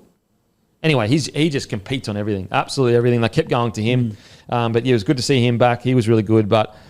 I mean, look, we could go through essentially every player, but I just want to give Jacob Preston some praise. Like, mate, his goal line defence, it is truly, like, unbreakable. Like, the amount of times where the Knights actually did a really good job at, like, landing on the goalpost, and then when you land on the goalpost, you have this opportunity to send a front rower, like, 1 or 2 off the ruck, and it's really hard for 4 in defenders to get there because they're trying to hold their width, so they give their centres and wingers and halfbacks time to get off the line and defend.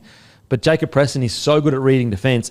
Both times just immediately identified, they're trying to get in between that gap between me and the front row or whoever it was, and just one-on-one tackle just took him down on his line. Just special. It's almost getting to the point, they're so stacked in their back row department, but you got to almost just find a way to get him into that Blues squad.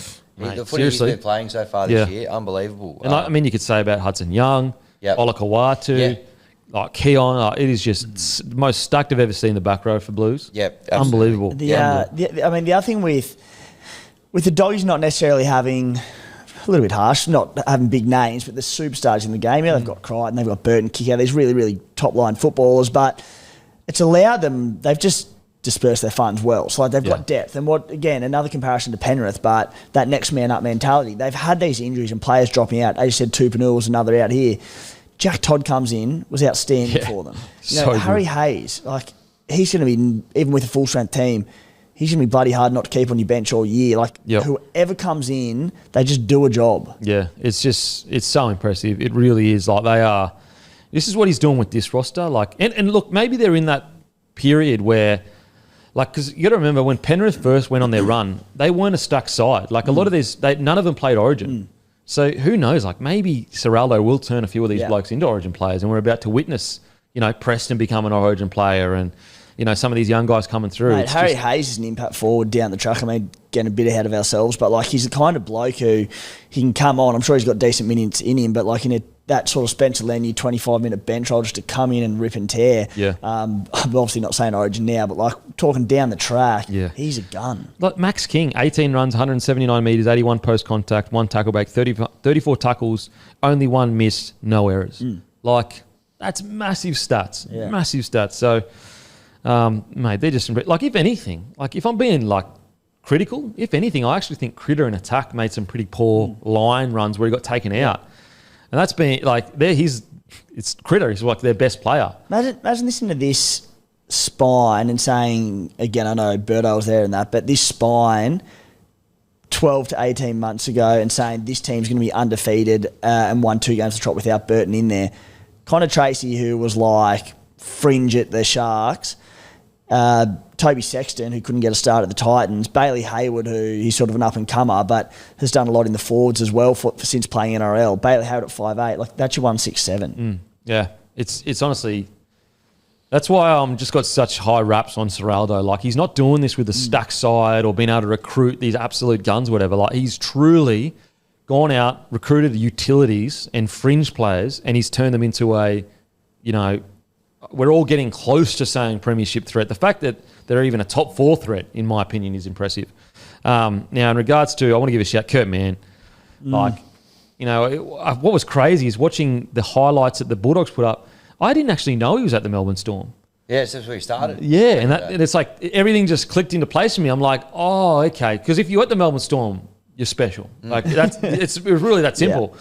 And it all like, oh, okay, that makes sense why this guy has always had so much potential. Like he's just needed the opportunity. And what was it, 250 games or 200 games? 200 games. Comes out, gets the last try. Almost had another one. Just a really good story about a bloke that, probably took a risk coming to the Bulldogs and, they weren't going that well at the time. All of a sudden, he's like a vital part of a side that's just gone 5-0. Yeah, just a great story.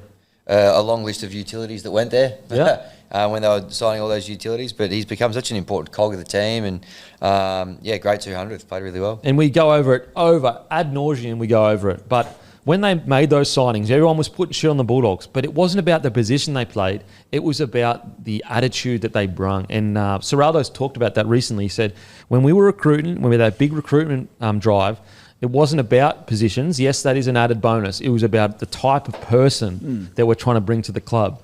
And they've nailed it. I mean, we talk about the intangible stuff, the stuff that you can't really measure so much on this podcast, but the Bulldogs are the shining star of that stuff. Yeah, they're in the title debate. They have to be. Like it's 5-0.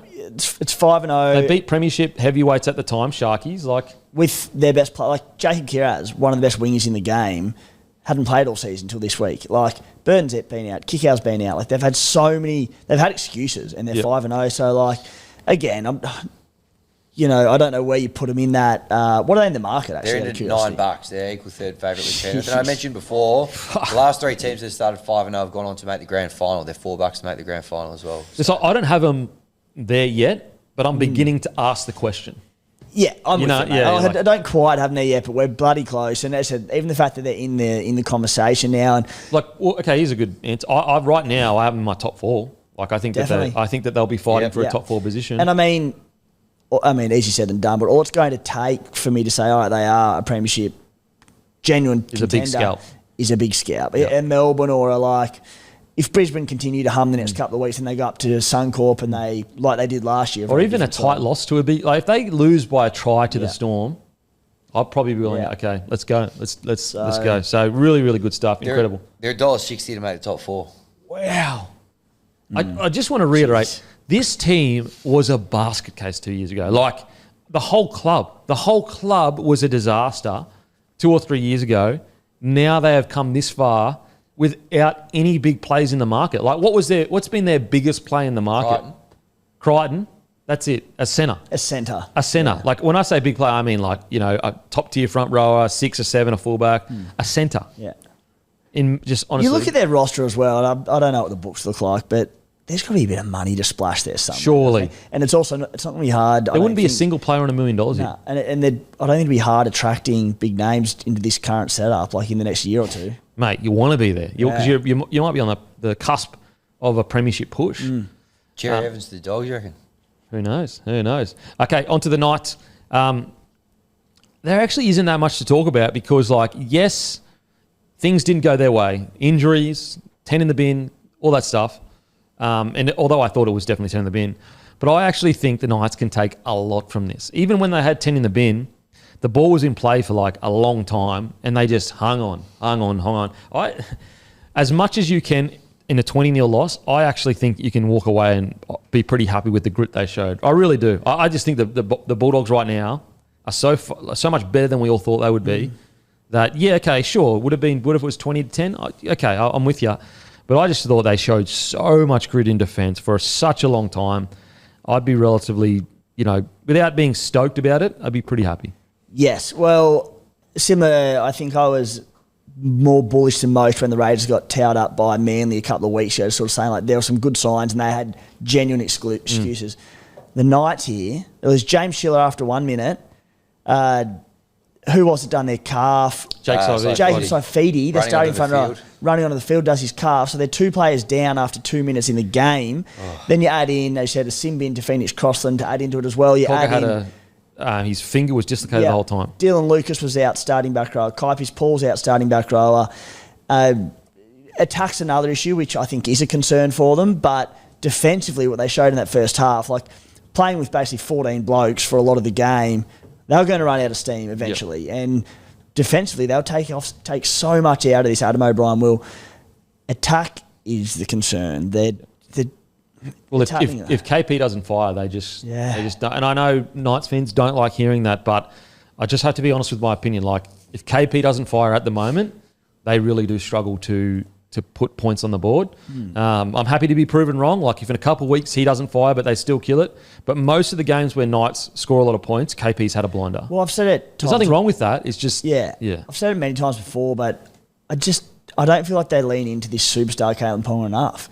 Like, there have been attacking opportunities, and I don't think it's Ponga, taking a back seat. Ponga's there and he's calling for the ball and he's around it, and they just go another way and go through less credentialed players, less attacking threats. And it's like, you've got Ponga there. Just lean into him, use him for everything. Yeah, for everything. And like, there's nothing wrong with it. If you had other options, okay, use that. But, KP is the connection between, because like, what would you say the attacking weapons are? It would be best Gagai, that'd be initially like a KP, best Gagai, who are top tier guns. Who's the connector between the ball players and Gagai and best? It's KP. Well, Marju, best Gagai, these unbelievable attacking outside backs. But again, they're not getting quality ball. I said KP's the man that needs to be feeding them. Fletcher Sharp's another one. He was quiet in this one. But just the attack as a whole, I don't understand why they have struggled for the last season and a bit in attack. Yeah, look, I'm just willing to put it down. I agree with you. Attack has been the concern for quite a while for them.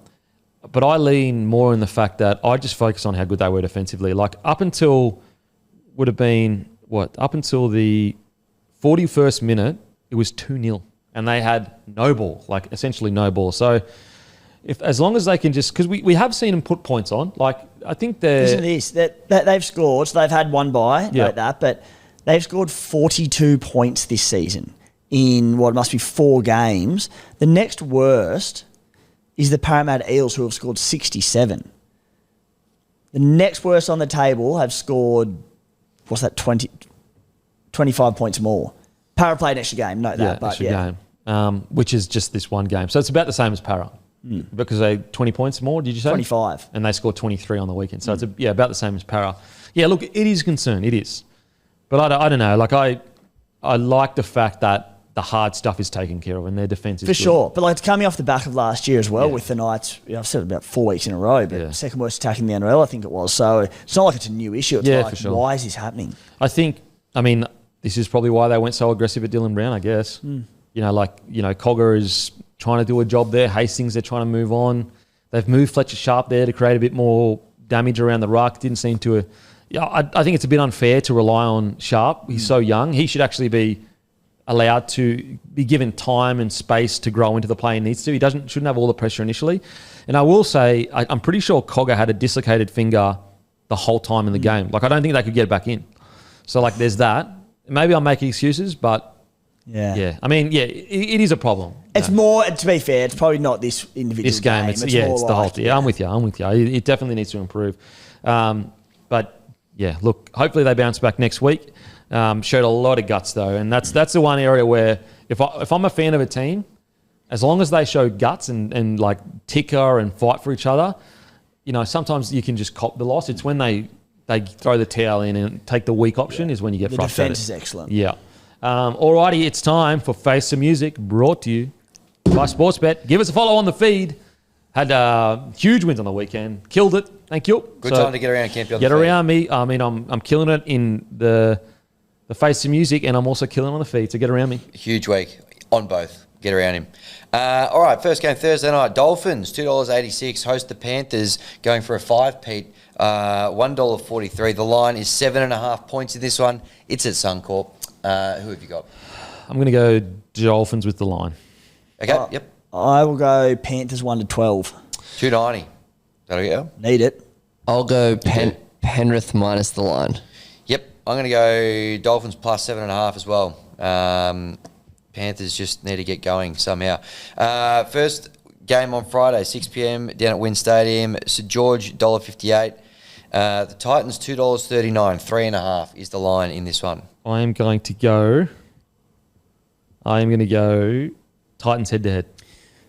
Waste of time trying to tip this one, mate, but I'll go Dragons giving away the 3.5. Yep, Dragons minus 3.5. Yeah, Titans head-to-head for me, $2.39. Good value there. I Yeah. just think who knows what they have. That's what I mean. And it's like $2. Might as well take the value. Yep. All right, Broncos, $1.31, host the Chooks, $3.50. 10.5 is the line in this one. Up at Suncorp. Last time they played, obviously, huge score, cricket score, 50-14 to the Broncos. I'll just go. What was it? 7? What was it? Points? 10.5. 10.5. I'll go. Oh fuck. I'll just go Broncos head dead. I'm going with conservative. $1.30. Okay. I'm going to go Broncos 13 plus. $2.12. Not worth it. $2.12 for that. I will go Broncos minus 10.5. I'm taking the Broncos minus 10.5 as well. Interesting to see the Roosters picking that team. Then we've got a double header over in Perth, Super Saturday. Sharks $1.51 against Manly $2.56. The line is 5.5 points in this game. I'm going value. Manly head to head, 256. Yep.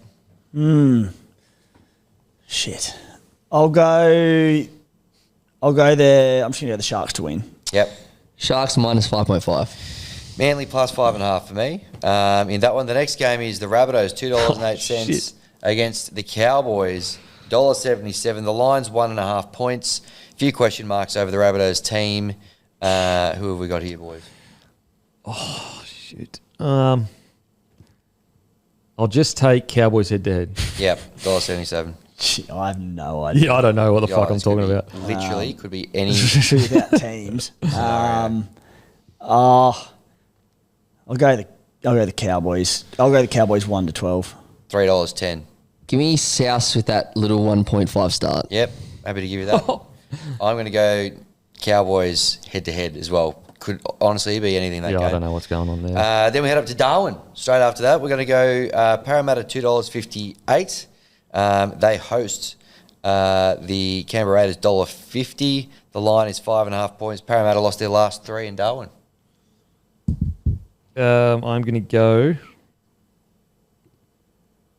Oh, sorry. What's the 1 to 12 for the Raiders? $2.85.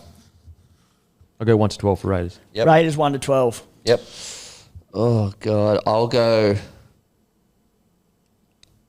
Eels with the start. Yep. I'm going to go Raiders minus 5.5 in that one. Then we head on to Sunday. Storm, $1.17, host the Warriors, $5.10. The line is 14.5 points. That one down at Amy Park. Warriors with the line.